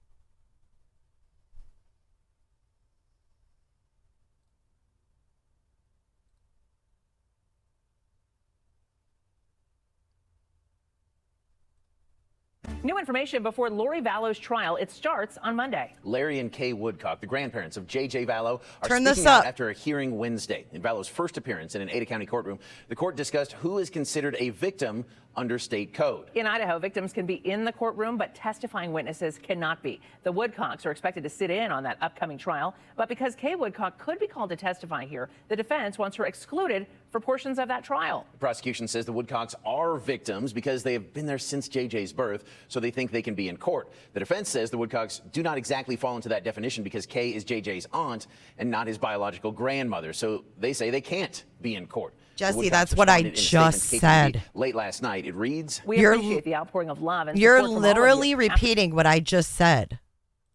They're arguing whether they are victims. You literally just repeated what I said. The Idaho mom accused of murder and conspiracy to commit murder in the deaths of her two kids, Tylee Ryan and JJ Vallow, as well as her current husband's late wife, Tammy Daybell, was in court this morning ahead of her upcoming trial in Ada County. Today marked Lori Vallow's first appearance in an Ada County courtroom. It comes less than a week before her trial is scheduled to start, which begins on April 3rd, next Monday. Today, the court discussed who is considered a victim under Idaho state code. In Idaho, victims can be present in the courtroom, but testifying witnesses cannot. So trying to differentiate between victims and witnesses. Larry and Kay Woodcock, the grandparents of JJ Vallow, are expected to sit in on the trial. But because Kay Woodcock could be called to testify, the defense wants her excluded for portions of the trial. The prosecution says the Woodcocks are in fact victims because they've been there since JJ's birth. But the defense says the Woodcocks don't exactly fall into that definition because Kay is not JJ's biological grandmother. She's his aunt. Judge Stephen Boyce said he will issue a ruling at a later time, but both sides can submit briefings on this matter by Friday at 5 p.m. You can catch up on all the latest with the Vallow. Exactly. It's in Judge Boyce's hands right now. There's nothing to argue about. It's in the judge's hands. He's going to decide.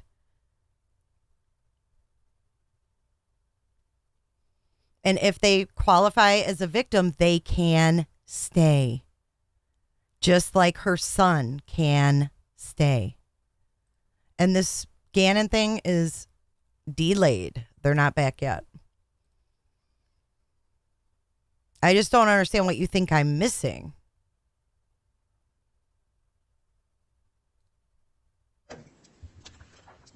Thank you. Please be seated. Oh, this is the hearing for it. I listened to that. Did you listen to that, Jesse? Did you listen to the hearing for that decision? Just wondering.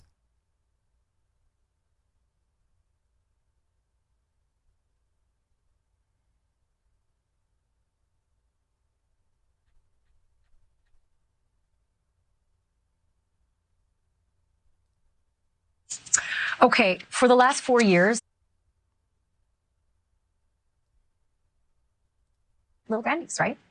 And so Charles and his wife adopted little JJ, who had special needs, was autistic. And Charles and his wife raised JJ with their other child, Tylee. You know who that wife is? That'd be Lori Vallow. So Lori Vallow becomes the adoptive mother of JJ, and Lori Vallow's got a daughter named Tylee, and they all grow as a happy family until all of a sudden those children disappear and are murdered and are now found in the backyard, buried in the backyard of her newlywed husband, Chad. Right? She is also accused of killing Charles in a conspiracy. Bashley. Apoplectic would not even begin to describe how Larry and Kay feel. True Crime podcast and YouTube channel has been covering this case since the beginning. All I can say looks is like this Lori might be Vallow. the lowest low since murder and disposal of two children. I want to just get your take on this, given how much you have invested into covering this. Yeah, it's absolutely terrible. This would be re-victimizing a victim to say they're not victims. Not only did they give up this child, JJ, that they loved for adoption, they took him home from the hospital. I've heard the story from Kay and Larry myself that they got a call and they took JJ in from the moment. You know what? That's not true. I hate to call her out, but that's not true at all. They didn't take him home.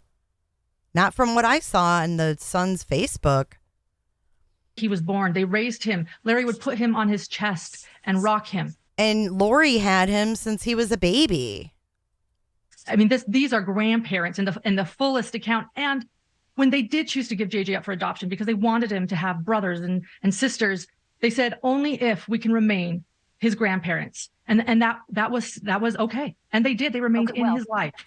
Yeah, here's what's fascinating about that. Lori Vallow now presents to the court through her attorney that, quote, Kay Woodcock gave herself the title grandma. That is what was asserted in a court of law in Idaho, also suggesting that it's not in accordance with Idaho adoption law that they would be actual family members, victim family members. But JJ wasn't adopted in Idaho. So I can't wait to hear how this judge, sort of decides to distill all of this and make a ruling next week. I do want to play this, though, Lauren, and this is how Larry said on my show. I think it was just last week we just had him on last week.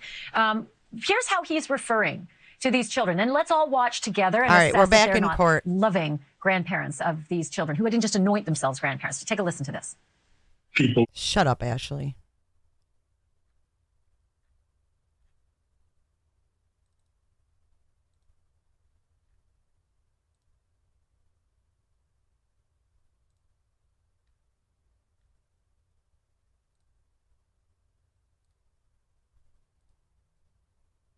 Will be kind of yes or no answers. And if there's anything that you think you need to elaborate on, once I'm done, Mr. Allen's going to be able to get up and ask you what's called redirect. And so be able to, anything that you think needs to be added on or clarified, Mr. Allen will have the opportunity to do that. Is that okay? Yes, sir. Okay. I want to kind of go back. I'm going to do this somewhat chronologically. I'm going to go back to 2014 when you first met Ms. Stauch. And at that point in time, you were going through a divorce, correct? Yes, sir. And that it had kind of been initiated, but not finalized legally? I mean, in South Carolina, there's a 1-year waiting period in a no-fault type divorce situation. And we were in that period. So Okay. Yes, sir. So you guys, physically, you guys had been separated, but you're waiting for the legality of the divorce to conclude? Yeah, the final date of the divorce. Okay. Yes, sir. And were you in the military at that point in time? Yes, sir. Okay. And also one of the things that you did for enjoyment and recreation is you played softball. Yes, sir. How many teams did you play on?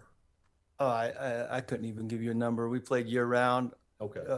Myself and Landon and the defendant, co-ed, men's, women's league, whatever. We played year round pretty much. And that's when you first met Ms. Stauch? Yes, on that fall 2013 team is the first time I ever remember having interactions with her. And she was a pretty good softball player? Yes, sir. And in fact, later on, when you guys moved here, she ended up actually helping coach out the Whitefield softball team. Yes, sir. Okay. And then in the spring, summer 2014, the relationship progressed to a romantic relationship? Yes, sir. And at that point in time, you were kind of more or less living by yourself. Well, as I explained yesterday, I still owned my house. I call it the marital residence with Landon, and which sold in the August timeframe. Okay. So I was we had every other week custody arrangement with Miss Hyatt or with Landon at that point. So I was in my house 1 week at a time. And then after you moved from your house, then Landon kind of was a primary caretaker, custodian of Gannon and Lena, correct? She had the majority of the parenting time in the custody arrangement. Yes. Okay. Sir.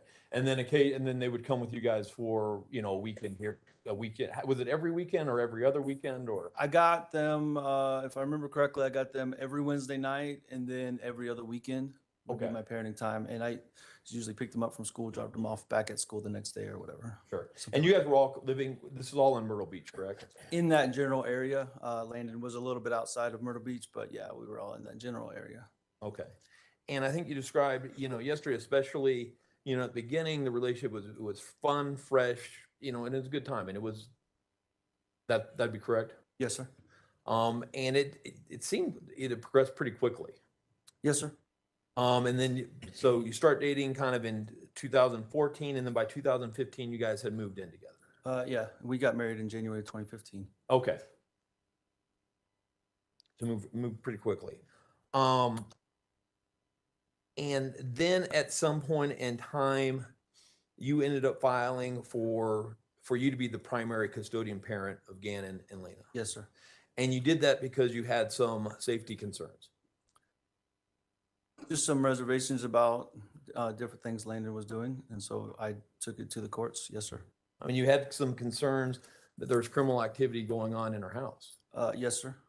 I mean, you had some concerns about drug use going on in the house. Yes, sir. As it relates to the relationship with And I'll bring it there. I think I see where it's going, overruled. And you had some concerns about, is it Mike Hyatt or Hoyt? Hyatt. And that was the person who you're just referencing in those phone calls, correct? Yes, sir. That you looked up and you'd seen his mugshots and so forth. Yes, sir. And that's who Landon was living with at that point in time. Who was living with? With Landon, that's who Landon was living with. Landon, as far as I know, yes, sir. Okay. And you thought it would be, because of those safety concerns, you wanted Gannon and Landon to come live with you and Miss Stauch. Yes, sir. Because you thought that would be a safer environment for your two children. Yes, sir. And when you filed for custody, it wasn't just custody for you, but also Miss Stauch was given custody as well. When I filed for it, or when I filed for it, it was between me and Landon. Okay. So that's just to clarify. Okay, but then she was eventually legally granted custody. There was an arrangement where the kids in 2018, in the fall semester of 2018, we owned a house in Myrtle Beach, as I referenced yesterday. Because the defendant did not want to permanently move to Alaska, we kept that other residence as well. And the kids did stay there with the defendant for a few, most of that first semester, or that fall semester. So for the entire fall semester while you were in Alaska, Ms. Stauch was a primary caregiver and custodian of the two kids. In Myrtle Beach, yes, sir. Myrtle Beach, yes. And part of that also was so they could also be in proximity with their mother as well. Yeah, it's more complicated than the defendant just got custody of the kids. There's a whole lot of factors. Yes, a lot of variables there. Yes, sir. Okay. But you felt comfortable and you felt that was a safer environment for them to be with Ms. Stauch as opposed to being with Landon. At that time, yes, sir. At that point in time, based upon your dealing with her, based upon what you knew of her, and based upon what you knew was going on with Landon. Yes, sir. And also right at that point in time, when this kind of custody, shifted from Landon to you and Ms. Stauch, that's initially when you enrolled Gannon in counseling. No, sir, that would have been after we moved to Colorado.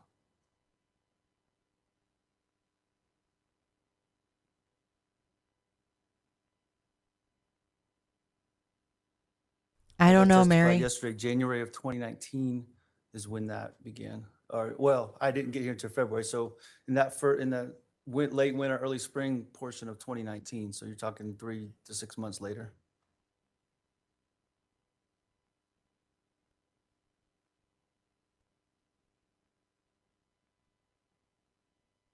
Second.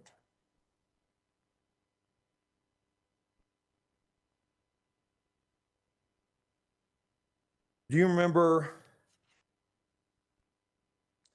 kind of that back in January of 2020, January 28th or 29th, you sat down, you had an interview with Detective Mark Riley? Yes. Do you remember telling Detective Riley, as soon as me and my ex split up, got divorced, and I got custody, I started taking them to counseling?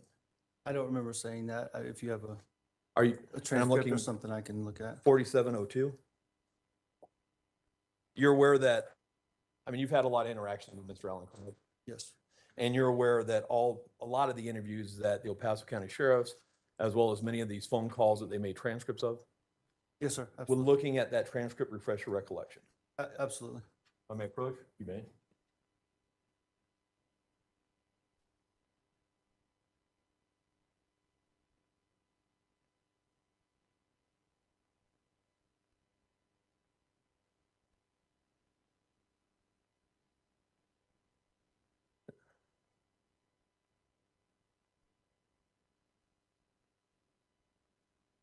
Does that refresh your recollection?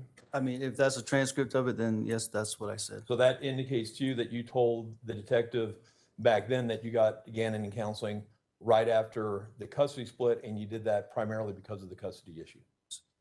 Yeah, and I don't know why I said that specifically, but the Dr. Burtek I referenced in this, that did not begin until, as I already stated, late winter, early spring 2019.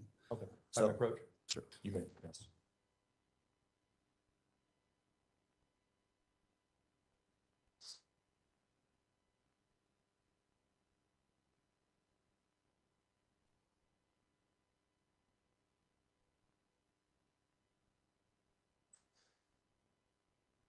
And think it's fair to say that it was initially the plan that Ms. Stauch was going to come and bring all the kids to Alaska and you guys were going to live in Alaska.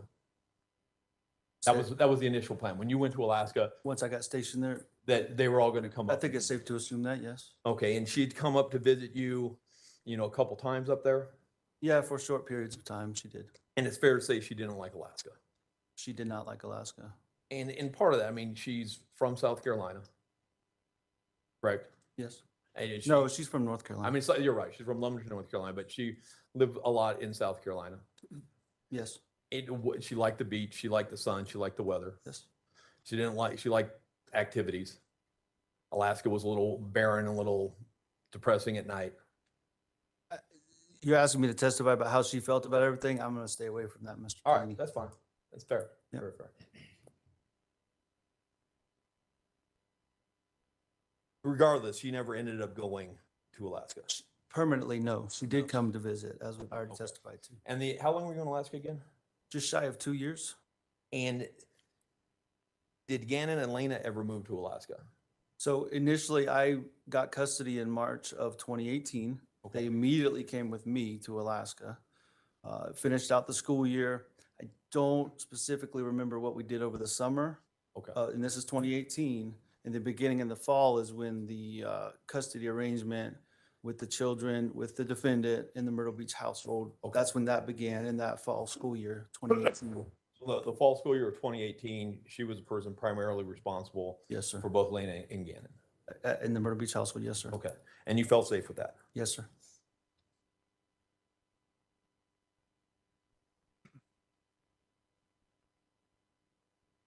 And overall, at least what you observed, it appeared, that she had a fairly good relationship with Gannon, Ms. Stauch did.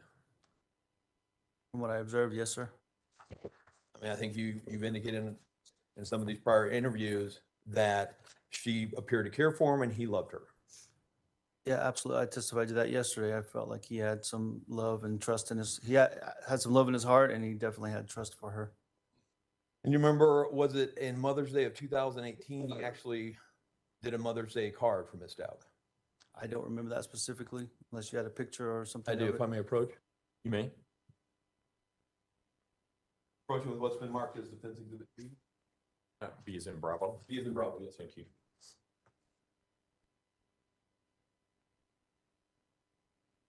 Does that look familiar to you? I've seen this picture before, yes. Okay, and that was written by Gannon to Ms. Stauch. I cannot attest to who was written by. I was shown this picture by the defendant, yes, sir. Okay, does that appear to be Gannon's handwriting? It's similar to his handwriting, yes, sir. I don't have anything else to compare it to right now, and I haven't seen his handwriting in 3 years, Mr. Tellini. Okay, so I may approach.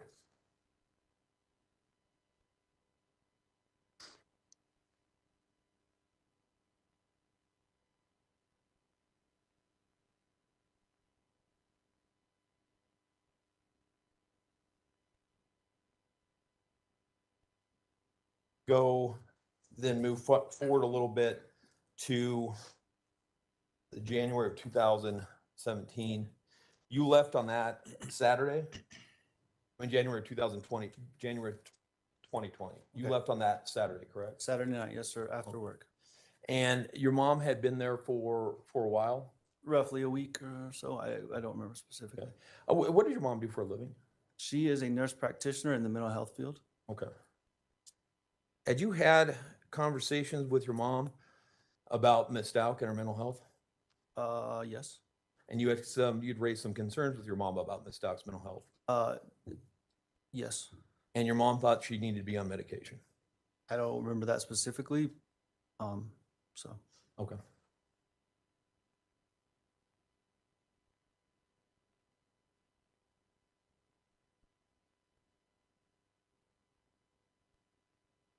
You had some you left Saturday, slept most of it. You got in early Sunday morning into Oklahoma? Yes. No, it was Sunday afternoon by the time I got there. Okay. Because remember, when I got off the plane, the defendant shared the news about Kobe Bryant passing away. Oh, that's right. So it was in the afternoon some point. She a big Kobe Bryant fan? I don't remember. I mean, I think so. I don't remember that sticking out. More Derek Jeter was her, and the Yankees was the defendant's super fan. But so you had fairly decent communication with her for most of Sunday? I believe so, yeah. Nothing seemed out of the ordinary? Nothing out of the ordinary Sunday. She let you know that she took Gannon and Lena on a hike in Garden of the Gods? I believe so. I believe we talked about that, yes, sir. And she actually posted a photo of that on Instagram? I don't know where she posted that photo, Mr. Tellini. You remember talking again with Detective Riley? At this point? Yeah, sorry. She posted after this. You talked to Detective Riley. I didn't even know Detective Riley existed until I got back home and Gannon was already allegedly missing. So sometimes, like, if you're saying you don't remember stuff, then I'm going to re-reference your interview with Detective Riley and then showed you a transcript where you talked about whatever I'm talking about to Detective Riley. Okay, so just for procedure. So you know what? When I'm jumping back to that's why I'm doing that. I understand. I just don't understand your question. Okay. We were on Sunday talking about Kobe Bryant, and then you jumped to. Do you remember talking to Detective Riley again? So could you clarify, please? Absolutely. And thank you, because when I said if I ask a bad question, thank you for letting me clarify. You had told Detective Riley that she had posted that photo on her Instagram. Okay. Okay. If I said that and you have a transcript of it, then I'm not up here to deny Would it. you, No, sir. Would you recognize that photo? If you showed it to me, more than likely. Portion was marked as Defense Exhibit A. Go ahead. Yes, sir. I recognize that photo. Okay. And that was a photo that she posted that Sunday on her Instagram of her hike. If you're telling me that, then yes. I mean, I don't see anything on here indicating Instagram and the date timestamp, but I have no reason to deny that. So, Your Honor, move for admission of Defense Exhibit A. Mr. Allen? I guess I have no objection if it's just to show.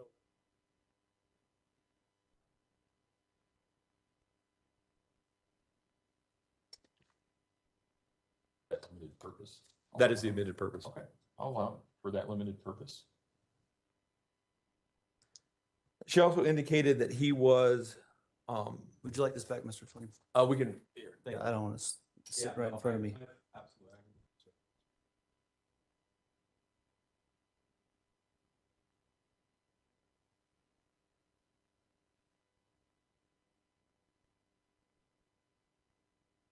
She indicated to you that he was having some stomach problems, Yes, sir. and that wasn't unusual. Sometimes he would have stomach. That was common. Very good. She indicated to you that she was going to keep him home from school on Monday. Yes, sir. And at the point in time when she said that, that seemed somewhat normal to you. Keeping him home from school didn't seem normal, but the fact that he had a stomach issue and if it was to the point of, embarrassment or whatever, then that was absolutely acceptable. Okay. And part of it, he would worry about incontinence at school. Like he was worried about having an accident at school. That was a worry that he had. At that point, I don't believe that was a worry of his.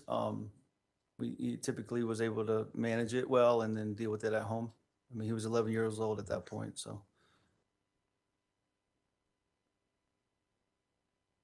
And you commented to Detective Riley. Then Monday she kept him home because it didn't, we got to give him some medicine to help clean him out till he gets past that point. And that was a common practice. Okay. Yes. So he would get blocked up and you give him Miralax to get everything out and then he would be okay. Yes, sir. Okay.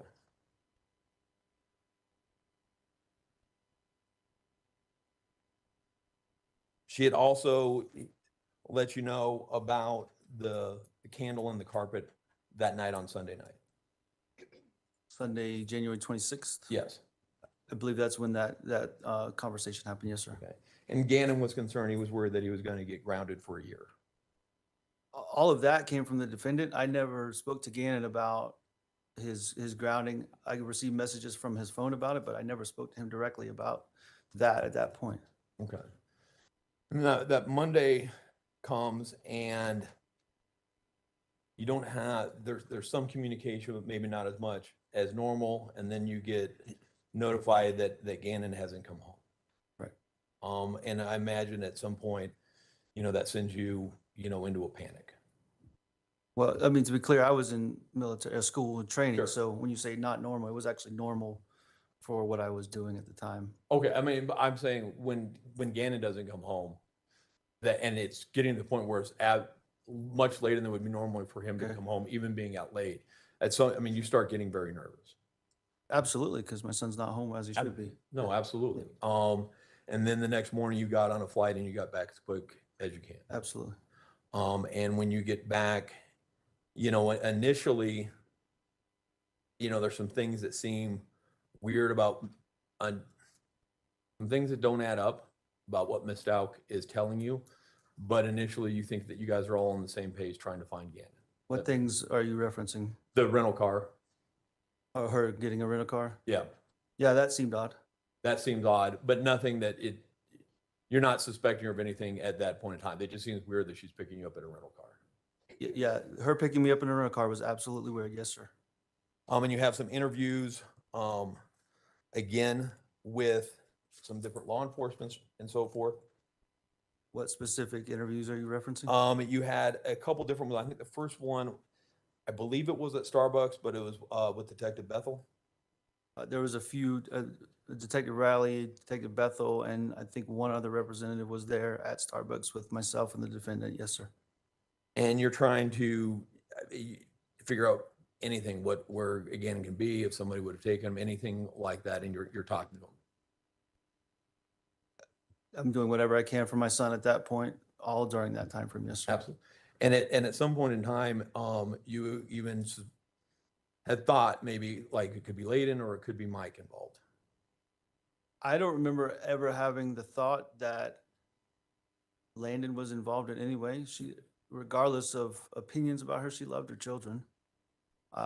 And Mike Hyatt, I have no comment on that. I don't think I ever suspected that either. Do you remember telling Detective Bethel, the mom's married to a guy that's got a lot of trouble with the law? And that was one of my first instincts, was like when the come and go came up and they said that he would walk all nonchalant and everything was normal, like the dude was here or something, because he's got a lot of trouble in his background. So like it came to my mind. It was worth putting down. I don't know if anything is legit. And that's exactly what I said. It came to my mind and I didn't know if anything was legit. So that's exactly what I just said. Yeah. And then as that kind of goes on and everything like that, stuff just starts based upon what Ms. Stauch is telling you. It's not adding up. Repeat that, please, sir. As this kind of day goes on and the days are progressing, the things that Ms. Stauch is telling you about your son and where he might be, it's starting to not add up with you. Yeah, it's starting with the rental car, as we've already addressed, it starts to not add up. Yes, and then when you see that her car is not at French Elementary, like I said, was kind of, I think what you testified yesterday, that was kind of the pivotal moment for you. Yes, sir. And then you go down to the police station, you want her to come down as well, and she won't come down to meet you at the sheriff's station. Just to clarify, she was supposed to be the one to go to the police station. The defendant was. Yeah. The first time I went down there, I went in her stead because they asked to bring something to get Gannon's DNA or whatever. And I said, he's my son. I'm going to take it down there and I'm going to, lead the charge, if you will, whatever. And then, so I went down there and that's when the first interview took place, just to clarify.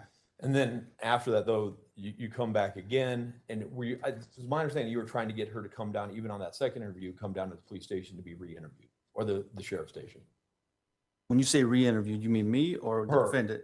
I don't know when she was interviewed the first time or at all. I just know I went twice. The first time, as I indicated, when she was supposed to go, the defendant was supposed to go. The second time, that evening was after I had discovered the defendant's car was not where she claimed it to have been.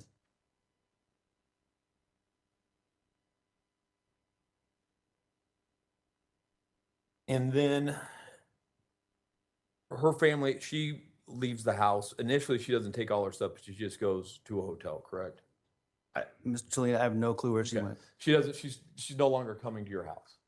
After that would have been, let me see if I can get these dates right. The 27th was Monday. I think this would have been Wednesday, the 29th. After she left, I don't remember her coming back until she came to get her stuff. Okay.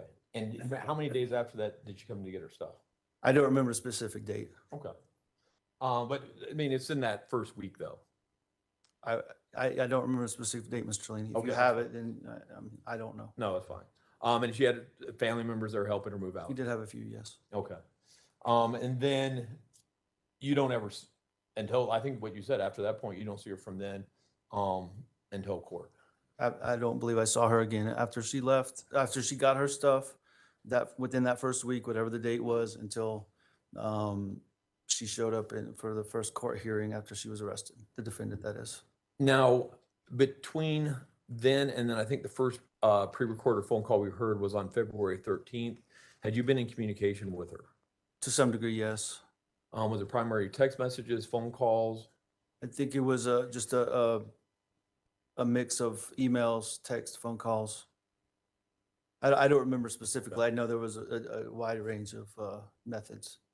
And at least, I mean, would it be fair to say by the time that you're doing these phone calls with her, I mean, you're convinced at that point in time she's the person responsible for your son being missing? At minimum, a person of interest, if you will, but yeah, I had a high suspicion she was responsible. And part of that is because, I mean, one, what she was telling you things that weren't true about leaving the car there. So that was the first thing that really shifted, correct? When you say because, I'd rather tell you the because, but yes, that was one of the first things was that really put her as a person of interest in my mind, and I've said that repeatedly. Absolutely. And then she goes from saying that Gannon never came home to like a couple days later saying Eduardo was down there and raped me and took Gannon at gunpoint. No, before she left the house, the defendant told me the first rape story. We covered that yesterday. Okay. And sorry, thank you for clarifying that. So Yes, sir. she's still in the house with you when she comes up, changes from he just doesn't come home to this Eduardo rape story. Yeah, I don't remember when the specific name Eduardo was given by the defendant, but the first rape story would have been Wednesday morning in a master bedroom, as I testified to yesterday. And then you're aware that she goes down to the sheriff's statement and does an interview about the rape story. I believe that was later that morning or early afternoon. I don't know specifically when she got there. Okay. I mean, and at that point, I mean, it's fair to say now, I mean, whatever suspicions, I mean, your suspicions become more heightened at that point about her involvement. When it goes from he doesn't come home to this seemingly ridiculous story. Yeah, and I've been pretty clear from the point of not finding her car where the defendant said it was. From that point forward, everything just compounded, and my suspicions just got worse and worse against the defendant. Absolutely. And what you know of her, I think you've said this to a couple people. I mean, she's an intelligent person. Do you have record of me saying that to someone? I do.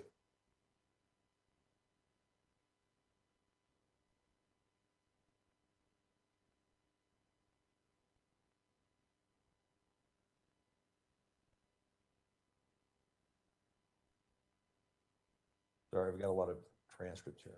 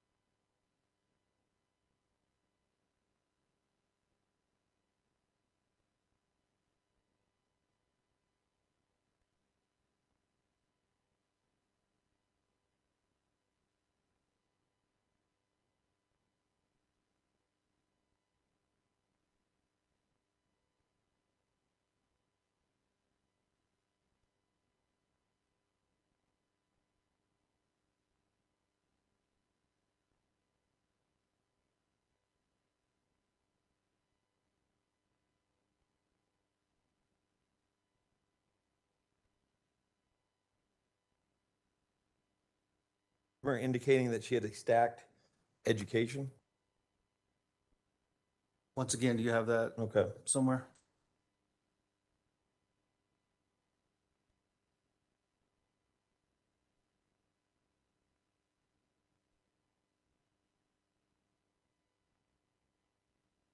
Yeah, this was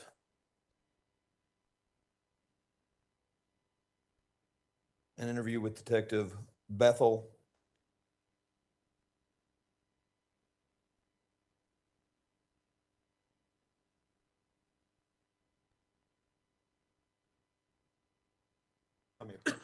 You may go ahead. Green highlighted with the little dark line.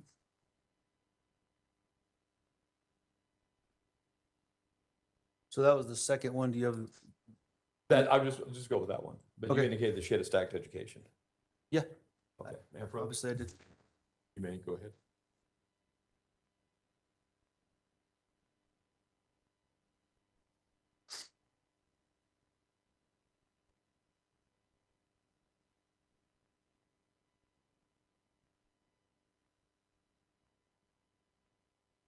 So was it that Wednesday then after she goes down to the sheriff's station that then she doesn't come home at that point? So I don't know where she. So Okay, she that day left that morning. She left sometime Wednesday, middle of the day. I don't know specifically when. Okay. Detective Riley was at the house. I heard the conversation between them two. She left with the intent to follow him downtown to the sheriff's station. I don't know where she went from there. Did she ever come back home after that other than to get her stuff? Not while I was there. I never witnessed her coming back home after that.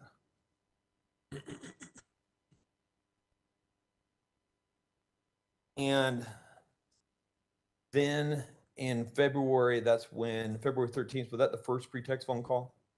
I believe so. And where were these phone calls occurring at? At the FBI office downtown. Okay. And was this something, had you communicated with her that you wanted to talk to her on that date, or how did they know like she was going to be calling at this point in time? Who is they? The FBI. The FBI. Leading up to that point, there was some attempts at communicating more thoroughly with the defendant. Yeah. The defendant reached out to me and said, hey, we would need to talk, as you heard in some of the phone calls. Yeah. And yeah, so I believe as of that, like I said this morning, I tried to keep her on the hook, if you will. No, absolutely. Through messages. And then, all of those would have been planned to some degree. So I could be there with the FBI agents and the sheriff's office agents. And they had kind of, or there was a plan. I mean, you were trying to get as much information out of her as you could. Me or the Both authorities? you and the FBI. I can't speak to what their plan or their intent was. My intent was to find my son, period. Absolutely. And I think you said before when Mr. Allen was questioning, a lot of the things you were saying to her was to try to keep her talking, try to get any type of information, that you can about where your son is. Absolutely. And trying, hope against hope to bring him home safely at this point. Yes, sir. And if not, then find out what had happened and hold somebody accountable. My intent was never in that setting to hold somebody accountable. I wanted my son and I wanted to wrap my arms around him. That's it. Absolutely. And it appeared, and maybe I'm wrong. So we have the one phone call that occurred on the 13th, and then all the other phone calls, if I'm not mistaken, occurred on February 14th. The ones that I testified about this morning, I think those were all February 13th and 14th. And how, just for my clarification, how long of a gap was there between each of the phone calls? Do you remember? I don't, but I think Mr. Allen detailed that when he said phone call on this date at this time. What was there, just as far as your recollection, was there a long gap? Were you guys sitting around for like hours waiting in between calls, or were they fairly quick succession between each other? Mr. Lee, I don't remember. That was a grueling time period in my life to sit there and have to keep my cool. Talking to her when I had a strong suspicion she had all the information. So I can't attest to that, Mr. Okay. Lee. I mean, and it's clear at least that you appear on February 13th to keep your cool very well.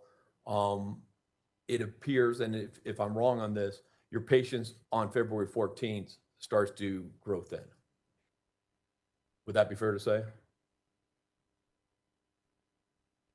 Let me rephrase. Yes, thank you. You become more and more frustrated with the cockamamie story she's telling you on February 14th.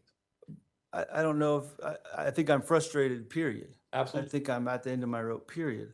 But I did a good job keeping my cool. And if you listen to one of the phone calls, I was a little bit more aggressive verbally. And in a later phone call, I was more patient and letting her give me information. So more calculated than frustrated, Mr. Okay, Tony. so that was part of this.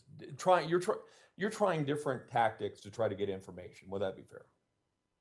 I'm doing the best I can to find information about my son. Information.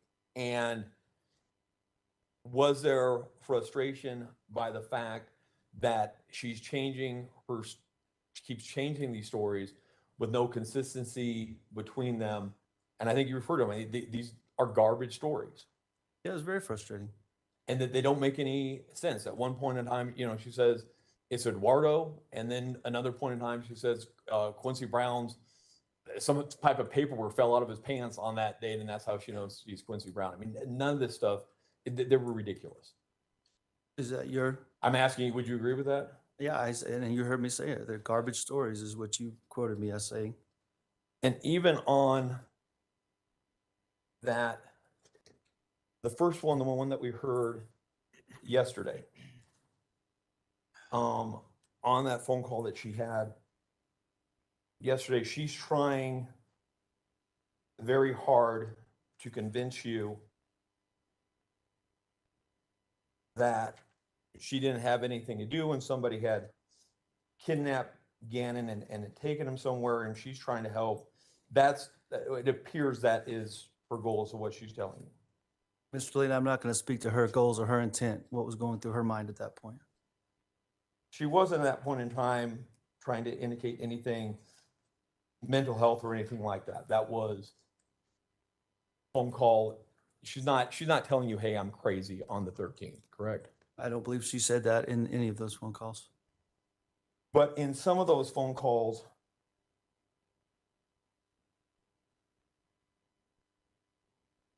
she does make some statements. And I'm going on to the February 13th phone call. He indicates at one point in time when she's talking to you, I have completely parts of the information and not part of the information. Are you quoting that? Could you say that again? She told you that she has part of the information, but she doesn't have part of the information. Okay. He talks to you about that night after night, I dreamed of different things that have added detail to this. Okay. She tells you that at some point she blacked out. Are you quoting? Yes. Okay, then I have no reason to deny her saying that, yes. At one point, she says, I sit back and remember it, like play it in my mind, play it in my head again, play it in my head again, play it in my head again. Okay. She says, when I woke up and like out of the state of confusion, I was going crazy. Okay.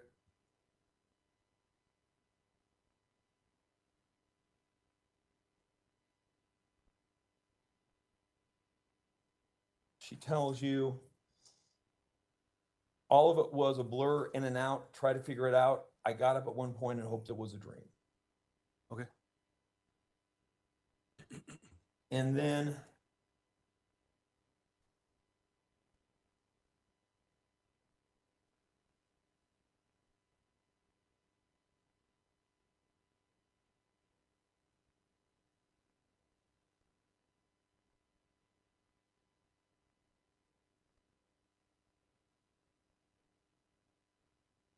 on that next phone call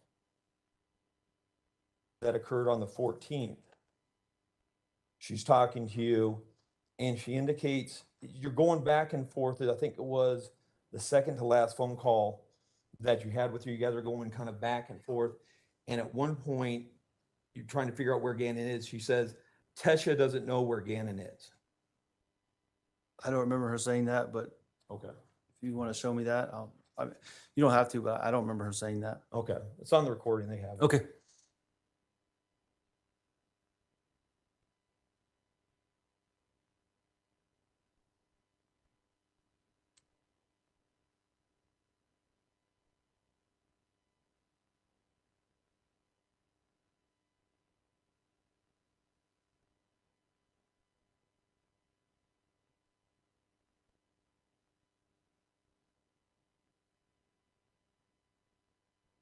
As far as, and now I'm going to kind of shift to more like just general things of your relationship with Miss Stauch. You've indicated that at some point, and sometimes with her, it's like you're living on a roller coaster. She can be up and down. Did I say that to someone? Yeah. Again, this is a Detective Bethel. Sometimes you just got to kind of stay with her and don't ride the roller coaster. Or if you disagree with her, it becomes like a roller coaster. Sure. You talked about her with the kids, and you've indicated that, and this would be later in March, you did another interview, and you did this with the FBI, March 6th, 2020. You remember doing an interview with the FBI then? I did multiple interviews, so I might need to see that one, Mr. Tellini. Okay. You indicated to them that sometimes it was a little strange. Sometimes she could be really great with the kids, doing everything with them, and then you'd have weeks where she would act like she didn't want anything to do with them. You mind if I take a look at that? Yeah, I don't absolutely. remember that doing an interview that time frame. I may approach. You may.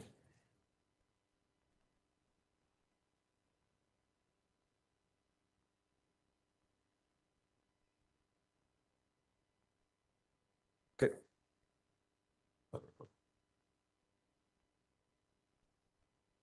Hold on, this says February 9th. It says interview of Albert Stauch, February 9th. You indicated March 9th. That's because the first page has a 3. Okay. So you're so February 9th, so that's my fault. Thank you. I think that was, I'm going to blame that on the FBI because on the first page of that interview, they have 3-9. But you're correct. So on Can we February, clarify what the date actually is of the interview? it is, you were correct. It is February 9th. You did that interview with the FBI. Yes, Thank sir. you. But that point in time, you told them that some point she would be really great with the kids, and then other times she wouldn't want it. She wouldn't. Yes, sir, absolutely.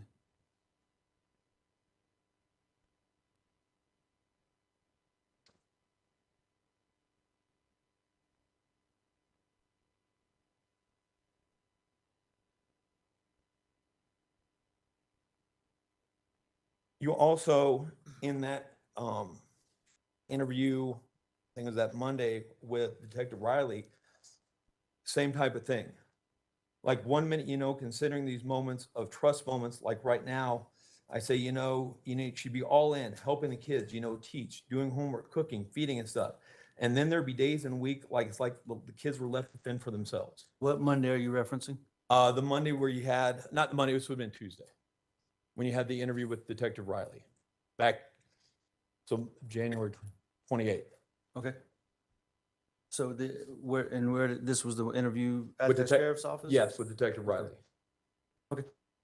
And you were telling him, describing how Ms. Stauch was with the kids, and you indicate that there are moments and times when she's really good, she's helping the kids, doing everything like that, and then other times where it appears like she's just checked out. Yes, sir. You indicated that sometimes her and Layden seemed to work together to try to get you.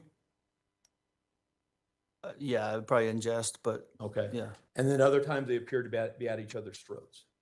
Who's they? Miss Stauch and Layden. Lena? If I said that. Not Lena, Layden. Landon? Landon, I'm sorry. Okay, yeah, Landon. I okay, apologize. then I take back what I just said, yeah. Can you start over with Okay. Landon? Because I thought you said Lena. And yeah, Landon. With your first ex-wife, you indicated that sometimes her and Miss Stauch would work together like they were out to try to get you, and other times they were at their throats constantly. Yes, sir. You indicated, and again, if I'm jumping back and forth, that Ms. Stauch would take lots of trips out of the blue and you didn't know where she got the money to do it. Yes, sir. You indicated when you talked to the district attorney's investigator that sometimes Ms. Stauch likes to refer to herself as Taylor. Yes, sir.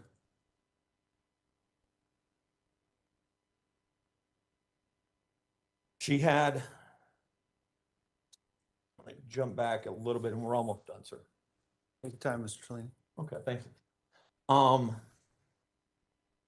When you guys first started, when you and Ms. Stauch first started dating and the relationship was going well, she had talked to you about the abuse she suffered growing up. She mentioned that there was something with one of her stepfathers.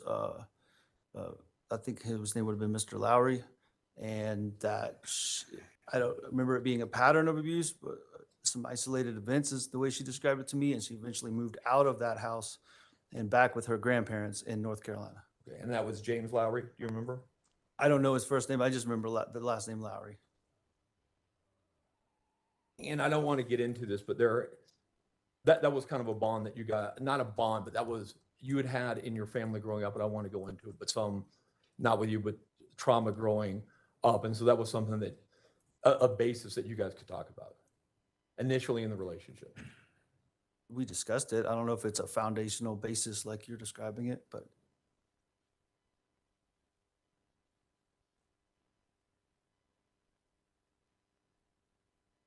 She had issues maintaining steady employment.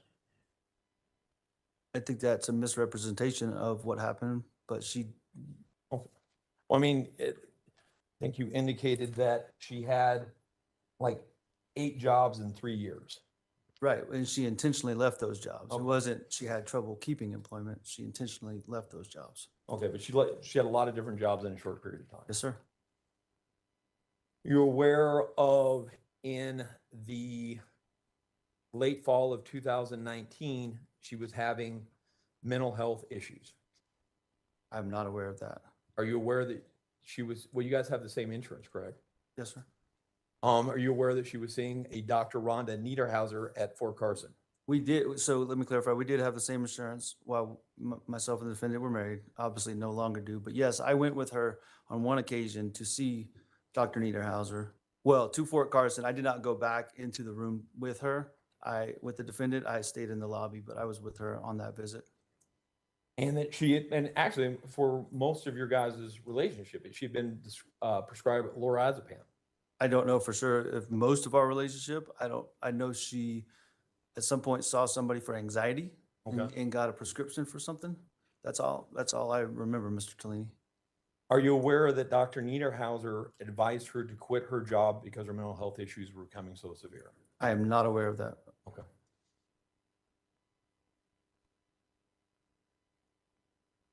But you are, to your knowledge, if you know, how often was she seeing Dr. Niederhauser? Same answer I already gave. I know that she went once, and that was the one time that I went with her. That's all I can attest to, Mr. Tellini.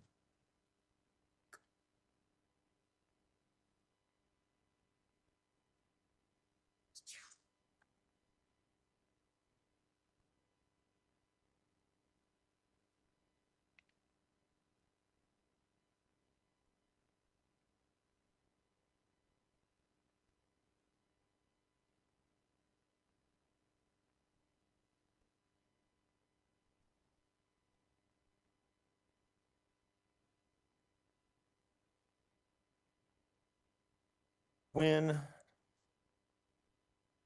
you had, again, I'm jumping back to when you had that interview with Detective Riley.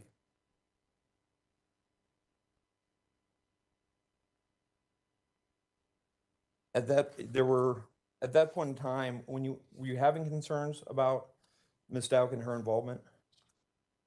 When you had the interview with Detective Riley? And her involvement in what, Mr. Tellini? In the disappearance of your son. Yeah, we've already, Ask your question again, please, so I can. When you interviewed with Detective Riley that first time, were you having concerns about her involvement? So just to be clear, the first time by myself or? First time by yourself. Yeah, I did have some concerns. And you've indicated that you don't think that she had any mental health issues at all? I did indicate that I don't think she had any mental health issues. Do you remember at that point in time telling Detective Riley, I hope that it doesn't come to that, but if you put her daughter on the hot seat, she'll say, I love my mom. You know, I wouldn't do anything without my mom, but she's freaking nuts, crazy. So that was drawn, I remember saying that or something to that point. Okay. Yeah.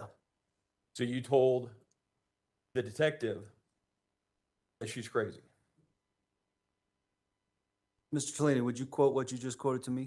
Or you told the detective that Harley would say that her mom is freaking nuts, crazy. That's what I said.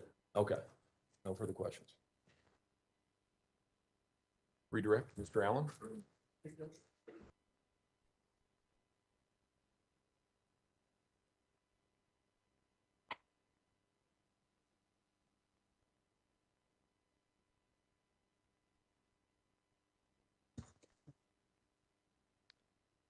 There were some questions, Mr. Stauch, about the defendant being a good softball player. Do you remember those? Yes, sir. Does softball have rules? Absolutely. Did the defendant know how to follow those rules? Absolutely. Did she know how to play the game? Very well.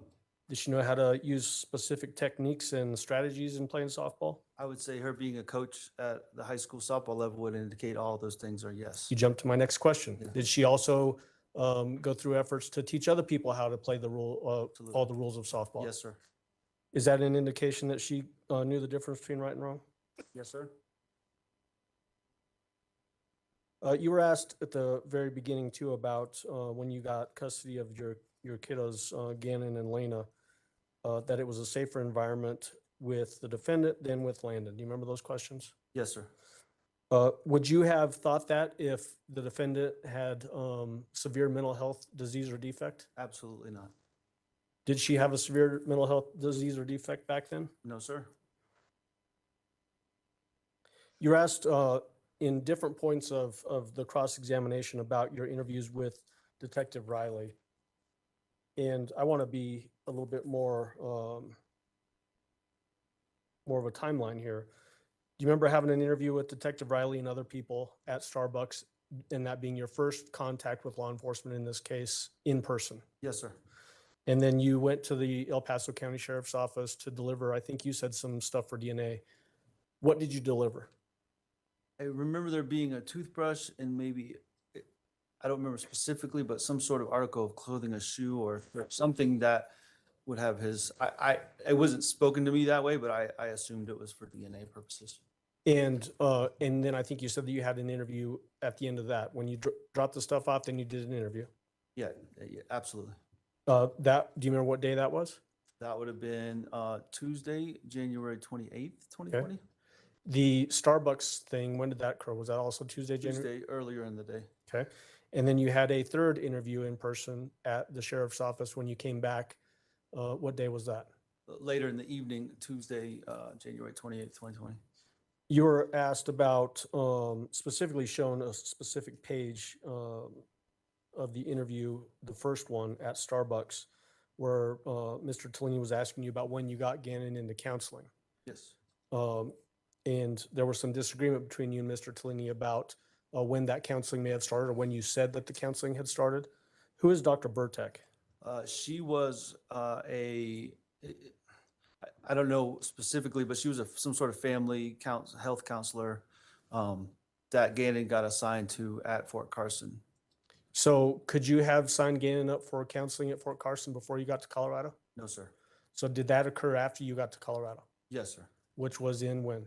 I got here February 15th or thereabouts, 2019. When you were having that first contact with Detective Riley at Starbucks, did you have a lot on your mind? Absolutely. The information that you had on your mind as it relates to Gannon being missing, where were you getting that information from that initial period of time? Everything was coming from the defendant. At that time, did you have any reason to necessarily disbelieve her that Gannon had left and not come home? No, sir, not at that time. And did that change over time? Yes, sir. Did that change over time because of the defendant's specific actions? Yes, sir.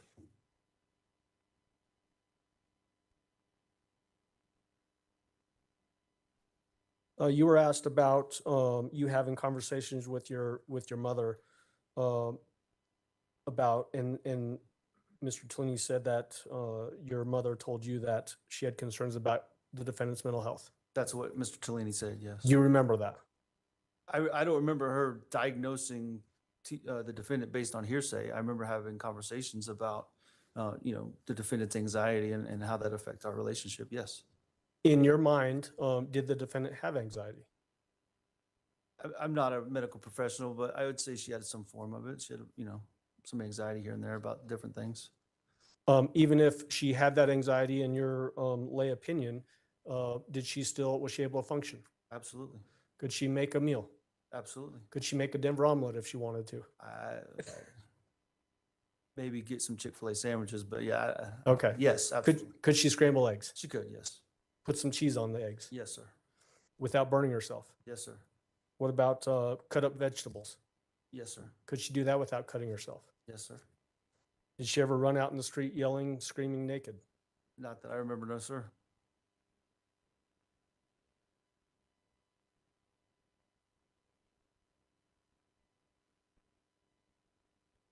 You were asked about the rental car and about that being odd. Do you remember that in the cross-examination? Yes, sir. Did that appear to you in your mind to be a way of manipulating what was happening with the investigation?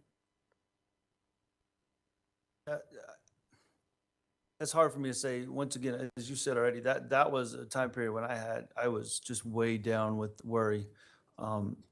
The reason she gave, I think we've talked about already, I'm not sure, but was about the mileage on her lease. And so she had to get a rental car, which was something the defendant had said repeatedly over time. So looking back, I can make an assessment, but in the moment, it was just a ridiculous thing that I just blew past. I was more worried about getting out there and doing what we could to find Gannon. Well, if in your mind, if your kid is missing, are you worried about the miles you're putting on your car? And I believe I've said that already. No, there's nothing more important than finding that little boy. And so the fact that her car was hidden somewhere, was that, when you put two and two together, was that a form in your mind of her manipulating the investigation? Absolutely. That's why I freaked out and went back down to do another interview with the sheriff's office. You were asked about the, again, going back to the Starbucks interview with Mark Riley, the first one on January 28th, about you expressing some concerns about Landon's ex-husband, Mike Hyatt. Do you remember that? Yes, sir. And talking about the trouble that he had in his background. Yes, sir. Again, at that time, were you operating on limited information? Yes, sir. Were you racking your brain trying to figure out what might have happened with Gannon? Yes, sir. I was just going through every possible, any variable, anything possible that would have led us closer to him. Would you characterize that as you were going through every known variable in your mind and then trying to cross them off to see whether there was any connection to Gannon being missing? Yeah, in conjunction with variables and information that was being fed from the defendant as well. Okay. You did 3 interviews on January 28th. Yes, sir. 1 at Starbucks and then 2 at the sheriff's office later that day. Yes, sir. Did it seem odd to you that the defendant was resisting going to the sheriff's office and giving an interview? Yes, sir. Why? Once again, if the feelings are true and honest about we need to work together to find Gannon, as the defendant said repeatedly, what is there to hide from? Why would you not go down there? What is keeping you, the defendant, from coming down there? Okay. And did that appear in your mind to be a conscious decision the defendant was making to resist going to the sheriff's office and give an interview? Absolutely. You talked about getting text messages and phone calls during this time that these recorded phone calls were happening. Yes, sir. Did the defendant change I guess, the source of those phone calls over time? And let me be more clear. You obviously gave us earlier her specific phone number that you knew you had with her at AT&T. Yes, sir. Did you start getting phone calls and texts from her that weren't from necessarily AT&T, the account that you knew about? Yes, sir. I got phone calls and text messages from multiple different phone numbers, and emails started coming from her email, which to me indicated it was no longer. I also got messages from her iCloud, is what I'm trying to say. So, which indicated me she no longer had her normal phone, and she was using some alternate method of communication, if that makes sense. It does. And so, again, did that indicate to you more conscious decision-making that she was still able to communicate with you, even though her phone might have been seized by law enforcement? Yes, sir. Able to navigate that sort of framework of figuring out other ways to text you or call you? Yes, sir.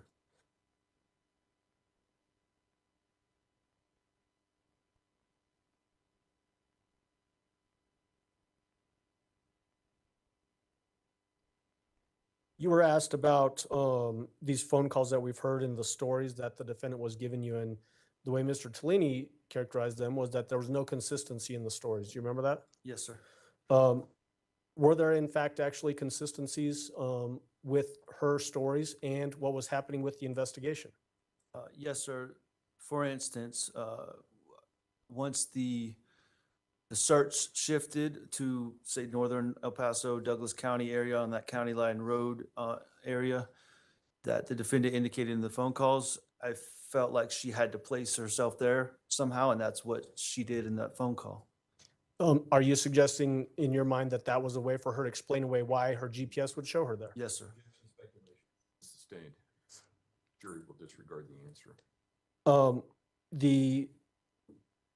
She also gave you a description of blood being in the garage and in Gannon's room.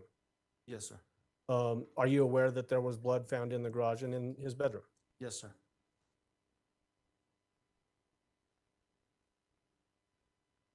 And then as it relates to that El Paso County, Douglas County line, so up north, were you aware that there was a board with Gannon's blood and DNA found on it up in that area? I was made aware of that, yes, sir. You got into some questions about your relationship with the defendant, and you were specifically asked about a statement you made about the relationship between the two of you was like riding a roller coaster. Do you remember that? Yes, sir. Why was it like riding a roller coaster? I think that's the normal ebb and flow of many relationships. I don't think that's uncommon. We had our ups and downs in our relationship. That's what that indicated.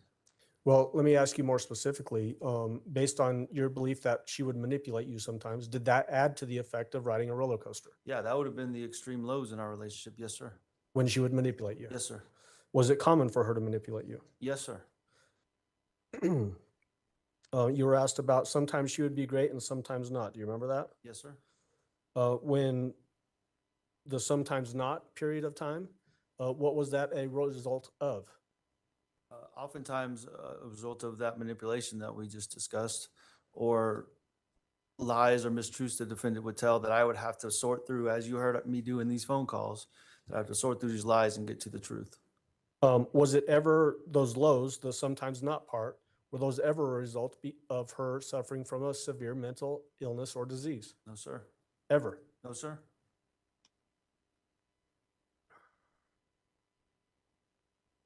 You were asked about the defendant referring to herself as Taylor. Do you remember that? Yes, sir. Tell the jury about that. What does that mean? So I believe when I met the defendant, her Facebook profile said Tisha Taylor Arden. And of course, I had questions about that because her middle name is Lynn, I believe, the defendant's middle name. The defendant would always say, I always wanted my middle name to be Taylor. I don't like the name Lynn. And that's where I left it at that. So anytime Taylor ever came up, I just, in my mind, referred back to that's what she preferred her name to be. Well, did she ever use the name Taylor and start acting crazy? No, sir. Did she ever use the name Taylor and start talking in other languages? No, sir. Did she ever use the name Taylor and start having other personalities? No, sir. Was Taylor ever associated with her having a severe mental illness or disease or defect? No, sir. You were asked about the defendant having difficulty maintaining steady employment. Do you remember that? Yes, sir.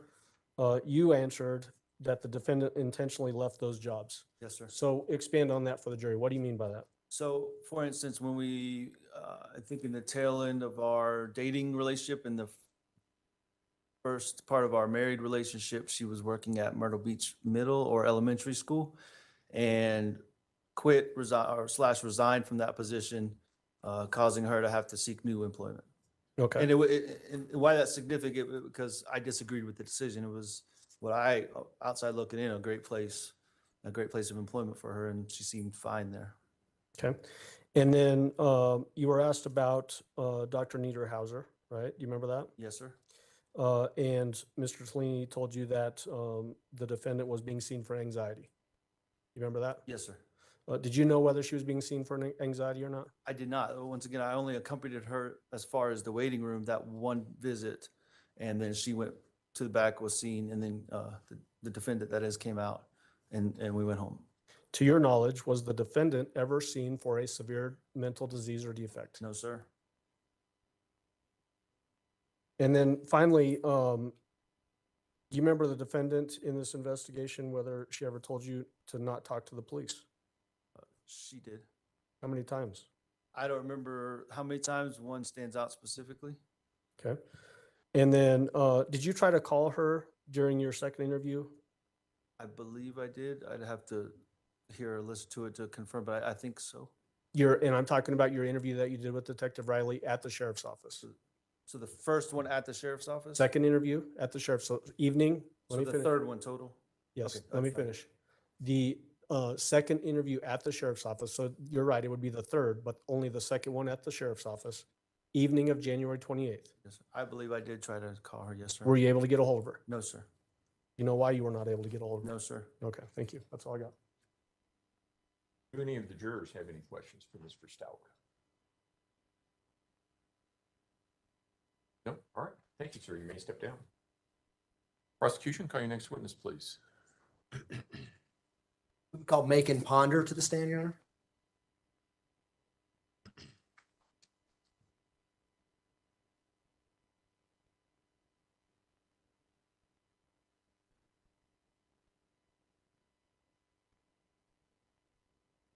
Mr. Ponder, if you would step forward and raise your right hand, please, sir.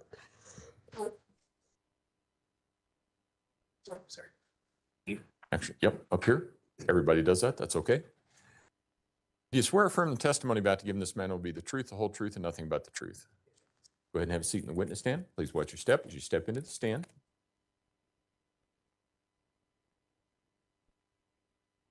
The chair does not move. Everybody does that. The microphone moves, but the chair does not.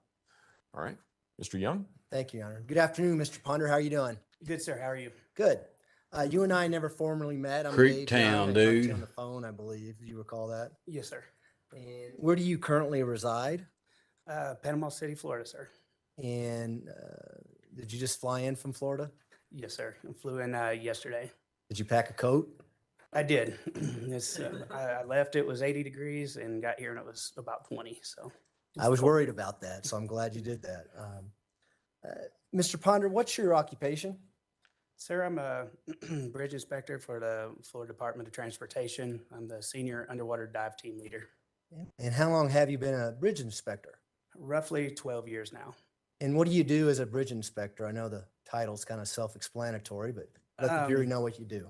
The short and skinny is basically we, every 2 years, our bridges are required to be inspected. We get a list of bridges each month, and we break up into teams and go and inspect those bridges accordingly each month. Okay. And how often would you inspect certain bridges? Every 2 years. Okay. I'm going to take you back to March 17th of 2020. Were you in that role as a bridge inspector back then in Florida? Yes, sir. And did you have an opportunity to be inspecting a bridge by the name of Escambia Bridge? Yes, sir. And what's the name of that bridge? Did I get that right? Yes, sir. Just Escambia River Bridge. Okay. And can you describe this bridge for the jury? Yes, it's just a concrete bridge, rather long. Basically the environment out there is the river is closer to what we would call the near end of it. And after you get over the river, the bridge actually continues on for a lot further, just due to the marshy area. There's marsh on both sides. It's really inaccessible to any vehicles. And what city is this bridge close to? Pensacola, Florida. And how close is this bridge to the actual ocean, the Gulf of Mexico? Several miles. As the crow flies, maybe 7 or 8 miles. And I'm assuming, does the bridge go over the Escambia River? Yes, sir. And does the river go into the Gulf of Mexico? Eventually, the river actually dumps out into Escambia Bay, and then Escambia Bay goes out to the pass and then into the Gulf of Mexico. And how often, was this another 2 years you would inspect this particular bridge, every 2 years? Yes, sir. Our department for the state of Florida, we inspect bridges every 2 years on interstate systems and any state roads.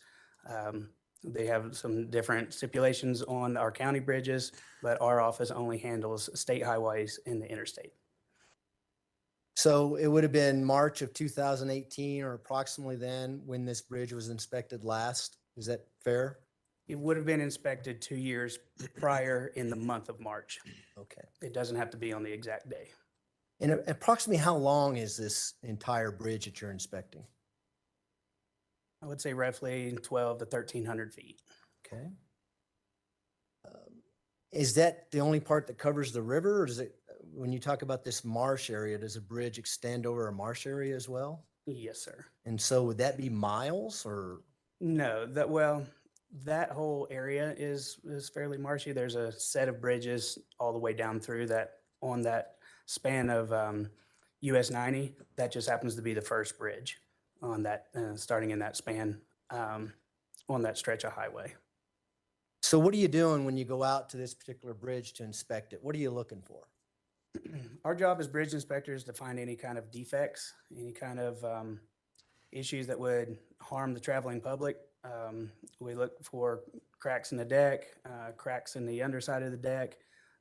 As a diver, we look at the piles underwater, look at any kind of cracks and spalls being any kind of missing concrete on those piles or columns. And if it was a steel structure, it'd be the same thing. You'd look for cracks and welds and stuff. And so do you have someone, particularly on March 17th, 2020, with you as you're doing this inspection? Yes, sir. We always go out as a team, primarily for safety, but also, we're always on the interstate or on busy roads. So we're always having somebody watch our back when we're taking the notes and watching out for traffic or operating a piece of equipment if need be while somebody else is taking notes. And so do you inspect the surface area of the bridge as well as the side of the bridge and below the bridge? And you indicated you even get in the water and look at the pillars. Absolutely. Yes, sir. We try to do the best we can to look at 100% of the bridge every inspection. So could you please tell the jury about March 17, 2020? Did you locate something? Did you locate a suitcase underneath the bridge? Yes, sir. During that inspection, the particular bridge that we were inspecting requires an underbridge inspection machine. The particular machine allows us to gain access to the underside of the bridge due to the height and over water. As we were inspecting the underside of the bridge and we're coming to the end of it, my partner and I that were in the basket noticed a suitcase towards the end of the bridge, close to, it's kind of laying in a marshy area and a little bit of woods right next to the edge of the bridge. And we just noticed it down there. It was point of interest when we got down there. We didn't look at it then. We just made a note to come back to it later on. And who was your partner? What was his name? Matthew Goins. And so when you first noticed this suitcase, where are you and Mr. Goins at?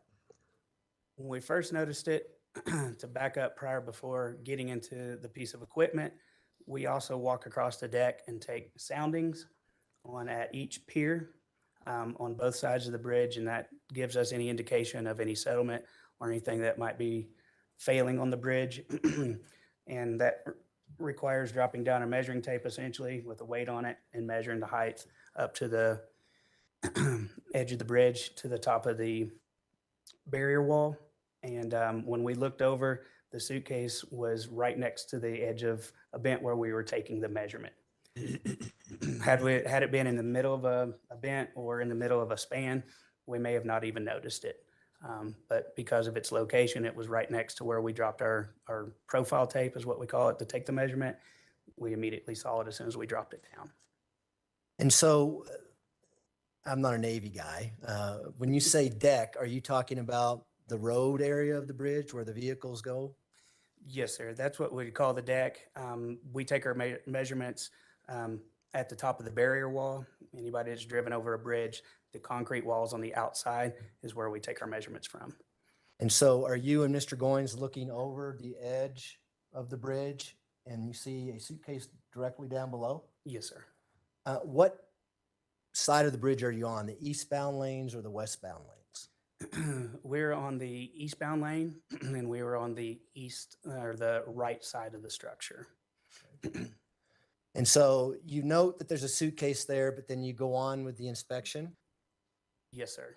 And tell us about that. Do you go all the way across the bridge and then work your way back, or how does that work? Well, generally when we're taking a profile, it's we'll start at what we call the near end, which for our reference is we work from west to east or south to north. In this case, we were working west to east. We started on the right side of the bridge heading east. When we finish that profile, then yes, we do turn back around and we work from east to west back to where we started. And that's when we get into the truck and start our under bridge inspection. And when you start your under bridge inspection, is that when you get back to the area where the suitcase is? It wasn't for, no, sir. It wasn't for probably roughly an hour, hour and a half later, maybe even a little bit longer, because when we started the under inspection, we start back at the beginning of the bridge. Okay. And where we found the suitcase was almost at the very end of the bridge. And this bridge goes east and west, is that right? Yes, sir. So you're starting the undercarriage portion on the east side, working your way west, is that right? No, sir. We're starting on the the west end, working towards the east. Okay. And so what happens when you get back to that area where the suitcase is? Because of the profile and the as the bridge, there's the hump in the bridge. When we got towards the end of the structure, the bridge starts to become lower, closer to the ground. And at that point, we didn't need the truck anymore. So we were able to lower the basket down to the ground line and get out, and was going to finish our inspection from there. And that's when we lowered down to the ground, we've remembered that we had seen the suitcase. We finished up our inspection and then went back to the suitcase. And why did you go back to the suitcase? Pure curiosity. Okay. And again, is Mr. Goins with you at this point in time as well? Yes, sir. So what happens when you get back to the suitcase? We got back to the suitcase, and where it was lying at kind of an odd angle, but the handle was towards the underside of the bridge. So I reached out for the handle and immediately noticed it was very, very heavy. And I looked back and remember telling Matt, I said, I don't know what's in this. I said, but it's heavy. I said, and where it was at, it had a possibility of being waterlogged. We didn't know whether it was clothing or something in it. We just noticed that whatever it was probably waterlogged and saturated, just due to how heavy it was. And I imagine you get a lot of rain in Florida? Yes, sir. Do you get a lot of rain in the months of February and March? We can. March normally is fairly rainy season, but again, where the suitcase was really right at the edge of the marsh, and depending on tide, you don't necessarily have to have a lot of rain for that area to get be influenced Valerie, by thank tide. you for your Cash App. So you, Mr. Goins, get up to the suitcase. You said it appeared to be heavy. What happened after that? Because of where it was at, it was very, very marshy and muddy. We, of course, didn't know what was in it, but underneath the bridge where it was at was very flat and sandy. And we kind of like made a decision, let's pull it out of the mud and pull it underneath the bridge where it was flat and sandy, and whatever it was in it, we'll just open it there rather than in the muddy marsh, just sticks and a lot of sticks and stuff there. So we pulled it underneath the bridge. And what, did you open it? Yes, sir. Tell us about that. I was the first one to unzip it. And before we opened it, as soon as we unzipped it, we immediately noticed the smell. That's what hit us first. I remember looking up at Matt, who's quite a bit taller than me. And I said, Matt, I think there's something dead in here. And unfortunately, we do come across, sometimes somebody will throw out a litter of puppies or something in a bag, and that's not uncommon. And it smelled, but it was so strong. It was different that day. So I didn't initially open it, and we kind of thought about what we were going to do first. When we finally went ahead and unzipped the rest of it, the smell was so overpowering. We kind of took a step back, and the first thing I remember seeing was just 2 little feet, and that had little football socks on them.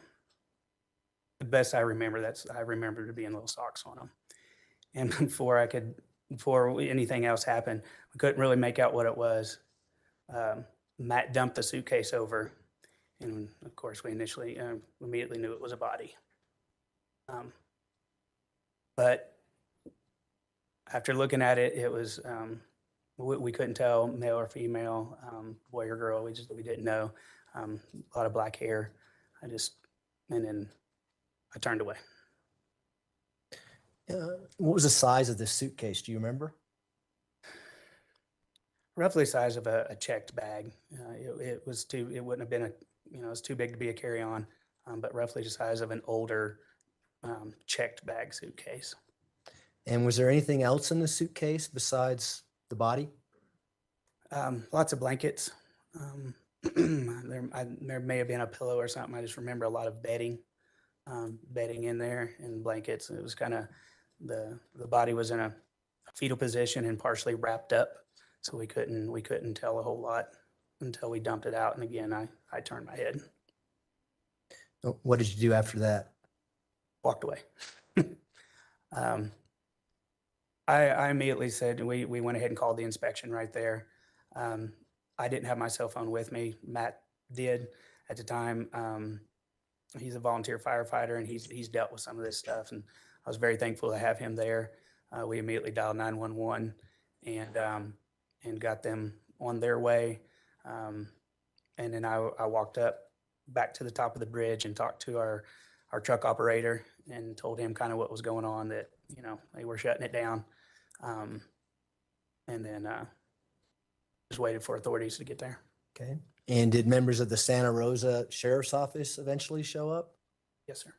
And did they interview you and Mr. Goins and process that scene as it was theirs? Yes, sir.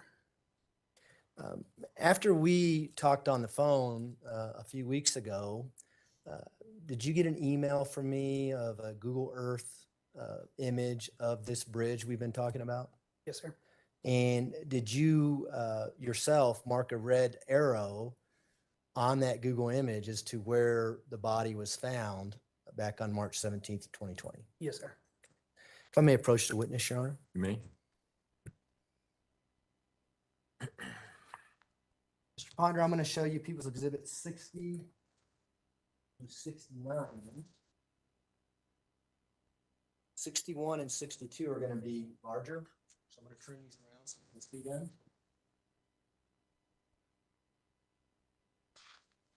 Mr. Ponder, Yes, if you sir. were Your looking Honor. for a drink of water, there's a water pitcher right there and some cups if you would like some.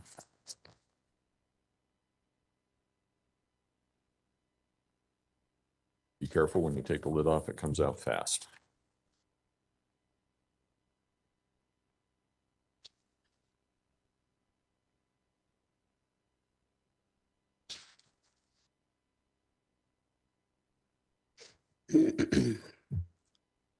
You can just take a moment to look at those photographs, and then I'll ask you some questions about them.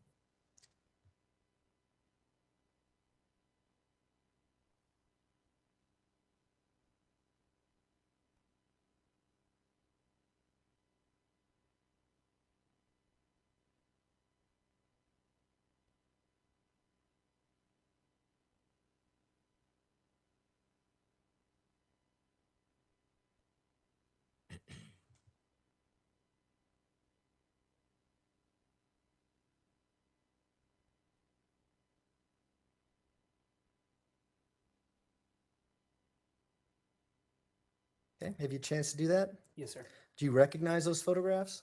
Absolutely. I want to start with People's Exhibit 60. Is People's Exhibit 60 one of the Google Earth images I sent to you?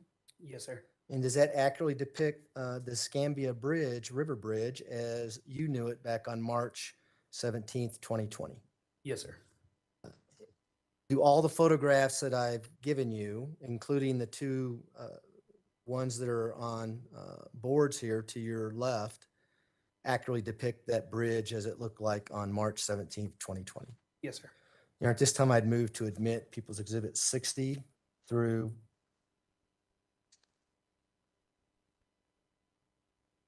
69.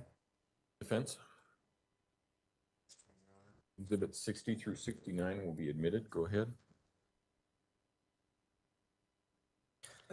We're going to publish People's Exhibit 60, which is going to be on that TV behind you and on this TV to my left.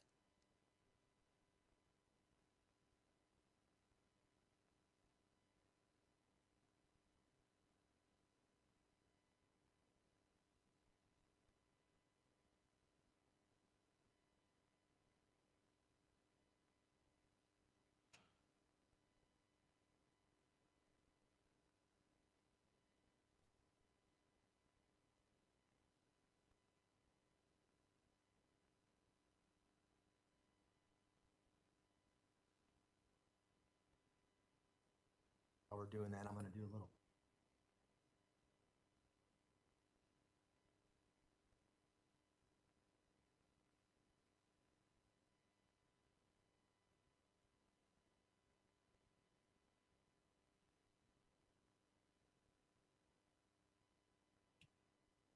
All right, let's look at People's Exhibit 60 here on the TV screen. Is that the Google Earth image we talked about earlier? Yes, sir. Could you just describe the bridge as we're looking at it on this television? In what way, sir? Well, let's see. We can only see the bottom. Used to be a pointer up here. We're old school here. If you don't want to look, don't watch, just These listen. things. Okay. Can you just They're kinda making point him out the turn direction of around? the bridge? Fucking kidding me? So this is a Scambia How River here. awkward. Our inspection would start on the west end here and work towards the east. Each of these concrete piers you can see here is what we call vents. And that's where earlier, as I explained, taking the measurements from.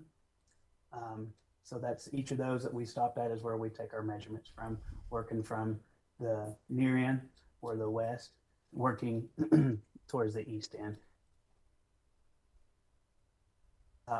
Also, as I was saying that It's just from a the map, river guys. There's nothing. forward, this area all here is marsh. It is over here really is also, and actually it's just very inaccessible to, except for there's a little service road here. Doesn't really go anywhere, but there's even some boats and stuff still left out here. There's from nothing. previous It's just a hurricanes map, that guys. nobody can get to. And so I'm assuming that's not a populated area. No, sir. Maybe some wildlife. Probably lots. Okay. Are there any lights on this bridge? I don't believe so. I don't remember. A lot of times the channel is lit. There is a fender system there that would have been lit in the evenings, but I can't remember if there's lights. I want to say there is. It's pretty dark out there, and I'm pretty sure there are light poles on there. Actually, now that I come to think of it, because as we use our machine, we have to come up and over each of those, which is kind of a pain. But yeah, actually, I do believe it is lit, sir. Okay. And as you're driving across this whole area, the marshy area here, if it's at night, would you know whether or not water would be underneath the bridge or not? If you were unfamiliar with the area, no. I would say somebody who's driving across it that had never driven across it before and didn't know the area, you wouldn't think you were out of the water or over the water until you got back onto the pavement. Where this is a concrete bridge, and you can see where the concrete ends and the pavement begins. You're still actually elevated all the way up to the end of the bridge, elevated off the ground. And now below that TV there, I put up People's Exhibit 61. Do you recognize that one? Yes, sir. And is that the exhibit that you emailed back to me with the red arrow on there? Yes, sir. And please tell the jury what we see in that exhibit using that pointer. The arrow marks approximately where Matt and I found the suitcase that day. It's a little hard to see in that in the picture. But you can kind of see again where the vents are. This is so stupid that they have this set up like this. His chair doesn't even turn around. Right over the bridge rail, right at the very edge of the marsh there. And if we can go to People's Exhibit 62 at this time, or 63, I'm sorry. And now we have People's Exhibit 63 up. I'm going to place People's Exhibit 62 on the easel. Ugh, they're putting it on an easel. What do we see here in People's Exhibit 63? Just a magnified image of the structure. Is this, again, an indication that you emailed to me with a red arrow saying where you and Mr. Goins found the suitcase? Yes, sir. And I want to talk to you about this concrete area, the particular bridge. Okay. Is there an area, what I would refer to as a shoulder area, to park your vehicle if you spin on that bridge? Yes, sir. The shoulder area would be indicated by the white hash marks on the right side of the bridge. On that call.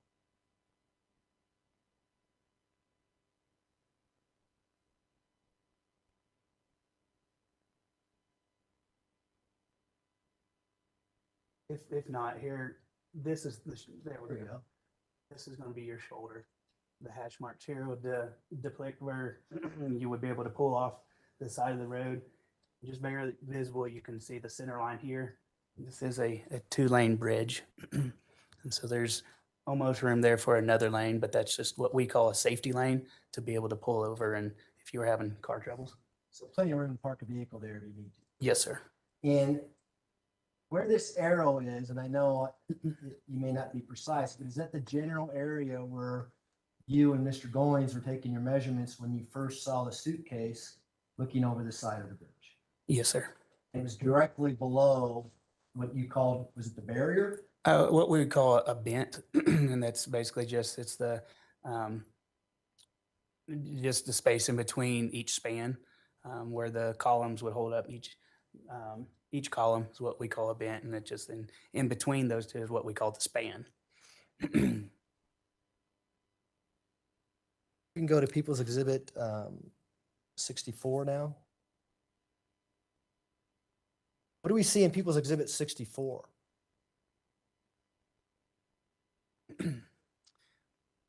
Yep. A picture appears to be looking on that is taken on the westbound bridge, and that is in the safety lane of the westbound, which would also be though on the far end of that structure. And that picture is looking west. Looking west, sir. And so can you refer back to People's Exhibit 62 on the board here to your left? On the easel? Yes, sir. And just kind of point out which lane to travel we're looking at. That picture's approximately probably a little higher.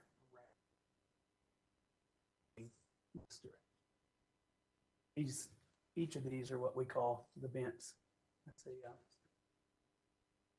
So could you have access to get underneath the eastbound lanes by pulling over in this area, walking under?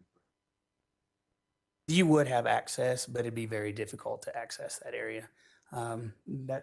There's also what we call slope protection or rock rubble. And a lot of times those rocks move easily, they slip, they shift. You could walk down there, but you'd have to be very careful. So looking at this People's Exhibit 64, can you see the general area where the suitcase may have been from this photograph?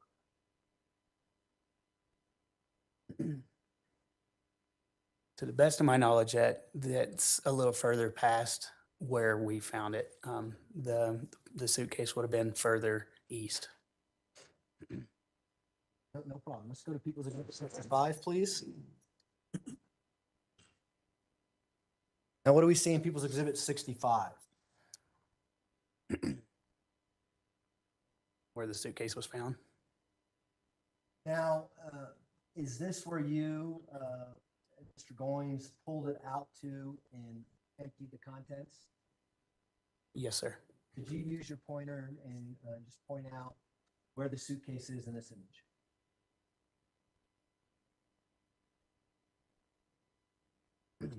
So would this photograph be taken from eastbound lanes, excuse me, the westbound lanes, looking back towards Yes, sir.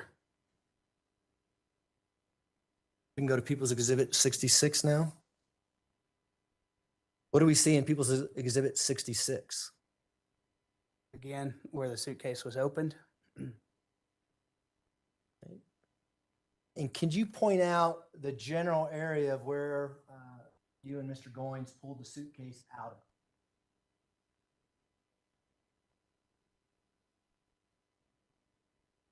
And this is where the measurement would have been taken. Able to, why we noticed where it was at, because it was right over next to the edge of the. And just so the record's clear, you said the measurements were taken where we see the pillars for the bridge. Yes, sir. So you would have been looking down directly off the edge of the bridge where those pillars are. Yes, sir. And the suitcase would have been located to the right of the pillars as you're looking down. Yes, sir. And about how many feet, again, estimate, did you guys pull that out of that marshy area to its right? I would say roughly 10 feet, maybe not even that far. It was almost directly below the barrier rail. And when you moved the suitcase, did it leave an indentation in the ground? I honestly can't remember. I didn't notice. The part I did notice was the suitcase was at an odd angle. It looks like it had fallen on a corner of the suitcase. It wasn't flat, but it was sitting at an odd angle.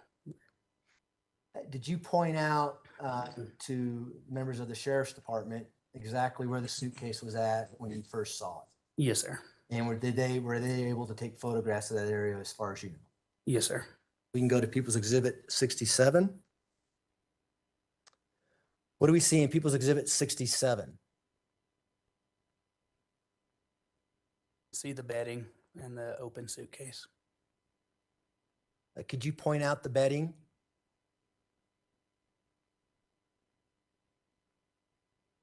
And was the body wrapped around this bedding? Yes, sir. And that's where you left it when you went to go call 911? Yes, sir. We go to People's Exhibit 68, please. What do we see in People's Exhibit 68?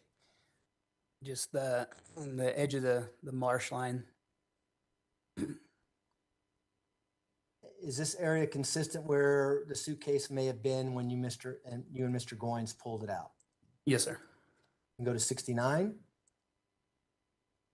You recognize this? Yes, sir. And what is this? Just again, right there where the suitcase was found. And you can see, and I don't know how long it had been there, but the bushes and stuff are pushed to the side.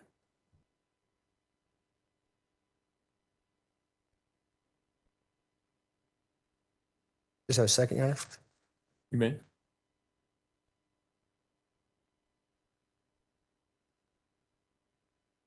Those are my questions. Thank you, Mr. Ponder. Cross-examination, Mr. Cook.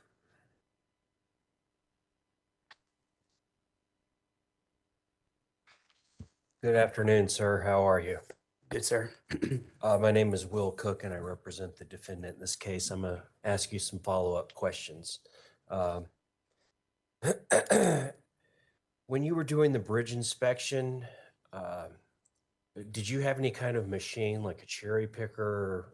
I don't know what you would call it, a cherry picker that would kind of reach under the bridge so you could do a visual examination of the underside of the bridge? Yes, sir. Were y'all using that device yet when you discovered the body, or were you doing the soundings and then going to come back and do work with equipment and the? We were performing the soundings first, the profile, Okay. and then come back with the what we call a snooper or an underbridge inspection machine. Okay.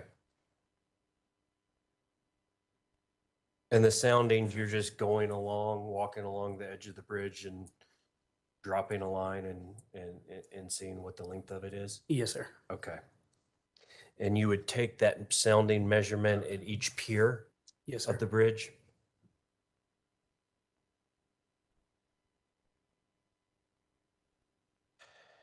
Does some of the areas where it looks like the bridge is elevated, I guess by definition a bridge is elevated, but is that because the river will sometimes flood up and that will be actually, instead of land or ground, it'll be flood water underneath the bridge? Yes, sir. Okay. Does that happen every year, or is that like 100-year flood, 50-year flood, something that happens every spring or summer, or just It depends on the weather? depends on the weather, how much rain we've had. That area also, pictures are gone, but there's several boats in there. That area, it's a tendency to flood during, obviously during hurricanes, and also during tides. That area is all tidal. Mhm. So during high tides, it has a tendency for the water to be higher or lower at different times of the year. Okay.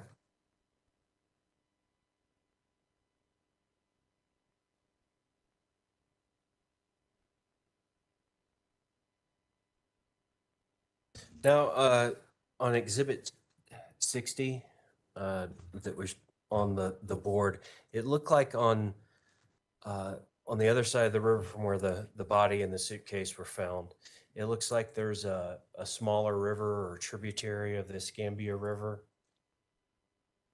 Are you talking about the north side of the bridge there? Yes. Yes.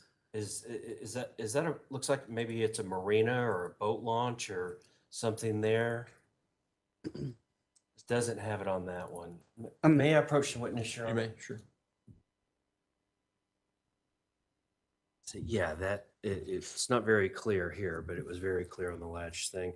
Is there a marina or settlement or something like that there? It is a marina, sir. I was unclear where you were talking about that. I'm sorry. That's why I approached. Is that a permanent marina where people keep their boats all the time? Yes, sir. It's just a small tributary that runs back up. I don't believe it goes to the north just a little bit. There's a little marina on that side of the bridge as well. There's actually a marina on both sides, the north Okay. and south side of the bridge.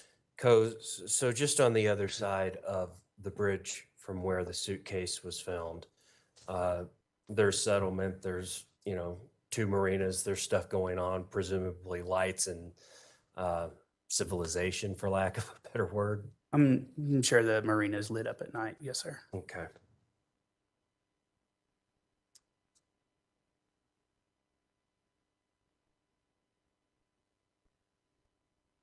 And you had mentioned the suitcase was very heavy and seemed waterlogged. This date back in March of 2020, I think March 17th of 2020, you testified to. Had there been flooding under the bridge in the weeks preceding the discovery of the suitcase? I'm not for sure, sir. Not for sure. Okay. Just a second, Your Honor. All right. That's all I have. Thank you. Redirect. No, thanks, Your Honor. Do any of the jurors have any questions for Mr. Ponder? All right. Thank you, sir. You may step down. Thank you, Your Honor. And I think at this point in time, ladies and gentlemen, we're going to take an afternoon break. So if I can have everyone back in the jury room and ready to go at, say, 3:10, we should be able to start on time at that point. All rise for the jury, please.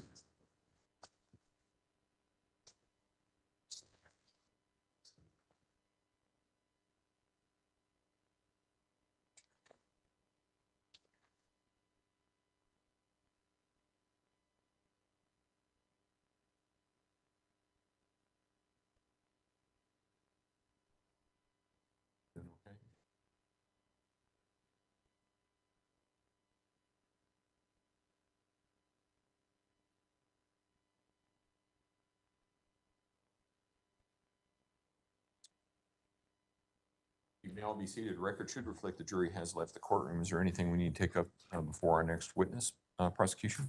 Nothing for the PPR. Defense? Okay, all right.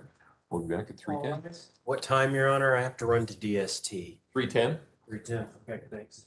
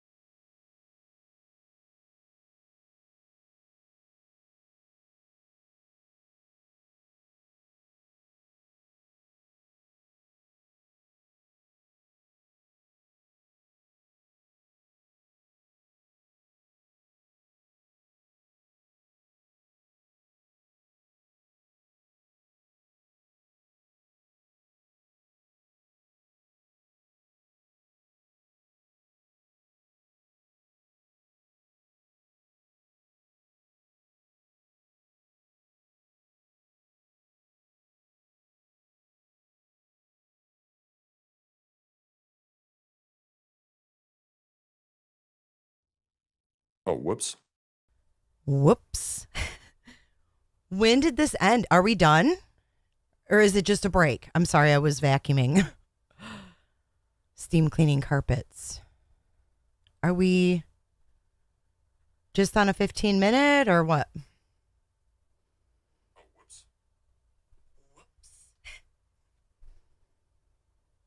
No, you gotta give me a minute, man. Gotta give me a minute. I got up. I'm actually cleaning carpets. Oh, just a little break. Okay.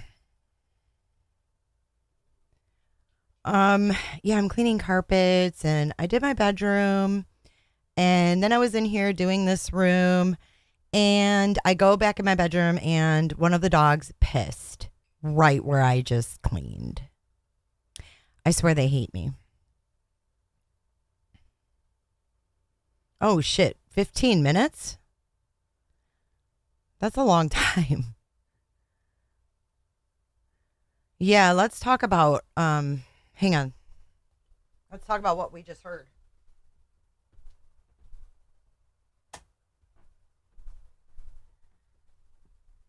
So were they done with Bridge Inspector then?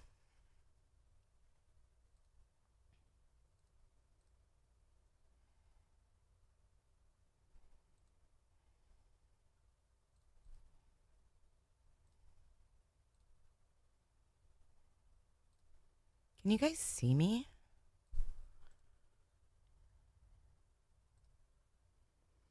Space Cowboy says, get back to work. I know, right? It's okay. I welcome the break.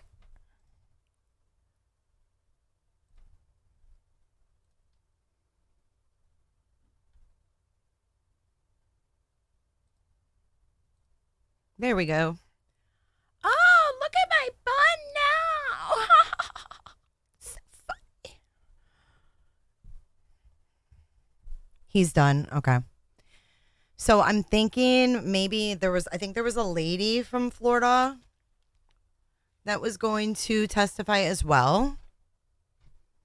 So maybe she's going to be next. And then they'll probably end for the day after her, maybe. It's 5 here. I think we went till 6:30. Dog's laughing. No, that was just me. That was just me saying her. I wish I could get my voice thingy to load up. Stupid thing. Keeps erroring out.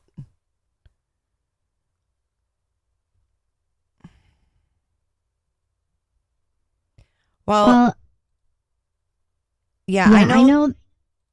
Whoa. Can you guys hear me? Can you hear me? Hold on. Hello?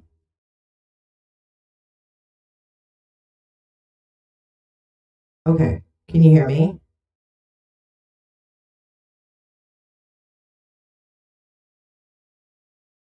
Wait, what?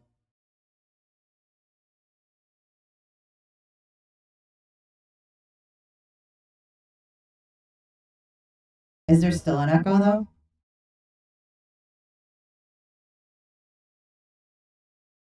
It sounds like I'm in a hole. I can't hear it, so. What was I saying?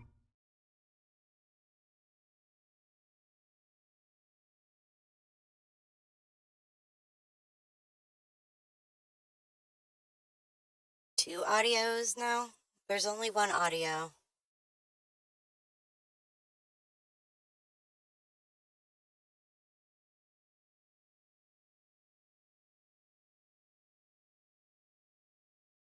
Like a pipe? What? I think it's like the setting, you guys. I don't think it's something wrong. No, this is like a voice changer. Now you're 13. Ah! What was I saying, you guys? I was saying something. Devil. This is what we do on break. We test my new toys. Okay, how about this one? I sound like a chimp. Where are you watching from? Let us know.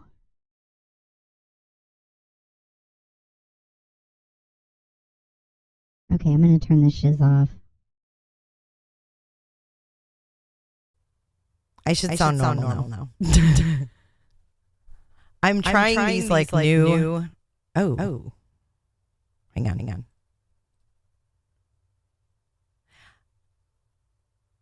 I'm waiting for it to close.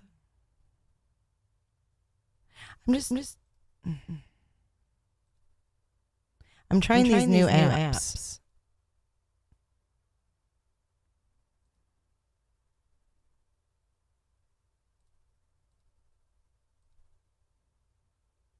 Okay, I should sound better now.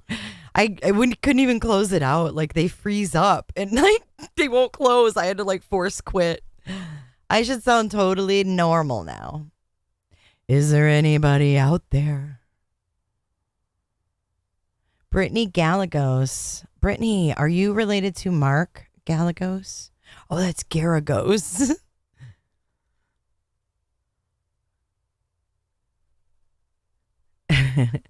Mary, we're massaging your brain.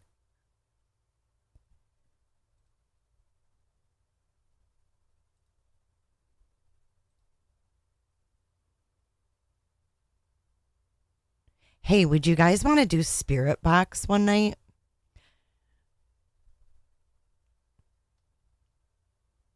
Is there anybody out there? Would you guys want to do a Spirit Box? You know, like the spirit, like the ghost box?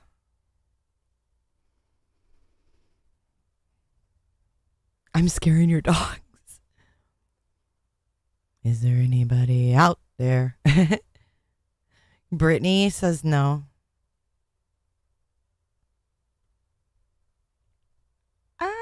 Look at you guys are like, yes. Really? I don't think it's the devil. I think you just have to,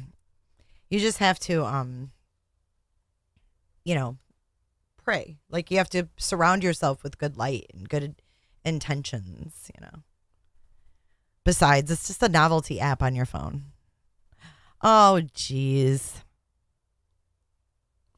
You guys are so dramatic. What is up with you guys? All right. So what I was going to say is if you can't handle, and I'm not being mean here, I'm just being straight. If you can't handle hearing the guy say that he found a suitcase, you might not want to stay for the testimony because we're going to hear from like a coroner, like a medical examiner and stuff. That was nothing.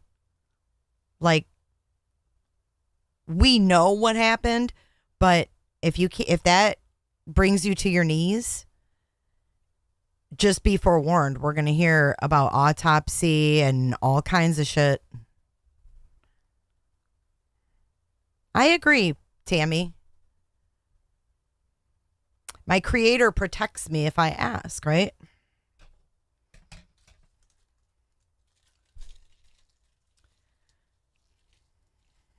Oh, remember the haunted jail?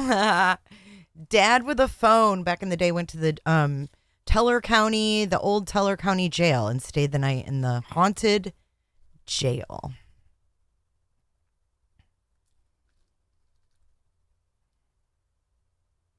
I mean, it's true crime. And it's, you know, the thing is just with the kids' cases, that's where it bothers me.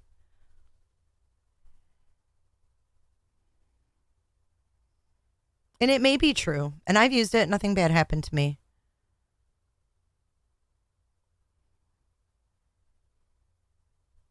I always told my kids that if I pass away, that if I have a way to communicate some way, somehow, that I will. The sound does my nut in? No, mine doesn't have sound. Mine doesn't have sound. It listens to this energy. It doesn't play noise. It puts words up. So what I would do is connect it, we would talk to it, whatever, and we would put the little thing up on the screen, and what it has is a list of words that will generate. And sometimes you have to wait for like 30 minutes for it to generate a word. But you know what's freaky? I'm going to tell you something, and this is the God's honest truth. Anybody who's been with me since day one, we did it one time. No, it doesn't make noise. We did it back when the Watts case was going on, and it was before Chris's second confession, and it came up, Daddy, no. The little thing, it said, Daddy, no. Oh, whoops. And then when he came out with that second confession in March of 2019, I was like, holy hell. And I swear to God, it's probably still on my channel somewhere. I was live with Oni. And, yeah, it was weird. It literally just said, Daddy, no. I was like, what the fuck? Do you remember that, Shell? Oh my God, it was scary. It was freaky because we didn't know then. And then he came out and. So hot in her. I think you've got a Ouija board down your pants. You're going to pull that out.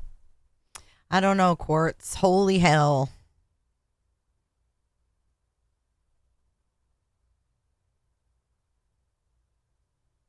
Oh my God, I used to love light as a feather, stiff as a board. Oh my God, Mandy, I forgot all about that. We used to get in the dark and we'd be like, okay.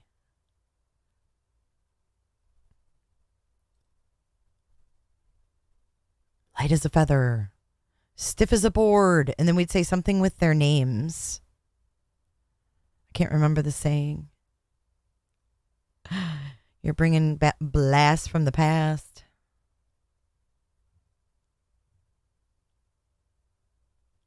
Honestly, I've only done the spirit box thing a couple times. I think that might have been one of the last times I did it. I haven't done it since that time, period, like on a live. I've always wanted to, though, just to see what comes up. And the reason why is because, and maybe, people who don't believe in them and maybe people who don't want to mess with them. Like, I lost both my parents. Both my parents are deceased. So I guess maybe in like a roundabout way, I hope that maybe they, would have that ability. And if I don't ever open myself up to an ability like that, or to a, something like that, I would never know. So, okay. So back to, what we just heard. So the bridge inspector for the Florida Department of Transportation is the one, him and his buddy Matt, that he works, his coworker, found the suitcase. And they opened it up and they said it smelled really bad. Like they've smelled dead animals, and they were like, this is nothing like a dead animal. This is disgusting. It's really, really bad. And he had a hard time getting through the testimony, right? But what was it? What's your question? At the end of questioning Bridge Guy, judge asked the jury if they had any questions for the witness.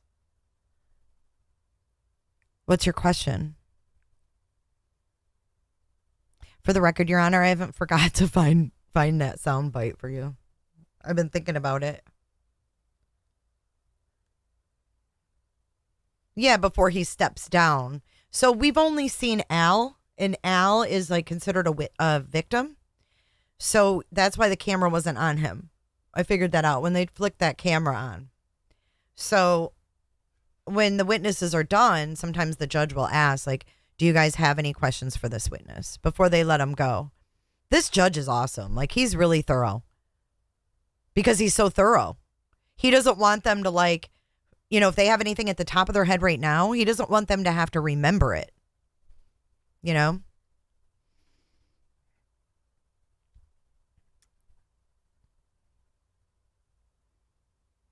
Aw, that's cool, Angie. I don't remember my dreams.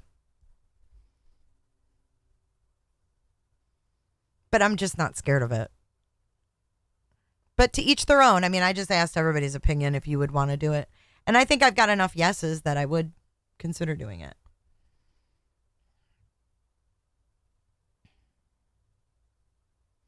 My dad knew the priest that was thrown out of the window because a girl played with a Ouija board. I don't know. I don't believe in all that. If I don't believe in something, it's going to be that. I don't believe in. I'm not going to get into priesthoods and stuff, but I'm not in agreement with that religion and their rituals and shit.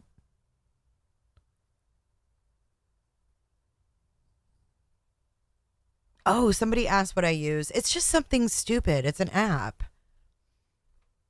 I know. Wouldn't that be nice? You know, I went and saw John Edward, and believe it or not, my neighbor's dad, who's deceased, came through, and I was so stupid I didn't pick up on it. I'm not stupid, but I just didn't pick up on the hints. But John Edward has a new website again. I've seen him twice. I really dig him. What is that noise?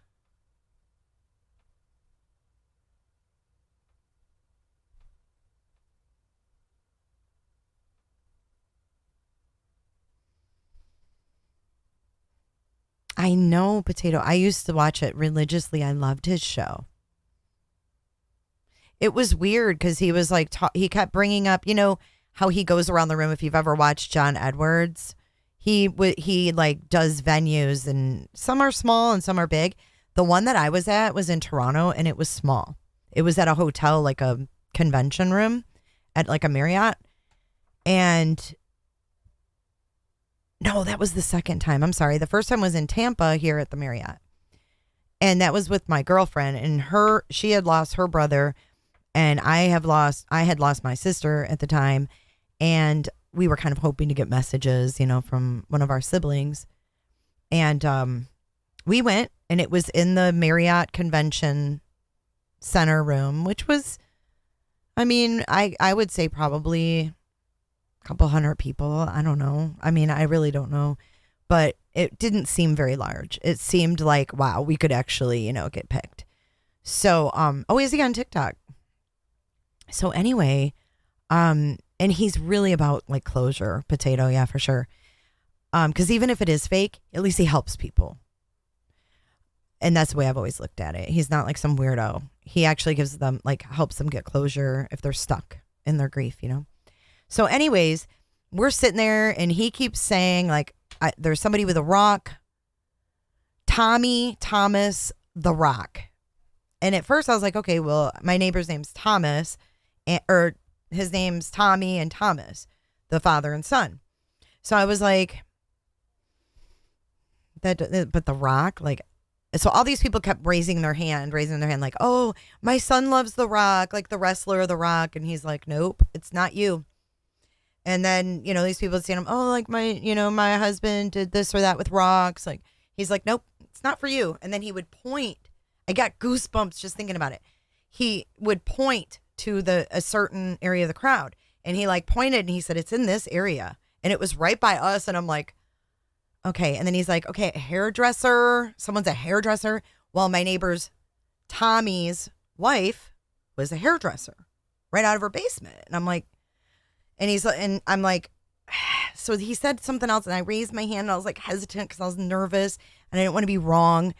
So I like stood up and he's like, what's your connection? And I was like, well, I told him, I explained my neighbors and stuff. And he's like, okay, what's The Rock? And I was like, I don't know. And he's like, it's not for you then. He's like, this rock is the most important thing. He's just showing me straight up a rock, like a rock. And I'm like, he beats me. So I sit down and he's like, okay, whatever. He eventually moves on to someone else. So when we leave there, I call my neighbor and I'm like, all right, I know you guys are going to laugh at me. I said, but I just left this psychic thing, John Edward. And they're like, oh, for the love of God, what? And I told them the story and her husband like got quiet because this was his dad. And he got all quiet and he's like, Jenny, you are so dumb. And I was like, what? Why? And he goes, don't you remember the rock on my mantle that my dad got from Ireland? I about shit. I was like, oh my God, I totally forgot about that fucking rock. He's like, how could you forget about the rock? You made fun of me and you teased me for having just a blatant rock on my mantle. And he goes, my dad was probably like, what's this stupid girl? She doesn't remember the rock and she made fun of it. Yeah. So I missed the cue. So I kicked myself in the butt and I was so mad. And I thought, okay, I wasn't really mad, but I was like, oh man, maybe if I go back when he comes back around somewhere, maybe I can get that finished. Because now I know what the rock is. Maybe I won't let them down after all. So I had moved back to Michigan by this time. So he's coming around to Toronto. So I go all the way to Toronto. And it was a smaller venue. And I thought, kick ass. I'm for sure going to finish this reading from like 2 years ago, right? No such luck. Zilch. Nada. I didn't get shit. So that was where it ended. That's where it ended. So yeah, I'm sure his dad was like, are you fucking kidding me? But yeah, his dad. So the story with the rock, and I'm keeping my eye on court just so you guys know. The story with the rock is that his father grew up in Ireland. And when he was, I think like 12 years old or something, he went back there and he went to the property where he was raised. And he took a freaking rock from the property. And that was the fucking rock. Ding dong. So I do think that John Edwards has a gift. I do. I know I should have. You just don't understand when you're there. It's so nerve wracking. You're like, because they seriously don't know who the fuck you are. Like, he has no idea who you are. They don't gather any information. They don't do anything like that. Like, you could buy your tickets and give them to somebody else, and he would have no clue who you are.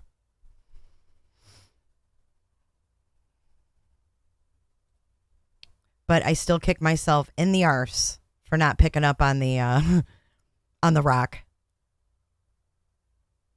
It was fun. Tyler Henry, I don't know who that is. Who dat? New phone, who dis?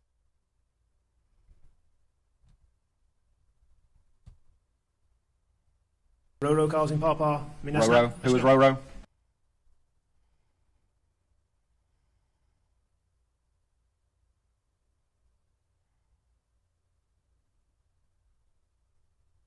I know. I was hesitant, though, Mary, to stand up.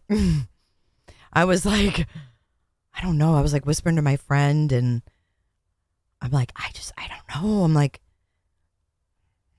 The Rock just But then when he kept saying, I think he actually said Susie, and that was his wife's name. It was like Susie, hairdresser, and then Tommy, Thomas, and The Rock. And yeah. Yeah, I mean, at least he knows, and at the very least, and he was like, I was like, after a while, I was like, I'm so sorry, Tommy. Like, I felt so bad. I'm like, I am so sorry. And I'm like, and he goes, you know what? At least I know he's here, he's around, so. And John Edward couldn't have pulled that out of his butt, Not live on my end. Tammy, Putterball, Pooterball, Poontang. Nice try, Poontang. But no cigar yet. Oh, yeah. He talks about that too. He talks about like family members that are more pushy than others. Like, he'll like explain somebody's family member, like be like, is she really, boisterous or whatever? And they, and it's nice too to see like their faces like light up. They're like, yeah, and then they get to talk about their personality. So if he does anything other than give them some closure and some peace, I'm all for it.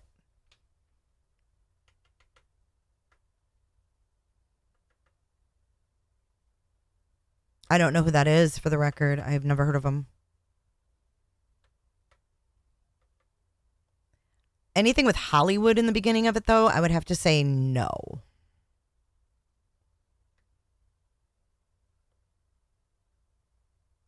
Yep, Mary P., you're right. Pootern, Pootang, Wang Dang, Sweet Poontang. Why'd you come in here, Tammy, and say, court's in session, when you know it's not? Can you give us an answer? Can you tell us what's going on in your brain when you do things like that? I'm curious. I've always wanted to ask somebody why they do that. Can you fill us in, please? Sure.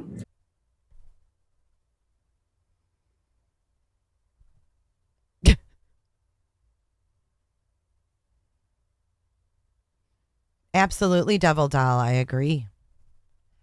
Did I ask them to do that? Puntang? I don't say puntang. I say Wang Dang. What is it? It's Ted Nugent.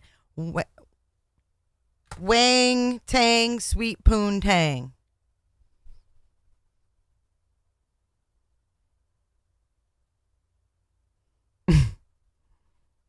Where you at, Poontang? Well, I'm waiting for her answer.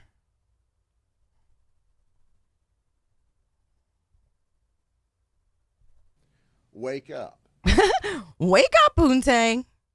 You're on deck. Yeah, don't you guys know that? Hey, Space Cowboy. Don't you know that song? Wang Tang Sweet Poontang. Hun I.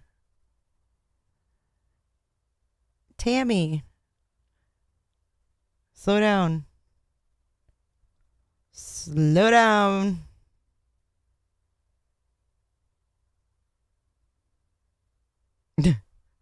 Tammy Pewterbaugh. What's up, Tammy? What's going on? Why'd you come in here and say that court was in session? I'm just curious.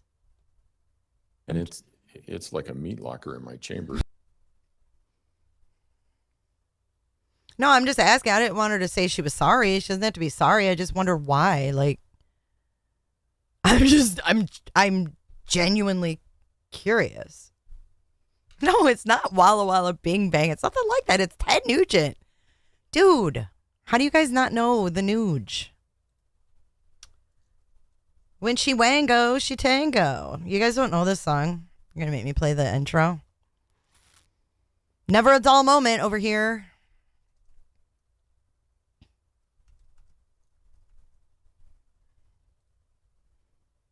All right. Here's the very beginning. Cover your ears. Woo! Oh, wait, we don't want the live version.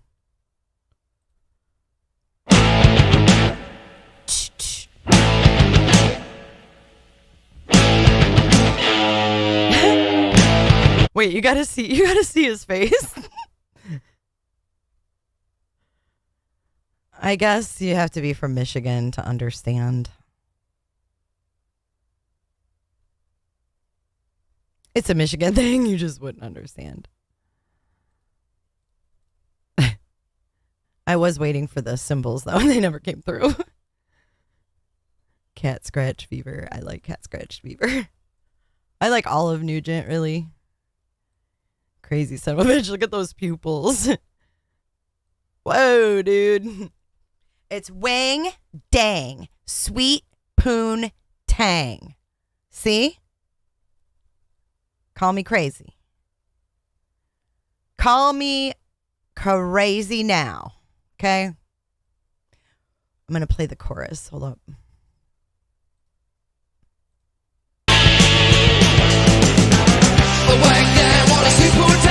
Did you hear it? I can't play more than that or I'll get struck. Did you hear it? Thank you. Wang Dang Sweet Poon Tang. Oh yeah, he's definitely on some coke there. Lord have mercy.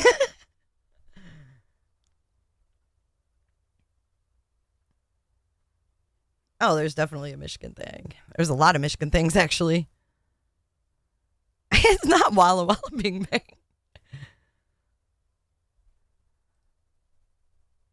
What are you talking about? Court is not on. Is it?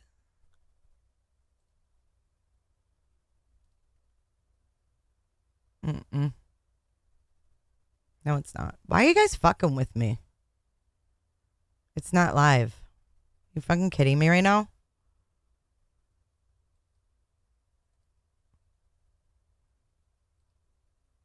Does it look like it's live? I mean, just saying. I'm not trying to be a bitch, but when you're up here running a stream and running 50 billion things at once, there's nothing that's more annoying. And I mean that in the most lovingly way possible, but to say that things aren't working when they are, I know you don't mean it, but make sure. I don't know what law and crime is doing. I have no clue. No, I'm not saying you're lying. I'm just saying make sure, just because it's stressful. It gets me crabby. And I haven't eaten. And this time of day I get hangry. Okay, well, it's not live on my end.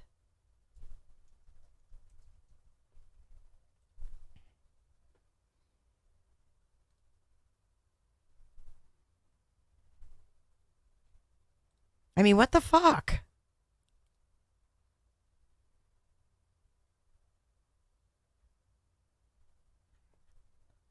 Why did 9 News not come back?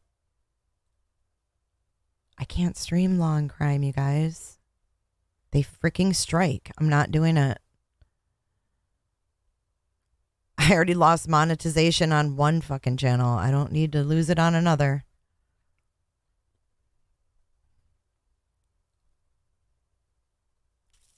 I'm just going to go back to the WebEx where I originally was, where I originally should have fucking stayed. I should have never swayed away from my original stream.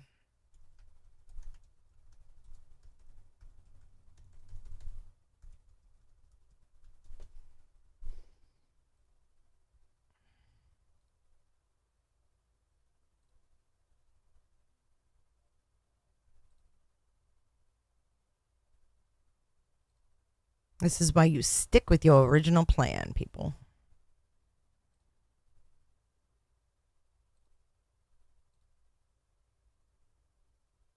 That was located inside the suitcase. Would this be the other side of what we saw in People's Exhibit 7? Sorry. Yes, you are correct. Yes, sir. So it's one blanket, two sides. Two sides, right. Correct. How about People's Exhibit 75? This is the pillow that was found inside the suitcase. I'm not getting all And fancy. Were you present It when is this what it pillow is. was x-rayed? Yes, sir, I was. Okay. What was located inside this pillow? Do you recall? 2 projectiles, 2 bullet fragments.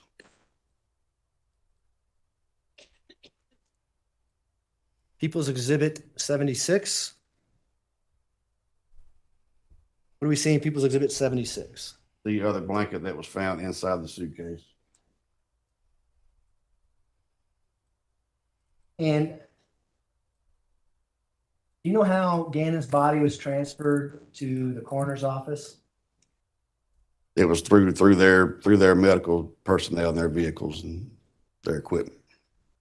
But the Gannon Stauch that you saw under the bridge was the same Gannon Stauch that was at autopsy? Yes, sir.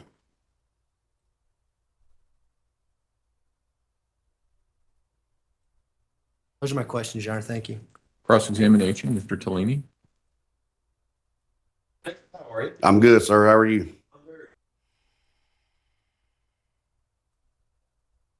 Kind of look at this. So Pensacola is kind of right on the border of Florida and Alabama, correct? No, sir. Where's it at? Where is it? It's in the panhandle of Florida? Mm-hmm. It's in the panhandle, but it's not. It's probably an hour and a half from the border. I don't know Oh, how okay. close you're talking about. Okay. All right.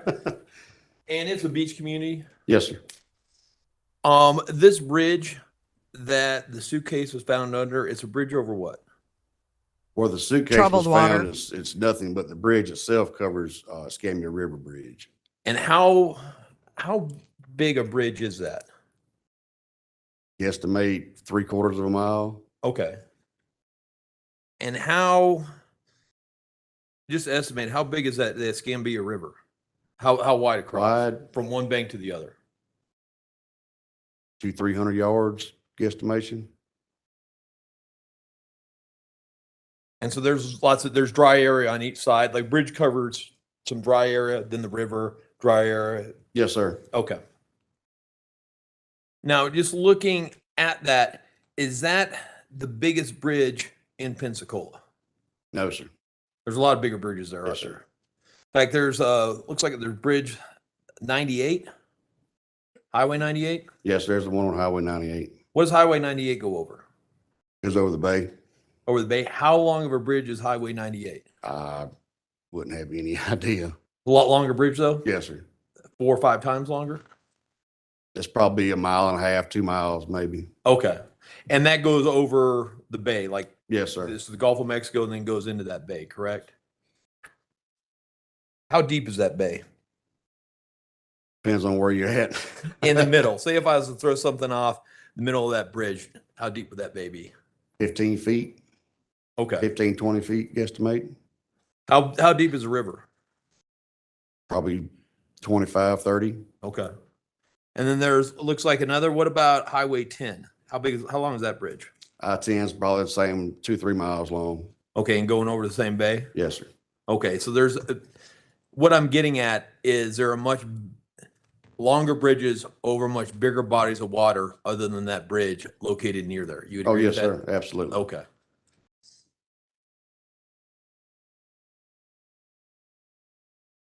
I also noticed, did you take DNA from anybody? Did I take it? Yes. No, Or do you sir, know I if didn't. DNA was taken? It was taken. Yes, sir. It was taken from Mr. Ponder and Mr. Goings? I believe so. Swabs were taken from both of those gentlemen. You know why? Just to make sure that they wasn't the ones that was fooling around with the Okay. suitcase. Well, and also it'd be so if DNA tests were run to figure out who may have put that person in that suitcase, Correct. that would be able to eliminate those 2 people. Sure. And so as part of a police procedure, you want to take DNA from if you're trying to zero in on one person, you'd want to take DNA from other people who could possibly contribute to that to be able to zero in on one person specifically. Yes, sir. Okay. No further questions. Prosecution, redirect. I want to talk about this Escambia River Bridge. You're quite familiar with that bridge? Yes, sir. You travel that quite frequently? Yes, sir. Any lights on that bridge? No, sir. I saw it, and Pretty dark at night? It is. And is there room, particularly where this suitcase was found, to park a vehicle? There, both of the lanes are 2 lanes on each way. There's also in like an emergency pull-off lane on the side of the bridge, so flat tires or whatever. That's the only place that you could pull over without getting ran over on that bridge. And these other bridges that council alluded to, are they heavily traffic bridges? Yes, sir, they are. I-10, Yes, sir. is that a spot where you could park and dump a suitcase at the bridge? It has the same pullover lanes as the rest of them do, yes, sir. But there might be more traffic on in the Escambia River Bridge? Depends on time of year. The time of day, time of year. What about 4 o'clock in the morning on February 4th, 2020? Probably not a lot of traffic, I wouldn't guess. Would there be any traffic on the Escambia River Bridge at that time? Probably very minimal. Those are my questions, Your Honor. Thanks. Do any of the jurors have any questions for Detective Yoder? No? All right. Thank you, Detective. You may step down. No, thank you. That was Detective Yoder. I think she's sleeping, Prosecution, honestly. call your next witness, She could give a please. shit less about what she did. Nicholas Berklich. Last name again? Berklich. Okay. Nicholas Berklich.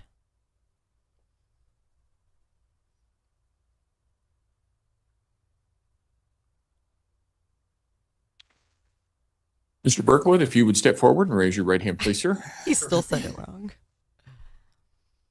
Do you swear affirm the testimony about to give in this matter will be the truth, the whole truth, and nothing but the truth? Yes, sir. Go ahead and have a seat in the witness stand. Please watch your step as you step into the stand.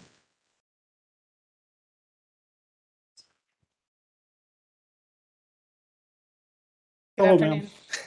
It's Brian's dad. Sir, where are you currently employed? I'm currently employed with the El Paso County Sheriff's Office. And generally, what's the nature of your role with El Paso County Sheriff's Office? Currently, I'm a major crimes detective.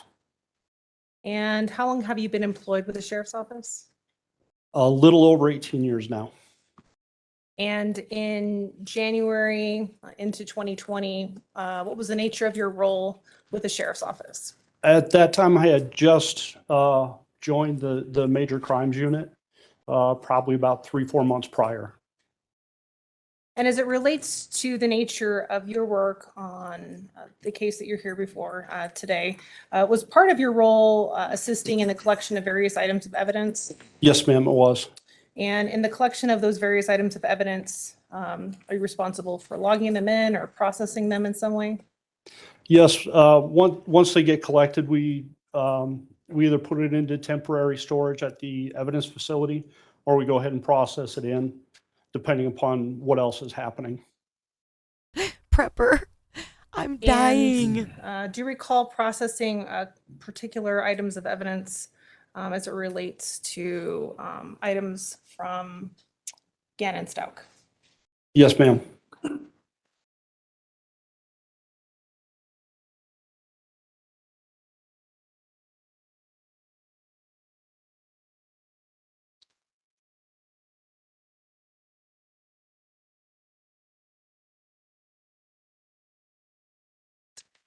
You're under permission to approach the witness with what has been marked as People's Exhibits 182 and 183. Go ahead.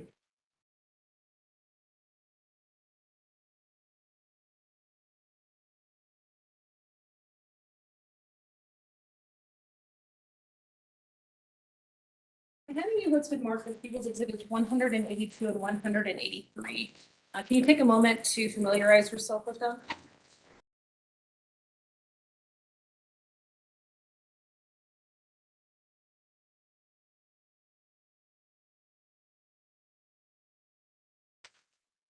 Yes, ma'am. Do you generally recognize what they are? From the description, yes. Okay. And based on the description and the processing of how you process evidence, can you explain to the jury how a description is associated with an envelope, for example? There's a program that we have that we use for processing the evidence in. You type in the name of the item and then a brief description of what it may be. Then it automatically generates a number for us. Okay. And in conjunction with those particular items, People's Exhibits 182 and 183, were you part of the processing or collection or logging into evidence of those particular items? Yes, I was. And If you would, there are some gloves next to you and scissors. And I'll ask you to open up to start People's Exhibit 182. Leave the item in the envelope so that you have an opportunity to look at it and identify it. Leave it in the envelope? Yes, Okay. for now. And that was, you said 182? Yes, sir.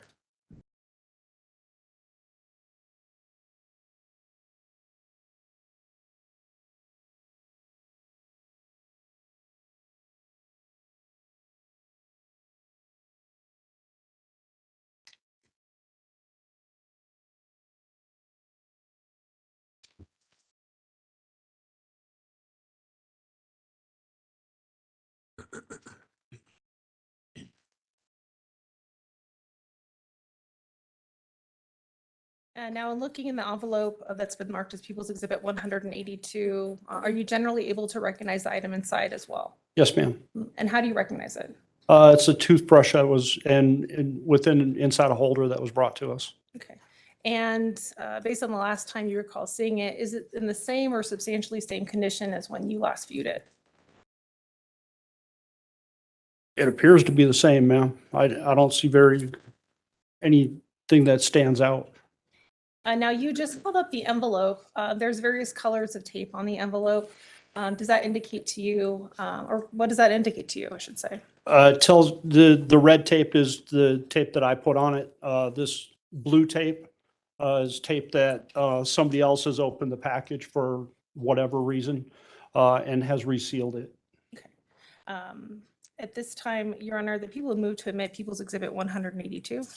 Defense? Exhibit 182 will be admitted. Go ahead. Now, if you could take a moment to take out People's Exhibit 182 and show it to the jury.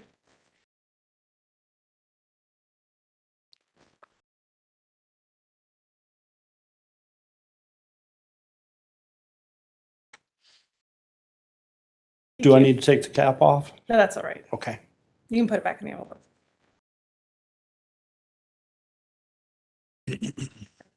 In terms of People's Exhibit 183, I will ask you to do the same procedure. If you want to switch out your gloves, you can do that as well if you'd like. Switch them out? Mhm.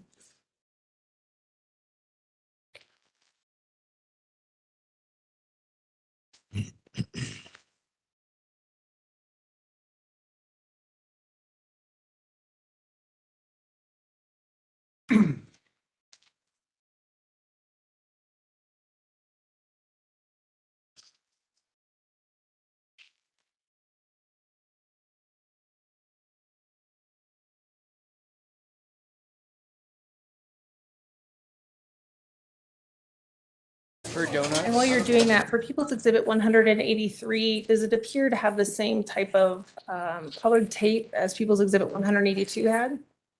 The red tape, yes, but not the blue. Okay. And is the red tape something that you placed there? Yes, ma'am, it is. All right.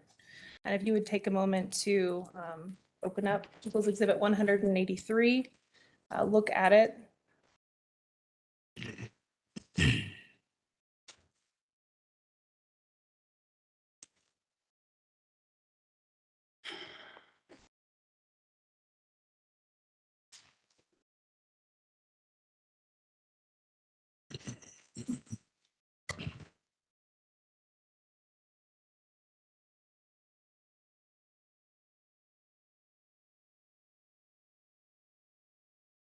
Yes, ma'am.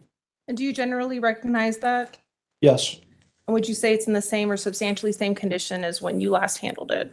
Yes, ma'am, it is. Your Honor, at this time, we would move for admission of People's Exhibit 183. Mr. Cook? No objection, Your Honor. Exhibit 183 will be admitted. Go ahead. And if you would also take that item out and show it to the jury.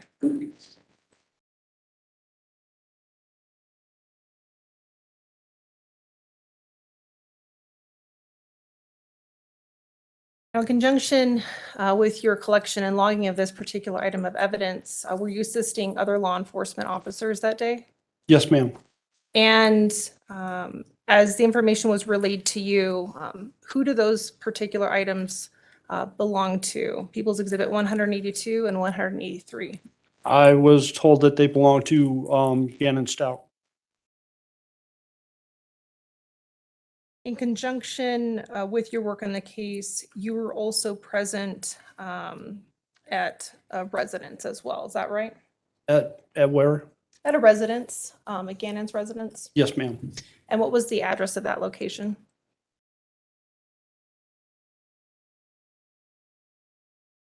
I believe it was 6650 Mandan Drive, Okay. but I know it was Mandan Drive.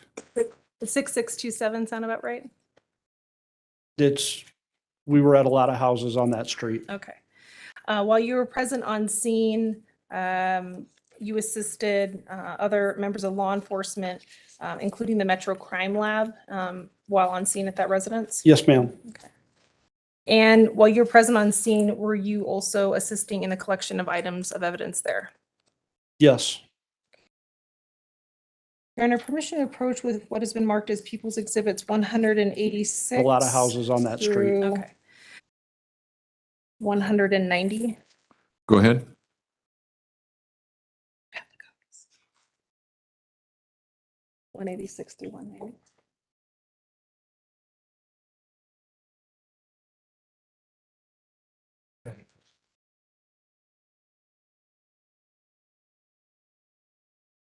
Recognize People's Exhibits 186 through 190. Take a moment to look through them.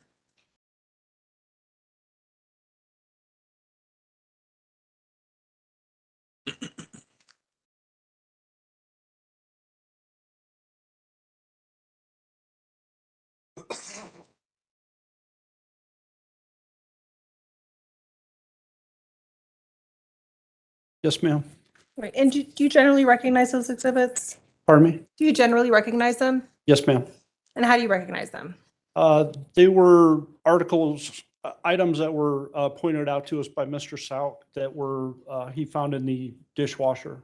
They're scrub brushes, scissors. The brushes appeared to have some type of carpet material or something on it. And are they fair and accurate representations of what you saw and observed that day? Yes. Your Honor, at this time, we would move for the admissions of People Exhibits 186 through 190. Mr. Cook, No objection, Your Honor. exhibits 186 through 190 will be admitted. And you're under permission to publish. You may.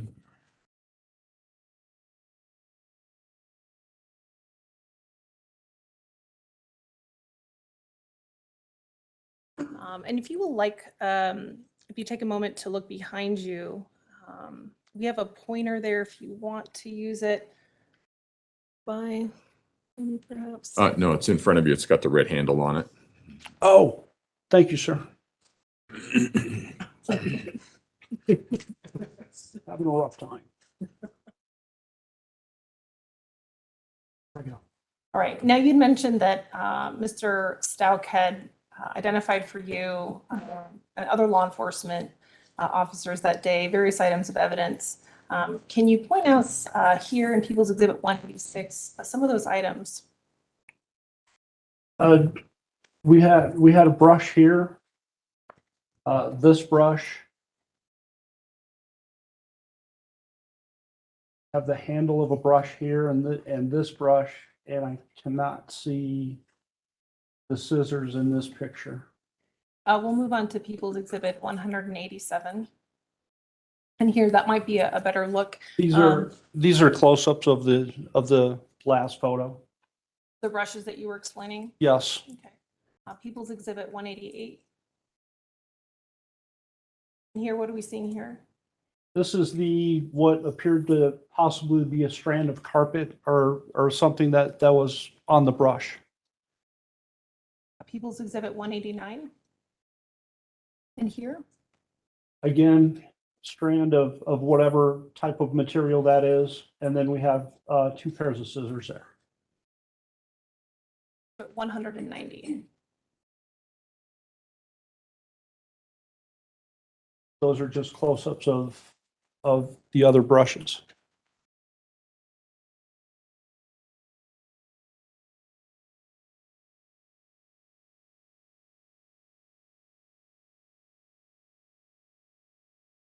Your Honor, permission to approach the witness with what has been marked with People's Exhibits 191, 92, 193, and 194. So 191 through 194. Yes, Your Honor. Okay, go ahead.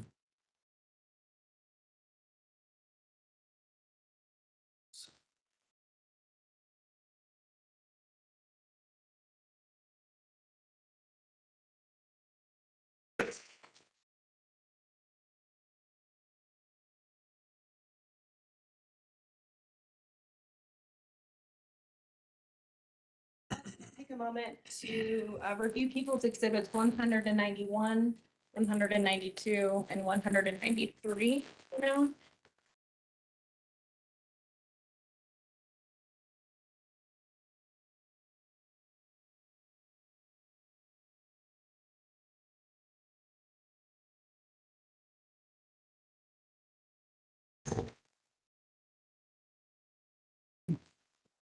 Yes, ma'am. And do you generally recognize those? From the type description, yes. Okay. Now you'd mentioned before that part of the processing includes creating labels with descriptions on them. Yes. Okay. So we'll start with People's Exhibit 191. What does that appear to be to you based on your handling of that item? Pardon me, ma'am? Based on your handling of that item, what does that appear to be to you? A Brillo scrub brush. And People's Exhibit 192.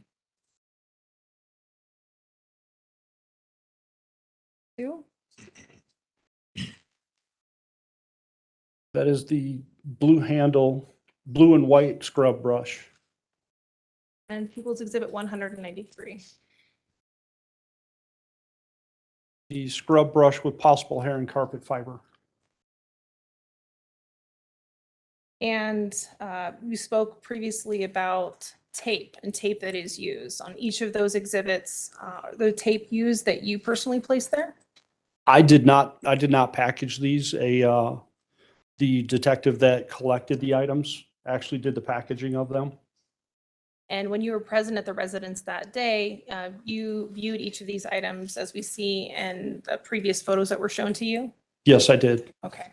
And based on descriptions of People's Exhibits 191, 192, and 193, do those appear to be the similar type of items that were photographed that you went over with the jury? Yes, ma'am. Okay. People's Exhibit 191, for example, is Toothbrush and a what particular brush. item is that? That is the Brillo scrub brush. People's Exhibit 192, based on the description there, what is that? That is the blue and white scrub brush. And People's Exhibit 193, based on description, what is that? The scrub brush with possible hair and carpet fiber.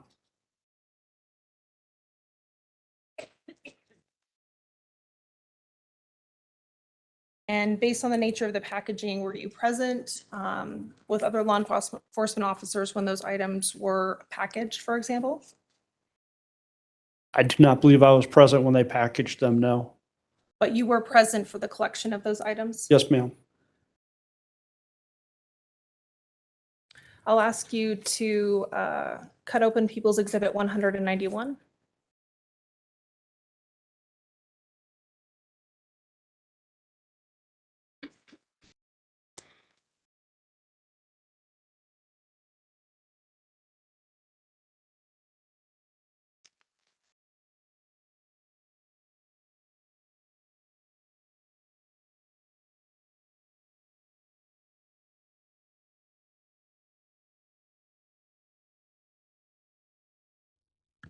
Oh, whoops.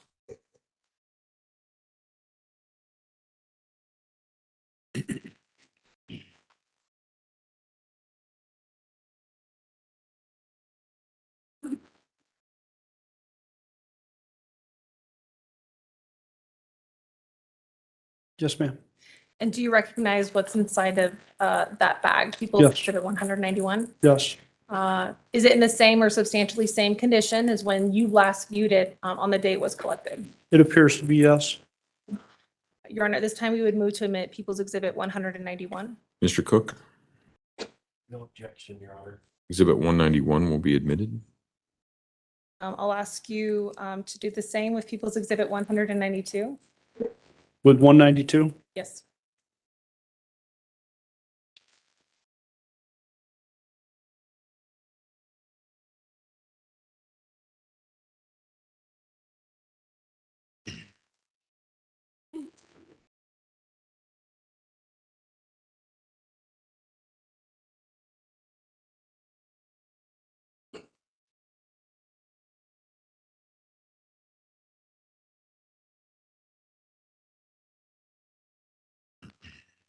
Do you recognize what's inside the bag marked as People's Exhibit 192?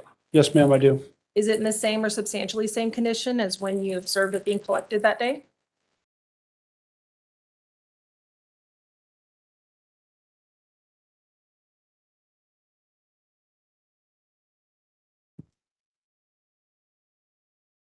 I do not recall seeing, it looks like there's writing on the handle. I do not recall seeing that when it was collected. Aside from the writing being present now, otherwise, is it otherwise appear to be the same Yes. subject? Yes. Your Honor, at this time, we would move for the admissions of people, Exhibit 192. Mr. Cook, No objection. Exhibit 192 will be admitted. And the same with 190.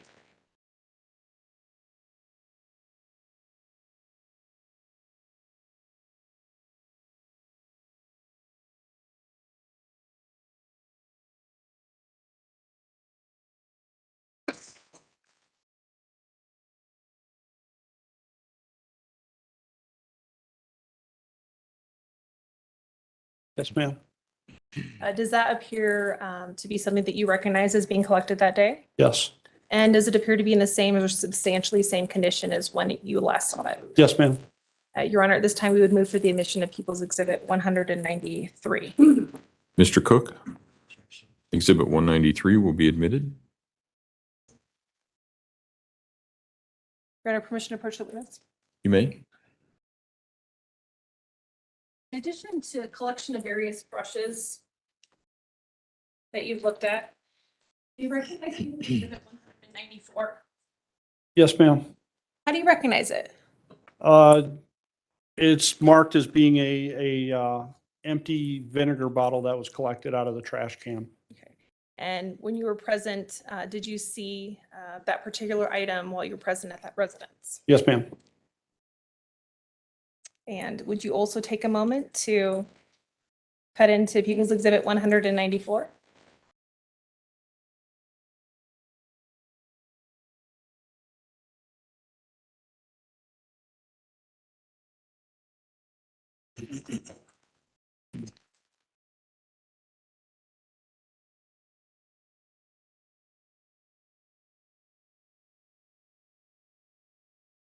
And again, do you recognize that? What's Yes, inside ma'am. the bag?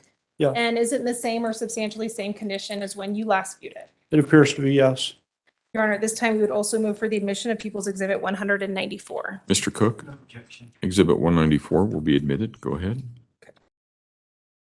After collection of these various items that are tedious to open, but what is your role in handling or passing off these particular items to other members of law enforcement? Typically, the detective that collects it will take it to the evidence facility. Sometimes depending upon if somebody else is going there, they'll hand the package off and that person will take it to the facility and put it in temporary storage.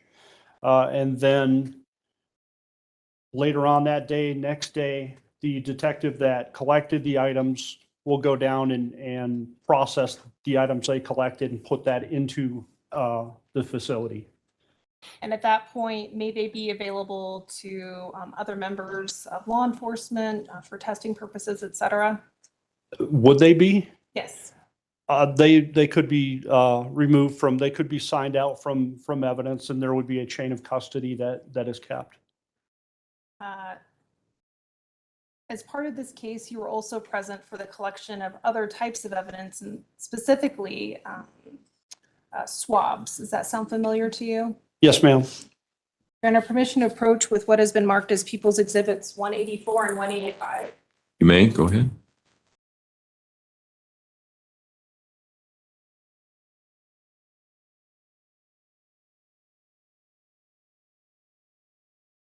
Do you recognize People's Exhibit 184 and 185?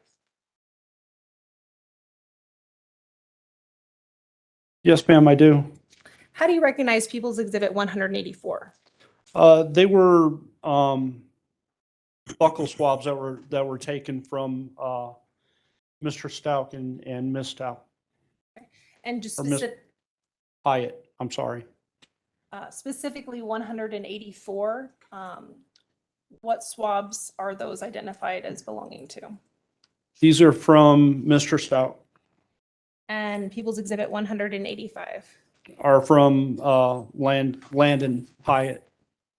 And in terms of the collection of those swabs, were you present when those were collected? Yes, I was. And did you observe them being collected?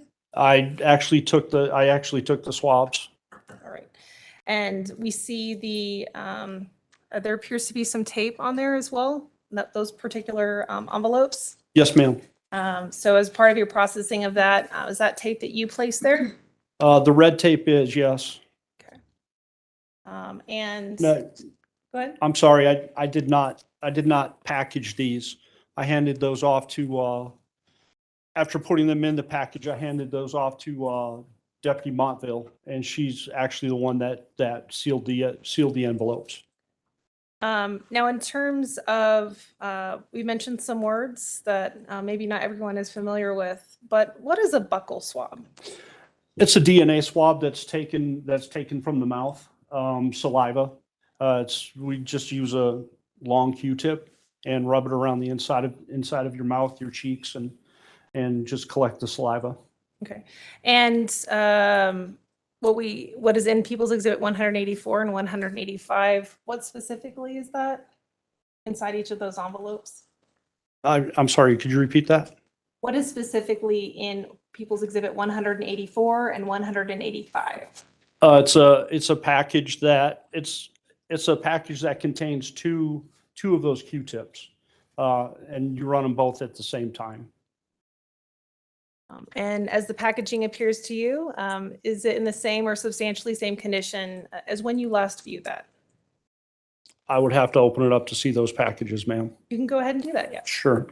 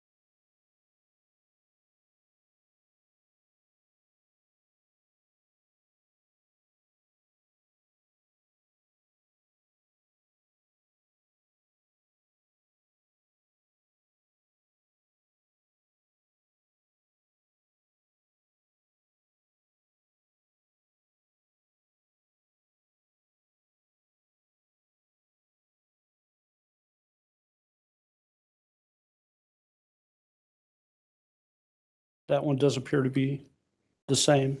And just for the purposes of the record, are you specifically referring to People's Exhibit 184? I'm sorry. Yes, I am. All right, thank you.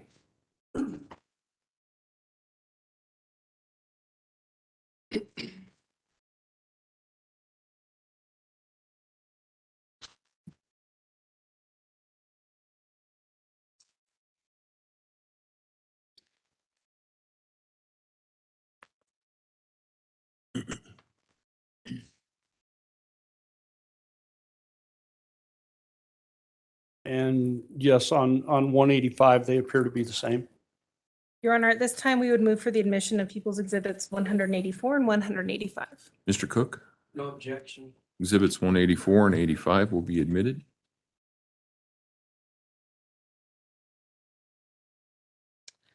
In addition to the collection of those buccal swabs. Were you also called to respond to the residents for the collection of a particular item that belonged to Gannon, a switch? Does that sound familiar? Yes, it does. Do you recall exactly when you responded that day? I believe it was the morning of February 29th, 2020. And who did you receive particular items from? Who provided them to you? Mr. Stauch. And did he indicate, well, let's take a step back. Your Honor, permission to approach the witness with what has been marked as People's Exhibits 195, 196. Streamlabs said 112. true crime, news, and Space Nerd merch available now. Check it out here, https://streamlabs.com/jjusticelive/merch. Beverly P. Go said ahead. pardon my ignorance, but they never found his switch, right?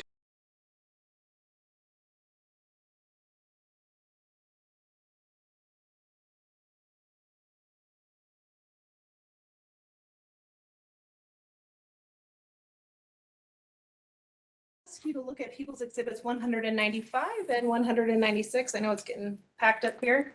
I'm gonna set this one right here for you. Yes, ma'am. That's blocking the camera. So. You recognize People's Exhibit 195 and 196? Yes, ma'am, I do. How do you recognize them? There are photos of the case and the stitch, the switch. I believe it's a Nintendo game. And are those photographs very an accurate representation of what you saw that day? Yes, ma'am. Your Honor, at this time we would move for the admission of People's Exhibits 195 and 196. Thank you. Mr. Cook, Objection, Judge. Exhibit 195 and 196 will be admitted. And Your Honor, permission to publish. You may.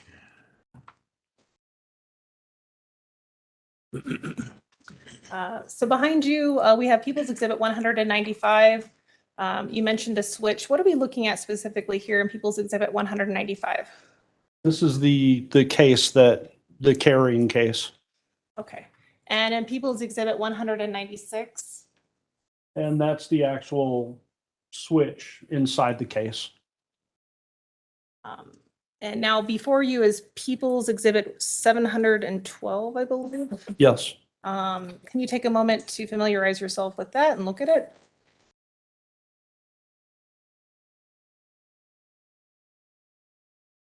Yes, ma'am. Do you recognize that? I do. How do you recognize it? It's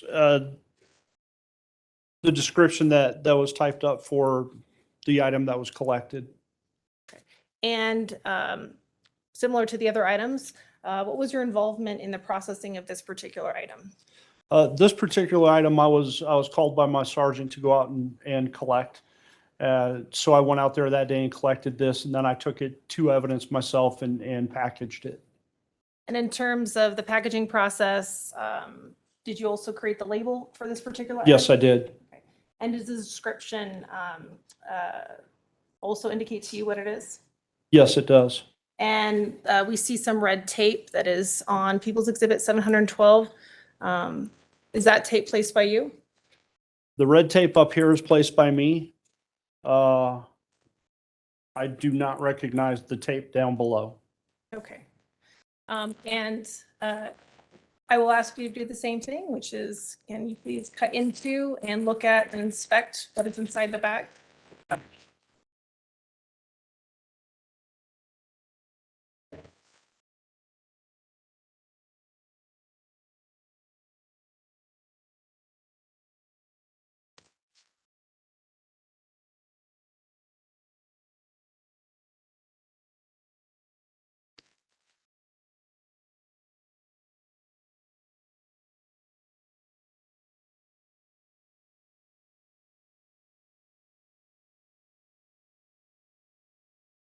I am so sorry. I was messing with something and it started reading the chat for me. I can turn it on and it literally reads the chat. And, Welcome, and Suzanne. looking inside the bag, would you say that's in the same or substantially same condition as when you last handled and packaged that item? Yes, ma'am. Your Honor, at this time, we would move for the admission of People's Exhibit 712. Mr. Cook? Exhibit 712 will be admitted. Go ahead. The general scope of your role in this case, in addition to collecting various items of evidence, was that more or less the scope of what you did in this case? Yes, I was basically a support detective. If there were leads that needed to be handed out and you're available, you get a lead and you go work that for the lead detective.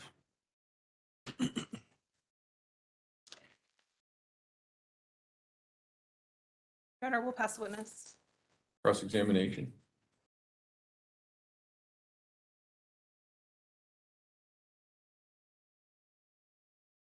Hi, Detective. How are you? Good, sir. How are you? I'm good, thank you. Just a few questions for you. Did you actually watch the swabbing of the cheeks of Gannon's mother and father? I actually did them, sir. You did the swabbing? Yes. Okay, and did you have gloves on? Yes, I did. Did you have the packet or the kit that is used during the collection of these? As I said, it's just the one package with the two Q-tips in it. So yes, I did have those with me. Okay. Who else was in the room with you when who else was in the room with you when you were doing Landon? I do not recall anybody being in there. It may have been Detective Montville, but I don't recall, sir. Okay. Where's he going with was anybody this? else in the room with you when you did Mr. Stauch, Al Stauch? Again, I don't recall if anybody was in there with me. Okay. Okay. And when you're collecting the cheek swabs, I mean, you're not necessarily collecting the saliva, you're collecting the cheek cells, the epithelial cells that are shed in the cheek. Pretty much whatever the Q-tip picks up is what's being collected. Okay. Good answer. No, he's really that dense. You gods. Did anybody swab Harley Hunt, who's been identified as Letecia Stauch's daughter? I do not know the answer to that question. Okay. So it could have been done. You just don't know. Correct. Whether this was done or not. Correct. Okay. You indicated that you collected a few other items, took some photos, got a Nintendo Switch, and that was about it. In this case, what you've talked to here. Yes, sir. You did also, on the 28th of January, conduct an interview with Landon Hyatt, who was Gannon's mother. They're going to try dragging Landon. Where did that take place, that interview? That took place at my office, the sheriff's office, I should say. Right across the street from right the across the courthouse? street. Okay. Second floor in one of the interview rooms, which is audio video recorded. Okay. How long did that interview last? I do not know that, sir. Okay. Was it recorded? Yes, it was. Okay. Audio tape, videotape, everything? Yes. Okay.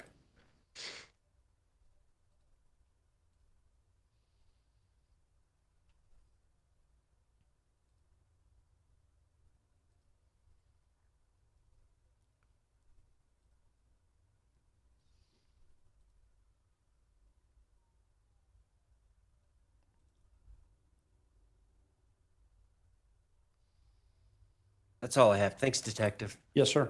Ms. Gratiano, redirect. No redirect, Your Honor. Do any of the jurors have any questions?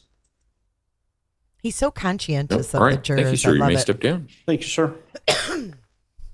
He's just trying to put doubt. I mean, that's really all he can do at this point. You know what I Prosecution, mean? call your next witness, please. It's Literally on the 412 elevator, there. Your Honor, on his way here. Okay. So- Well, let's actually take about a What? let's do a stand and stretch, a seventh inning stretch kind of thing while we're waiting for the next Oh, witness. seventh inning stretches. That's a good idea. Let's do it. Let's do it to it. seventh inning Give stretch. Mr. Artiano time to clean the witness stand off. Sorry, I said it'll give you some time to clear the witness stand off. that's what I figured. There's your seventh inning stretch.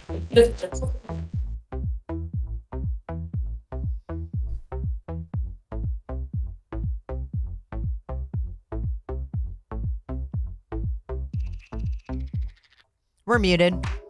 They're stretching. We're having fun over here. Just whatevs. And I Don't Give a Damn was the closest song I had, so get up, stretch it out, guys. I thought I had a stretching song on my sound box yesterday, didn't I? What did we listen to yesterday?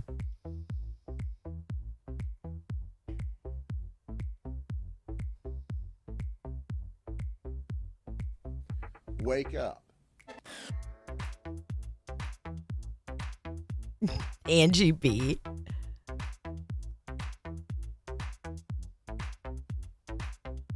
Yeah, they're going to start lunging. Toe touches. Richard, what's his name? What was the Richard Simmons? Richard Simmons is going to come busting through the door in the middle in his leg warmers. And a 1, and a 2, and a 3.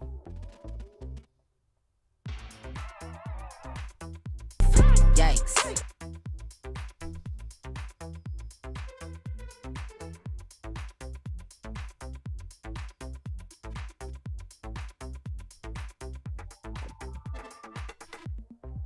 And it's like a meat locker in my chamber.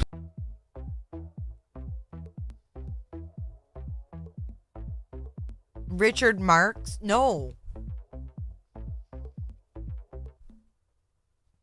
No, I was going to say Richard, not Richard Marks. I was going to say there was another Richard on my head.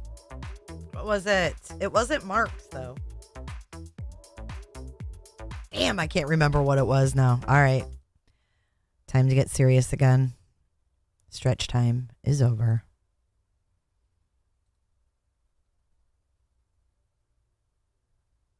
Oh, maybe not.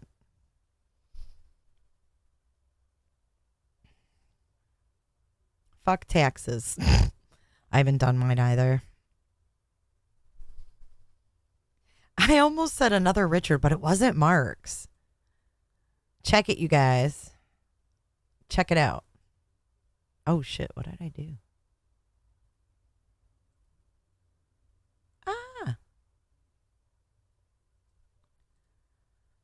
So it looks like we've got about 45 minutes left of chat, or of court, rather. I think they wrap up about 5 o'clock their time. It's 4:16 Colorado time right now.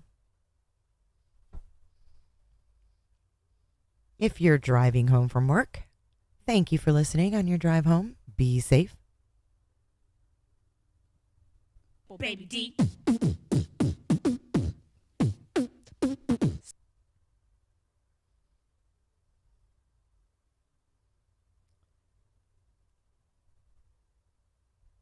Is inappropriate. I agree. No, it wasn't. I can't remember. Can someone put the Discord in the chat, please? Our witness is coming back to the stand. We are getting ready to resume court.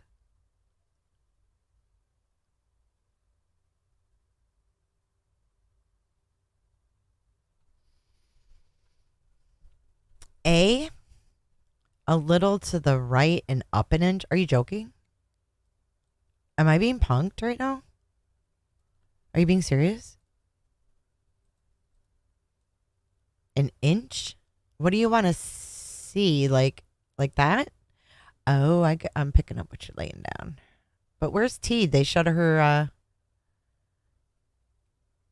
they switched it up on us here. I see what you're saying, though, Mandy.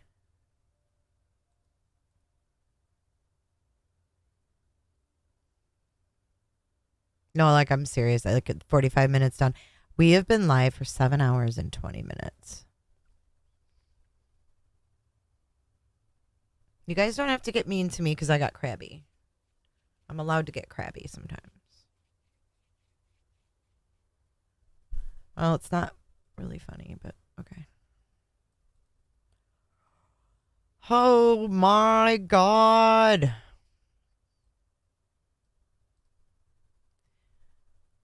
This is more than the 7th inning stretch.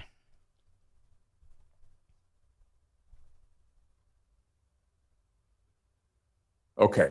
So we're good? We're okay. All right. Okay. Okay. That's okay. Okay. I'm just getting tired. I'm hungry. I'm tired. Yeah, I know. I mean, it really is not. I don't know. It's it can be quite daunting doing long streams like this because even though you don't want to be anchored to your computer, you have to be.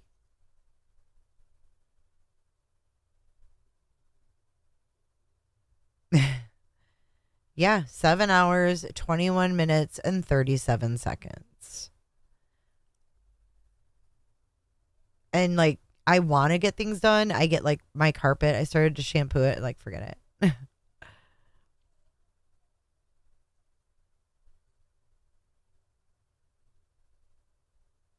It's not proper. They switched up the view on us. These motherfuckers. They're like, they're just irritating me at this point.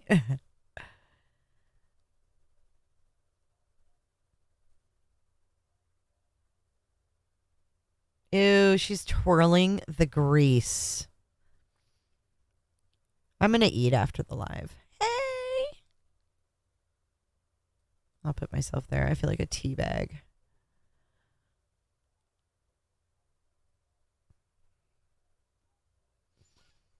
Yeah, it's just a long fucking day, dude.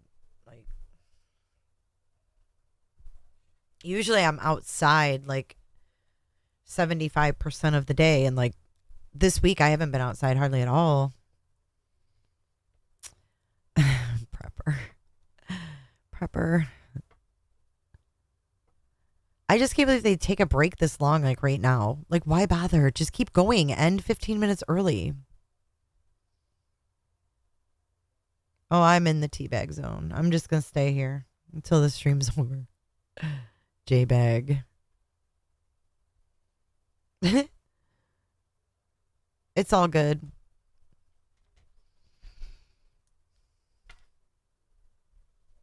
Yeah, I need something.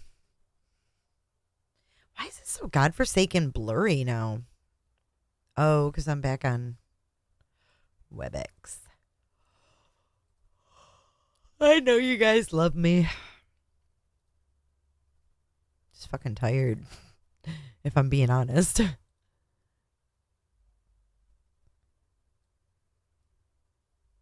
J-bag.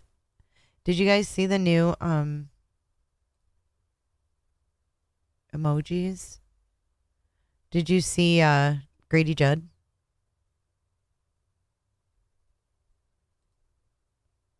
No, it's the same witness. He's still on the stand. It's the same dude. Chair yoga. Cammy Q, are you going to do chair yoga at next break? Look at that hair. Lord have mercy. We could have listened to I Don't Give a Damn like 5 motherfucking times by now.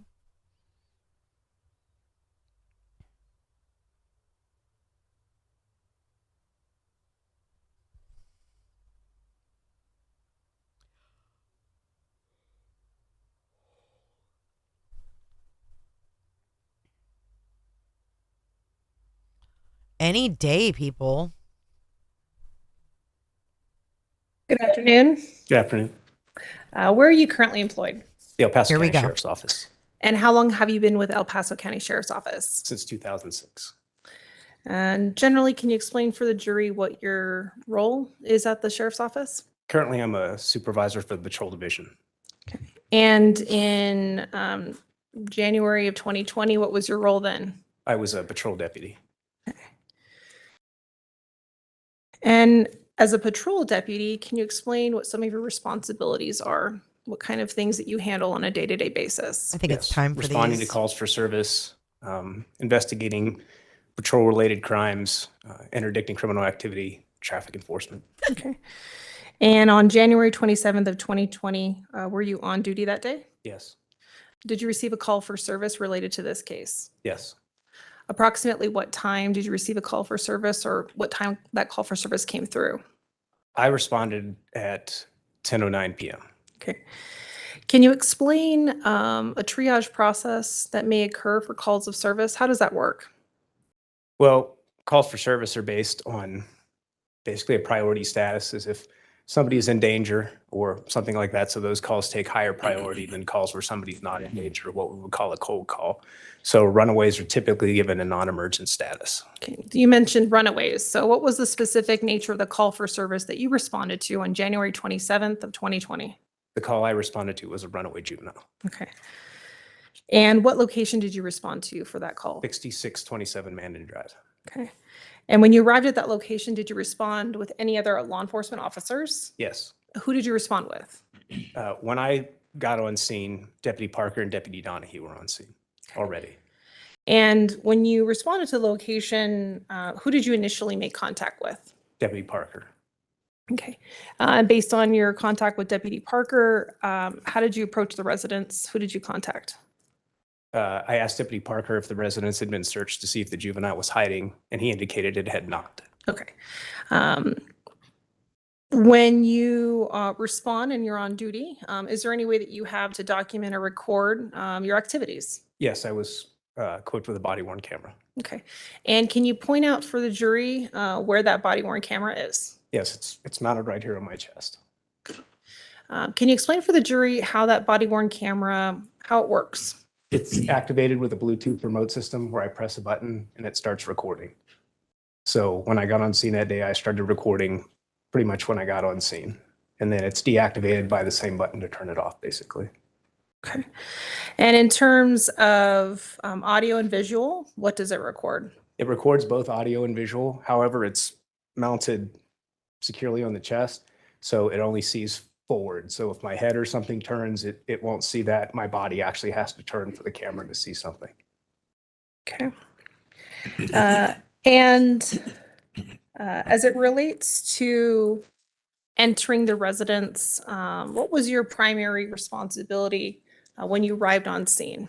So I was a secondary responder. So the two primary deputies were conducting an interview on scene. So after I determined that the residence had not been searched for the juvenile, I asked Deputy Parker. After I asked Deputy Parker got consent to search the residence. So I began to search the residence for the juvenile. Okay. And to be clear, the consent to search the residence was for what in particular? To find a hiding child. Okay. When you arrived at that location that day, was your body-worn camera working? Yes, it was. It was operational? Yes. Did you have an opportunity to review that body-worn camera? Yes. Your Honor, permission to approach with what has been marked as People's Exhibit 210. You may, go ahead.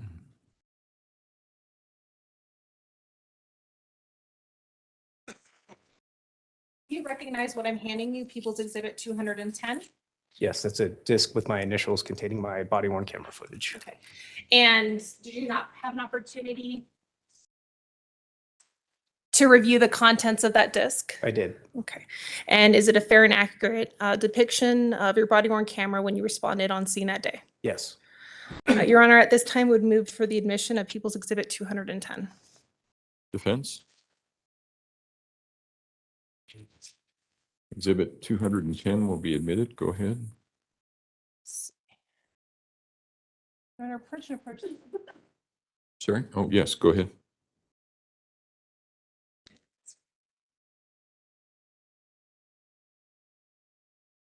And Your Honor, permission to Trump publish as well. Tower is on lockdown. Okay.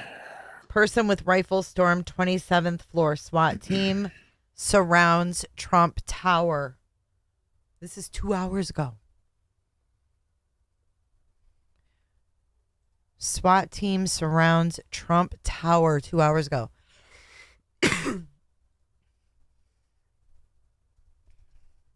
Just a regular old newsie over here. I took the covers that he was laying down, like had, and I just like threw it.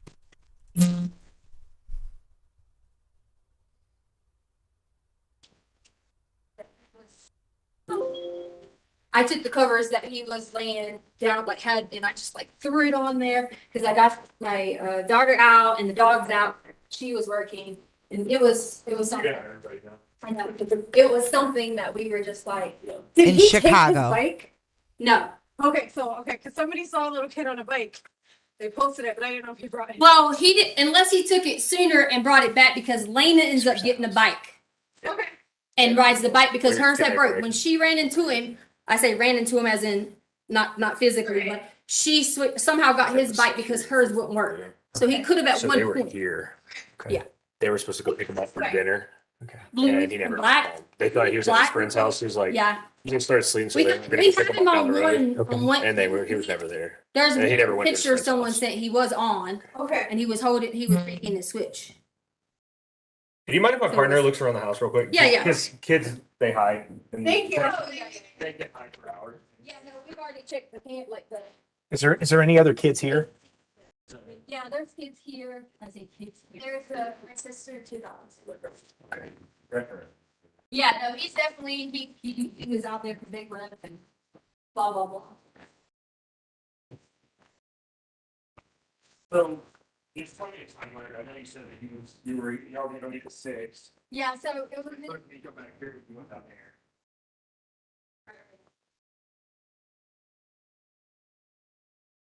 Okay, so bring it here.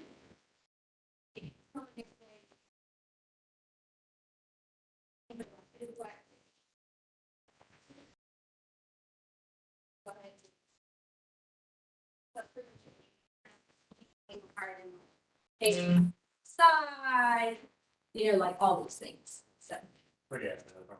So, he did that. He didn't do that because you said his stomach was hurting. What happened? said no. He said he had already talked to my husband about being on conviction. So he said he was going to his friend's house later. So what time did you left at 3:30? I don't know the exact time because I was correcting his carpet thing downstairs. So he. And he's free, like, my husband's like very more free than I am with the situation. I kind of always like, who's actually going through the unit? I remember that's how I was with her. But like, he's like, they can ride bikes, everyone together type thing.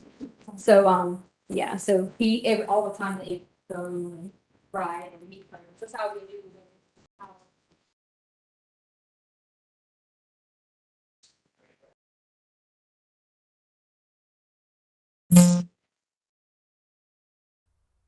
Mary, they don't care about us. None of this is about us. They could care less if we see shit. Like I said, we are very, very lucky that we're getting to see what we are. And Mandy, I'm going to kill you for making me move my screen up an inch, you biatch. Biatch.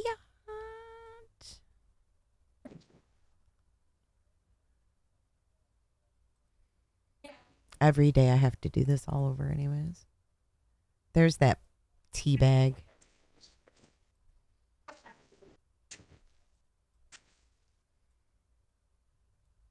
I bet her girlfriend in prison or in jail teabags her. Oh, yeah, that's right. I was like wrong. Welcome to our show, guys. Did I bring my thing in here?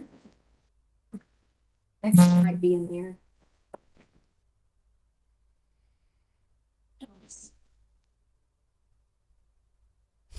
It's okay, Mandy. You actually made me laugh.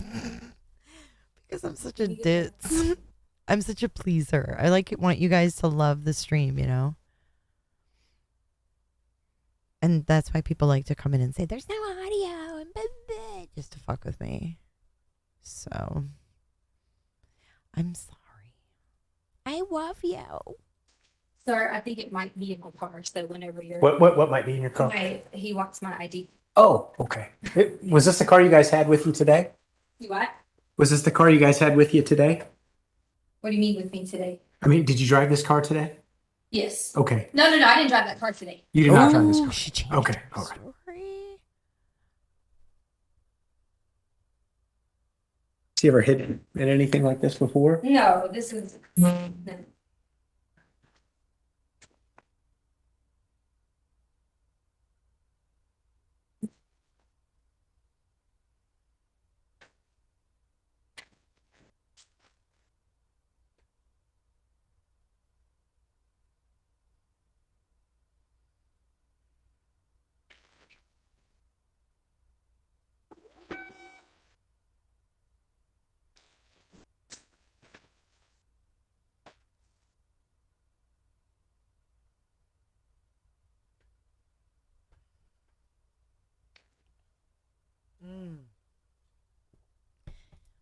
You guys, big news in Delphi case. Oh my God.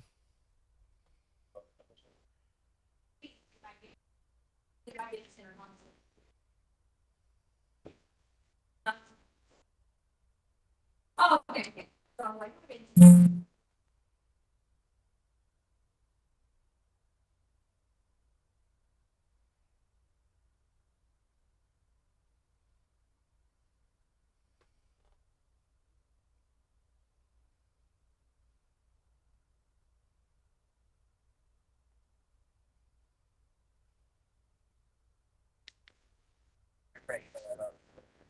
Yeah.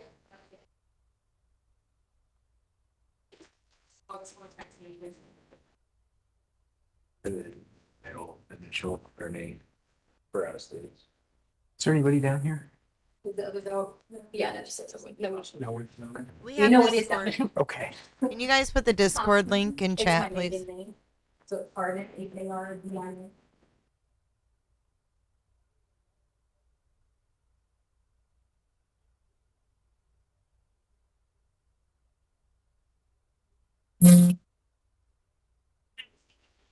I hope my bitchiness didn't put you in a bad mood, Gina Misty.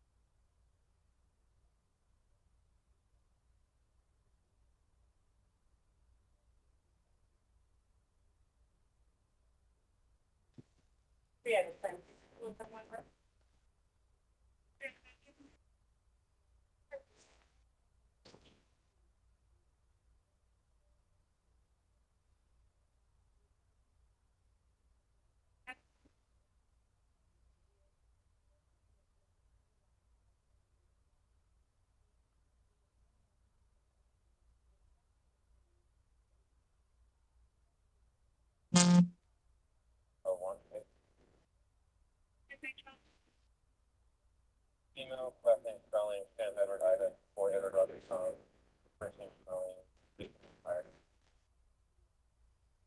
Hi, Gina. I was wondering where you were today.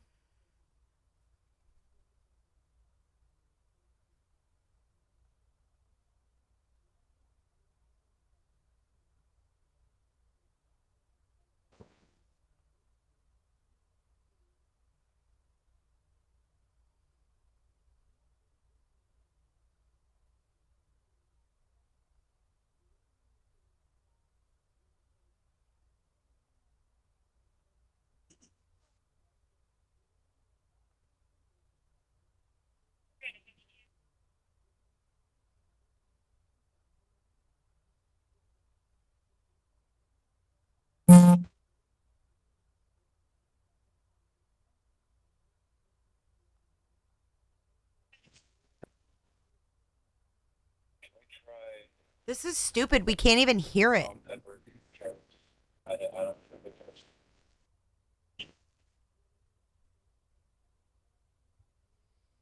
So it looks like Richard Allen has been starved to death, and his lawyers want him removed from that prison immediately. He's unrecognizable. This is America, you guys. This is innocent until proven guilty in America right here. The good old red, white, and blue right here. Innocent until proven guilty. Fuck, Tisha was treated better. This is him before. Don't even know if he fucking did it. Sorry, that's before. This is deplorable.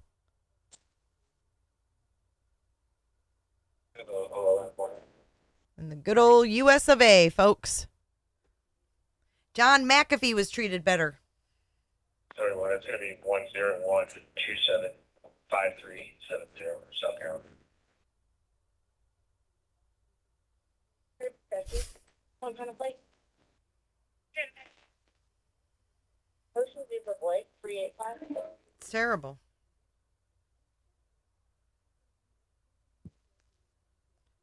How long has he been in there? This is him now, or this is him before.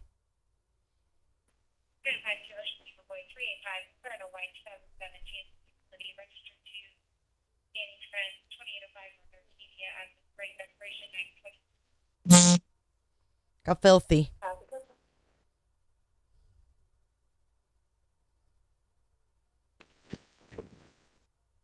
They won't let his family see him. They won't let him go outside. He's on a concrete floor. Yeah. You see what he looks like. Don't even know if he did it. Must have been the hammocks, Allison. It's all about the hammocks. They have an emergency meeting. I know. That stuff is down there, sir. Yes, ma'am. Can I show you my box? So if I just didn't want to step on the cutter, the box thing. I think I still had down there. Okay, because you weren't in here. You weren't in here in the beginning, right? I thought I didn't know if I had that box cutter and all that stuff in there because I told him about he dropped a candle last night. Oh, okay. And I thought I must have picked it up. I was just making sure I didn't want you to be like, oh, there's the box cutters. But yeah, I had to cut this. And I told them I wasn't even going to tell Dad. And I was going to figure out a way to put this in there from the situation. But at least you got a carpet. Yeah, right. I just took it and like covered up with the carpet and stuff like that. But does he have any friends around here? There is let me look on this thing. He did have this one like boat thing. It's where you're supposed to be at down the road. But they checked that already? They went over there and talked to him, and they're like, no, we haven't seen him at all. Okay. He did have this like And you talked to parents, right? You didn't talk to yeah, Connor's mom came over, who is a friend he hangs out with all the time. So they come over. The people here, the friends, they were just the ones that were the door with the bike. Okay. They came over. A bunch of people came over.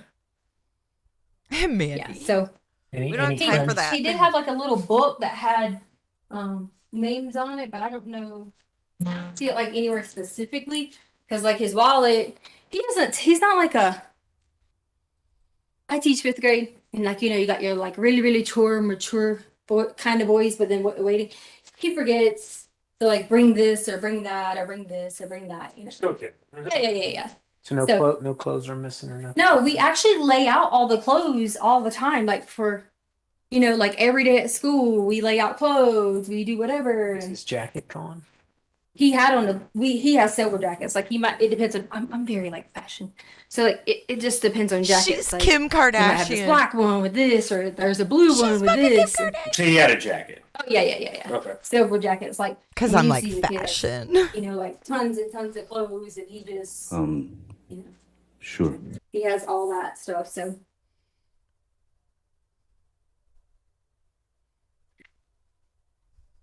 and he took like none of this. Like these are his favorites. All of these things. Yeah. All right. He's going to grab some more questions and. Okay. How long have you guys lived here? 500 Maybe like a year and We something. moved here from Beverly Hills. Yeah. And you have talked to all of his friends' parents in the area? I'm not the person that talks to the friends. I don't have numbers. I don't say yes. I don't say no. My husband tells me yes or no. So he has all the numbers. So there could be some friends that you don't know. Right. Because I just don't know the people like that. And a lot of the time that I was here, I had a job on the East Coast. Mhm. So I had to fly back and forth for a lot. So I didn't really meet a lot of people, like my husband did. And he's like always wanting to be the one to talk to everybody about it. And so, Well, how about your husband? Does he talk to these people? yeah, he's been on the phone with a bunch of them. He's in Oklahoma, Fort Steele right now.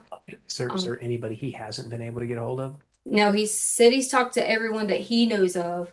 The only concern we had is he was talking about the friend with the older sibling, and we don't know who that one is. That's the one we don't know. Do you guys have a name for that? Because we don't know who that person is. We've never heard him say like specific name. And my husband said when he talked to him today that there was no like specific name for that. He didn't give him a name. He just told him no. So. And he took his game console down. Yeah, they have a couple of different consoles. And one of them's gone. Switch Lite. They have a 2DS, a 3DS. One of them is gone. It was in like a bluish black. Wait, no, that one might be in red. I don't remember. I just know in the video you can see that, or the picture that the lady had, you can see like he's got something right here and it's like far down. Which picture is this? So some lady online had noticed it, like messaged us and had noticed that was him or the description, and she was like, "Was that him?" And I was like, "Yes." Where was that picture taken? No, I honestly have about 150 Facebook messages that I haven't answered people on because you guys showed. Was it local? I mean, was it in the Yes, Lawson Ranch? in Lawson Ranch. Someone put it on the Lawson Ranch page, and so a lot of people just kept sending messages, information. First, someone said they saw him get in a white SUV. Then someone said they caught it on their camera. They were all supposed to be sending this to me, but as I was talking to all these people on Facebook, because my husband gave the neighbor permission to post it, you guys came and I kept having alerts, and I weren't gonna Huh? At the door. Okay. No. Yeah. Okay. I know you probably gave some of this information to dispatcher already, but can you give us a description of him from top to Yeah, so bottom? Hair color, eye color, any article? yeah, so brown,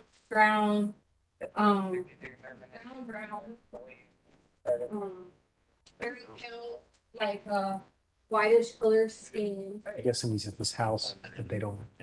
And then The parents may not know. and then Well, they said that 410. there was a weird text that Dad got about something about 90. bath salts, and hey, if you And then I if sent I you that can get some picture. bath salts, do we have any bath salts? And my friend will let me play Sonic or something at their house. He sent that to his dad. Yeah, I got it. And then Mom goes through everything, finds a oh, say this Parker. Yeah. I know that. Yes. Yes. No, we're still getting the runaway report right now. Harley. Yeah. Did you get it? Who was it? Okay, I appreciate it.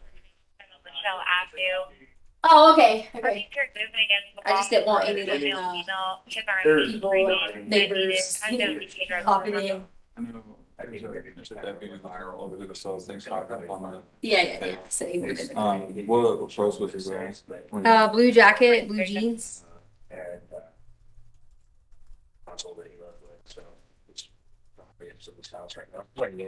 That's what me and my husband absolutely think, and we think we think that, and we've calmed our stress level down after our 4-hour week. Like a thick, heavy winter jacket, a sweatshirt, windbreaker? No, like the ones I was showing you guys in there, kind of like a little windbreaker type. Yeah. Okay, good to know. Is there anything distinguishing? Okay, perfect, yeah. Was he wearing? I'm mid, so I'll be on the line. They asked me about tattoos and earrings and all that. Like I'm stuff. gonna There end was up asking a whole lot of the same questions that dispatch asks. Oh, yeah. Right. Yeah, if you hear anything from the school, let us know, please. All right. Oh, bye. Just on Roy Cat. Okay. Yeah, we already talked to a bunch of people at school. Yeah, they said it's security. Because there was a game or something tonight, and so that was like one of the things we were thinking.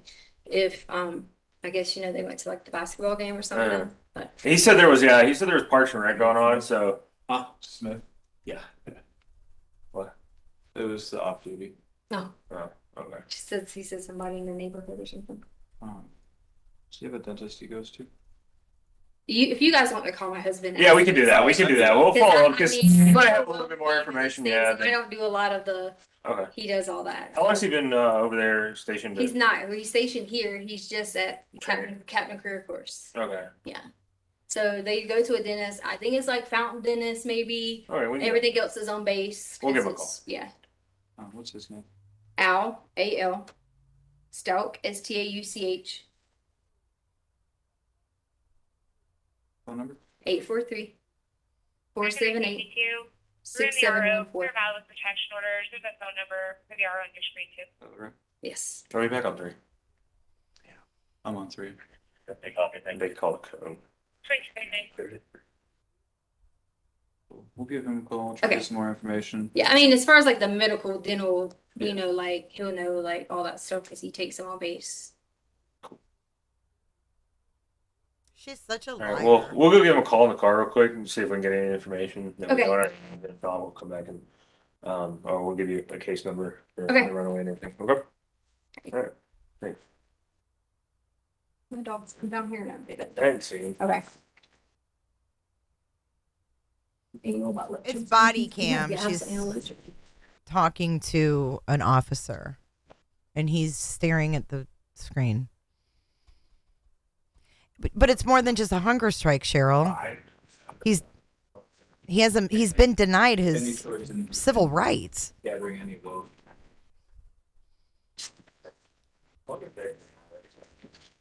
It's like bad. Thank God he has public defenders that are standing up for him. That's all I got to say.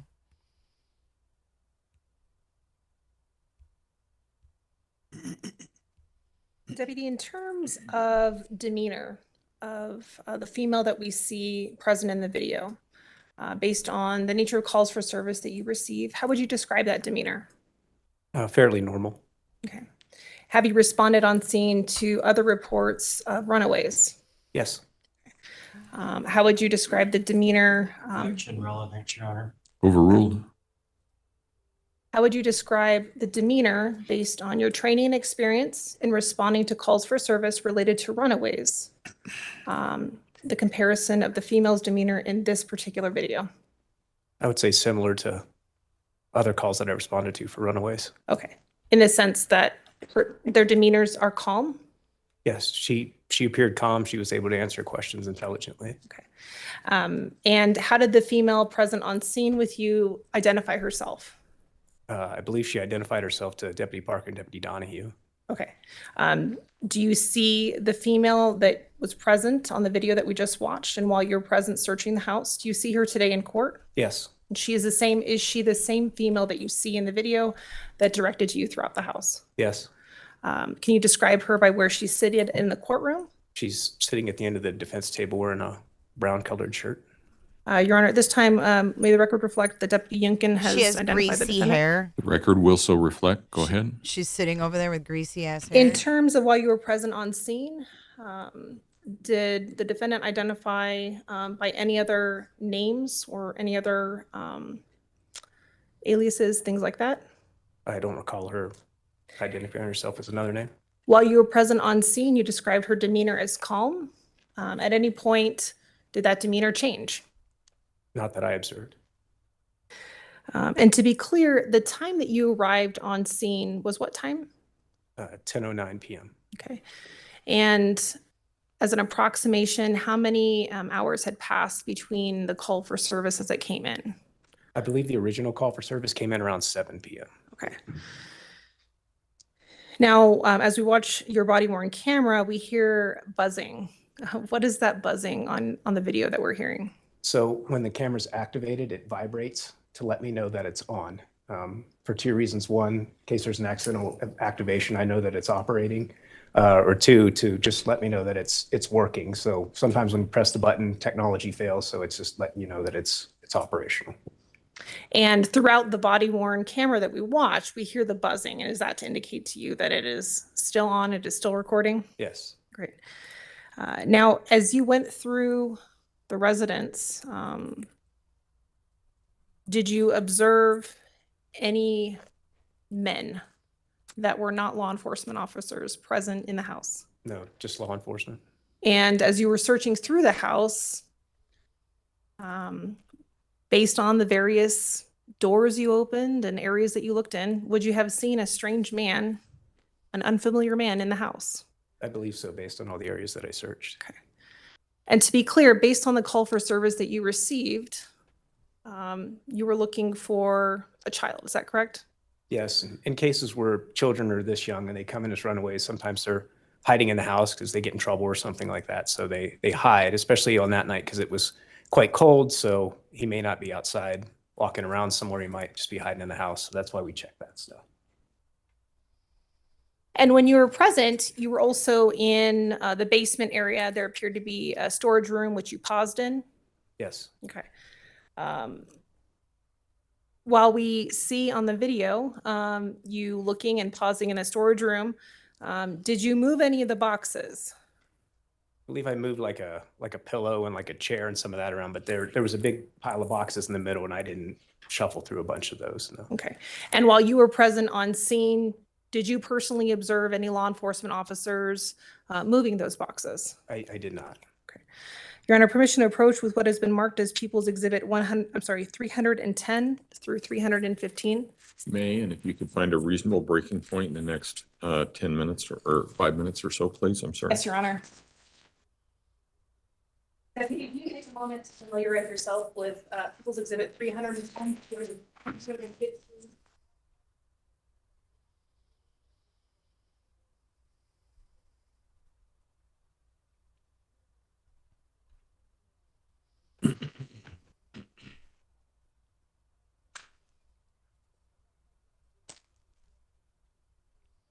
Do you generally recognize those?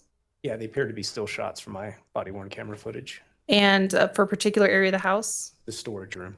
And are they fair and accurate depiction of your body-worn camera? Yes. Your Honor, at this time, we would move for the admission of People's Exhibits 310 through 315. Mr. Cook? No objection. Exhibits 310 to 315 will be admitted. And Your Honor, permission to publish? You may. The deputy at the Westville Correctional Facility that Alan is at. Deputy, behind Kenneth you, Watts. we have People's Exhibit 310. What are we seeing here in your still shot? Picture of the storage room, some boxes and containers. Okay. In People's Exhibit 311, I guess that's a clearer shot of that. Yes. Okay. 312. Farther back. Okay. And to be clear, the boxes that we were seeing on the right side of the exhibit, did you move those? I did not sort through those. No. Okay. 313. Would this just be to the left of People's Exhibit 312? Kind of Yeah. facing a different way? Yes. People's Exhibit 314. Can you orient us here for People's Exhibit 314? Yeah, that is the pile of boxes kind of in the center of the room. Okay. And People's Exhibit 315. That appears to be a storage container by the door. Okay. And thank you. Deputy, in terms of while you're searching through the residence, at any point, did the defendant direct you where to search? No. Did she point out any particular areas that would be of interest to you? No. Okay. We see that when you're in the storage area, you paused. You appeared to look in, I don't know if you would describe it as a crawl space, or how would you describe it in the storage room? There's kind of a void under the stairs. Okay. Did you see anything there? No. In terms of while you were present on scene, based on your training and experience, did the defendant appear to have a pervasive mental disease or defect based on your observations that day? No.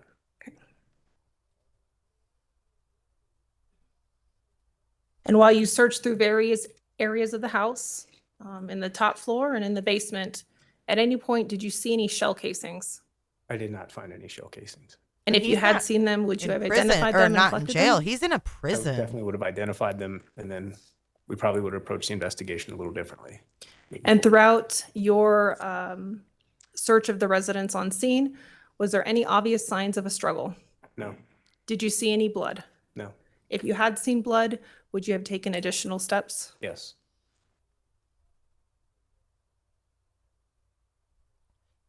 Your Honor, we'll pass a witness.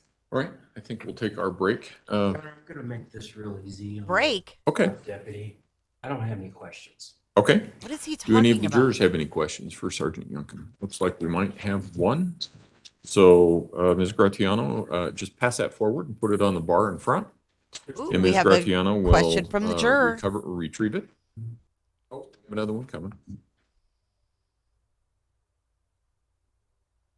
That's one of the cells, and he allegedly doesn't have a bed. He's laying on that concrete floor. According to his lawyers.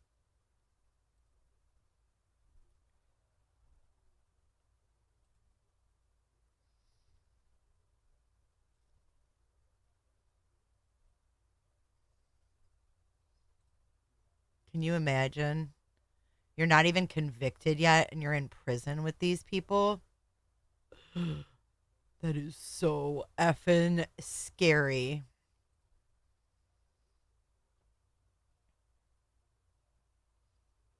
His family has not been able to speak with him or visit him. Yeah, that's not something that happened overnight. So I don't know if his lawyers have been like ignoring him or what. Because what's their excuse? You know, what's their excuse for not noticing in their client?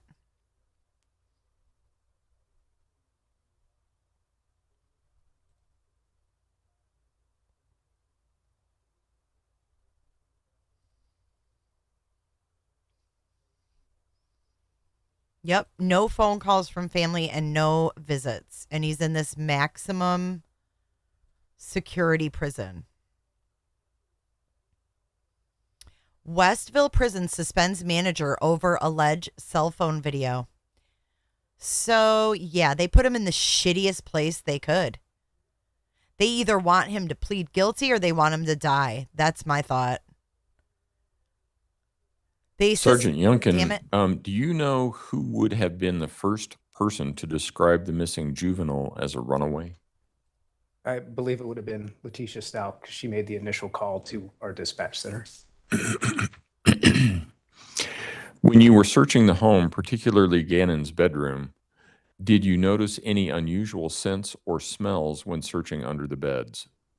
I did not. I just looked under there to see if a child was hiding under there, but I did not detect any strange odors. Did you see any large suitcases? Yes, based on the body-worn camera footage, it appears that there are some suitcases in those shots.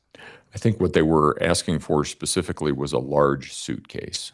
Oh, during my initial response, when I was looking through there, I don't actually recall if I saw a suitcase. Only watching the body-worn camera footage later do I see this suitcase. Okay. I will allow reasonable follow-up as to those questions only. Ms. Gratiano, do you have any? Mr. Cook?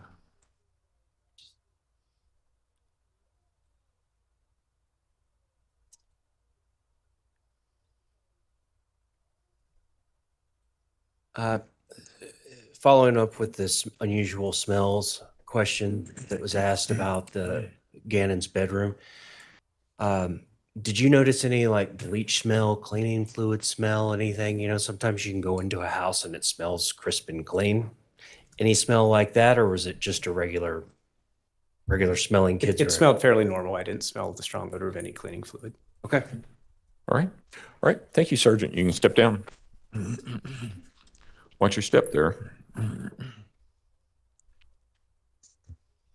You guys. All right, ladies and gentlemen, we will be taking our evening break, and actually it's a little bit extended because we won't see you until Friday. I need you to take everything out of your jury seats so that take that back to your jury, to the jury room, please. When did this happen? Don't discuss the case among yourselves. Don't discuss the case with anyone else. Don't do your own independent research about any aspect of this case. Avoid any stories that you might see and any opinions that someone might care to share with you about the issue.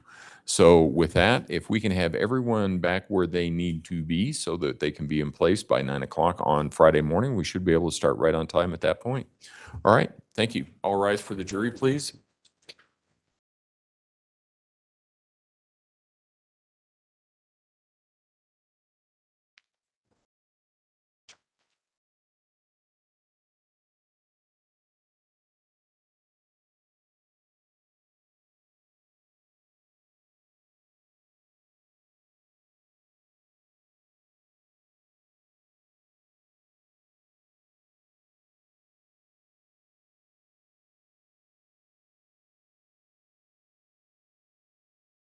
Thank you. You may all be seated. Record should reflect the jury has left the courtroom. You need to lock up whatever you need to lock up, and then I just need a corner of both tables cleared off so that somebody has a place to sit if they need to do that. You can leave everything else here, your binders, all of that stuff. That stuff's fine. It's going to be fine. But the attorneys that are coming in tomorrow, they need it. So long as they have some place to sit and put something in front of them, they're going to be fine. And then the rest of the stuff, you probably want to leave here and lock up. So we'll open up, we got the keys to the closet. Yeah, we'll open up the evidence closet here in just a moment for you all. Is there anything else that we need to address? Prosecution? No, Your Honor. Defense? No, Your Honor. Thank you. Okay, all right. All right, court will be in recess then. Thank you.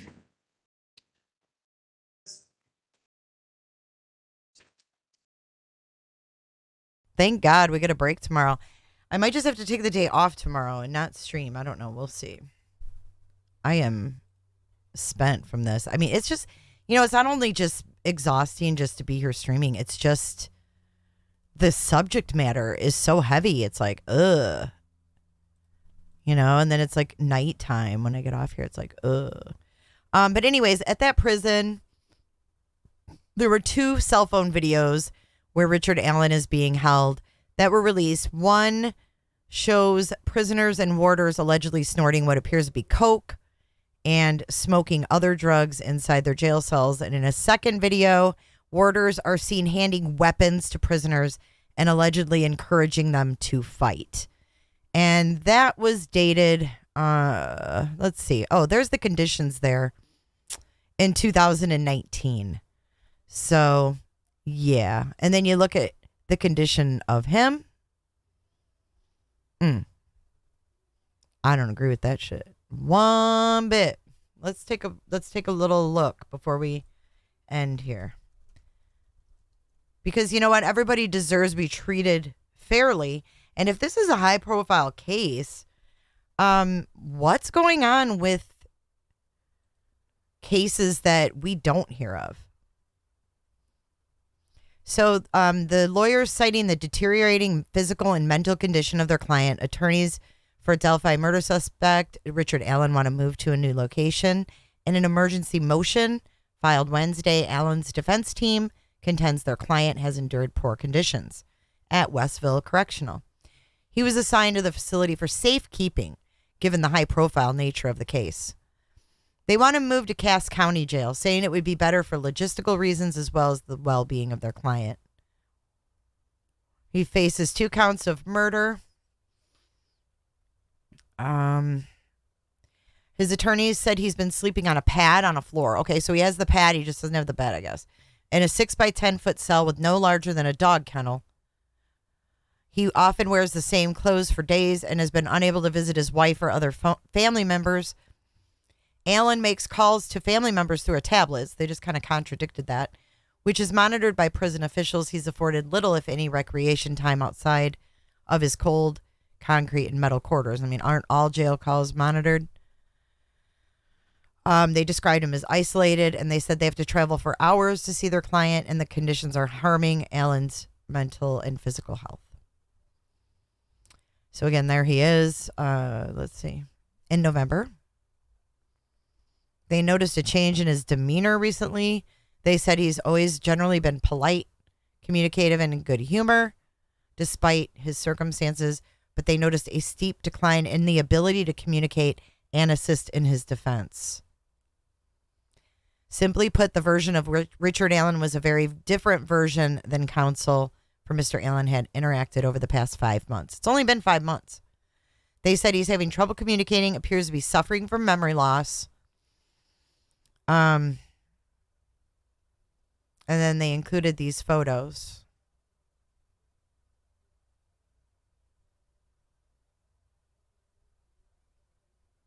So believe what you want. I don't know. I gotta go.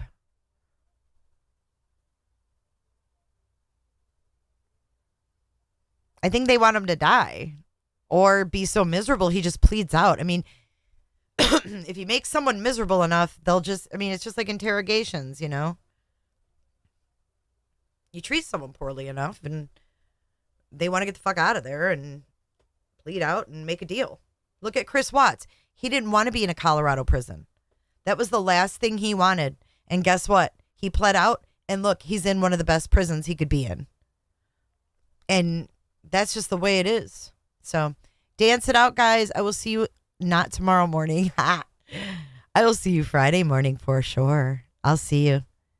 Maybe if I'm feeling a little saucy, I'll do the call-in tomorrow. We'll see. Good night, guys.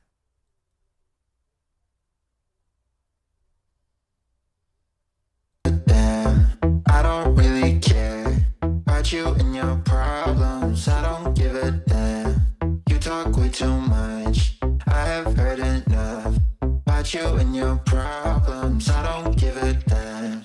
I don't give a damn. I don't give a damn. Guys, that was our stretch song. You guys got to remind me next time. All right, good night. You wanna be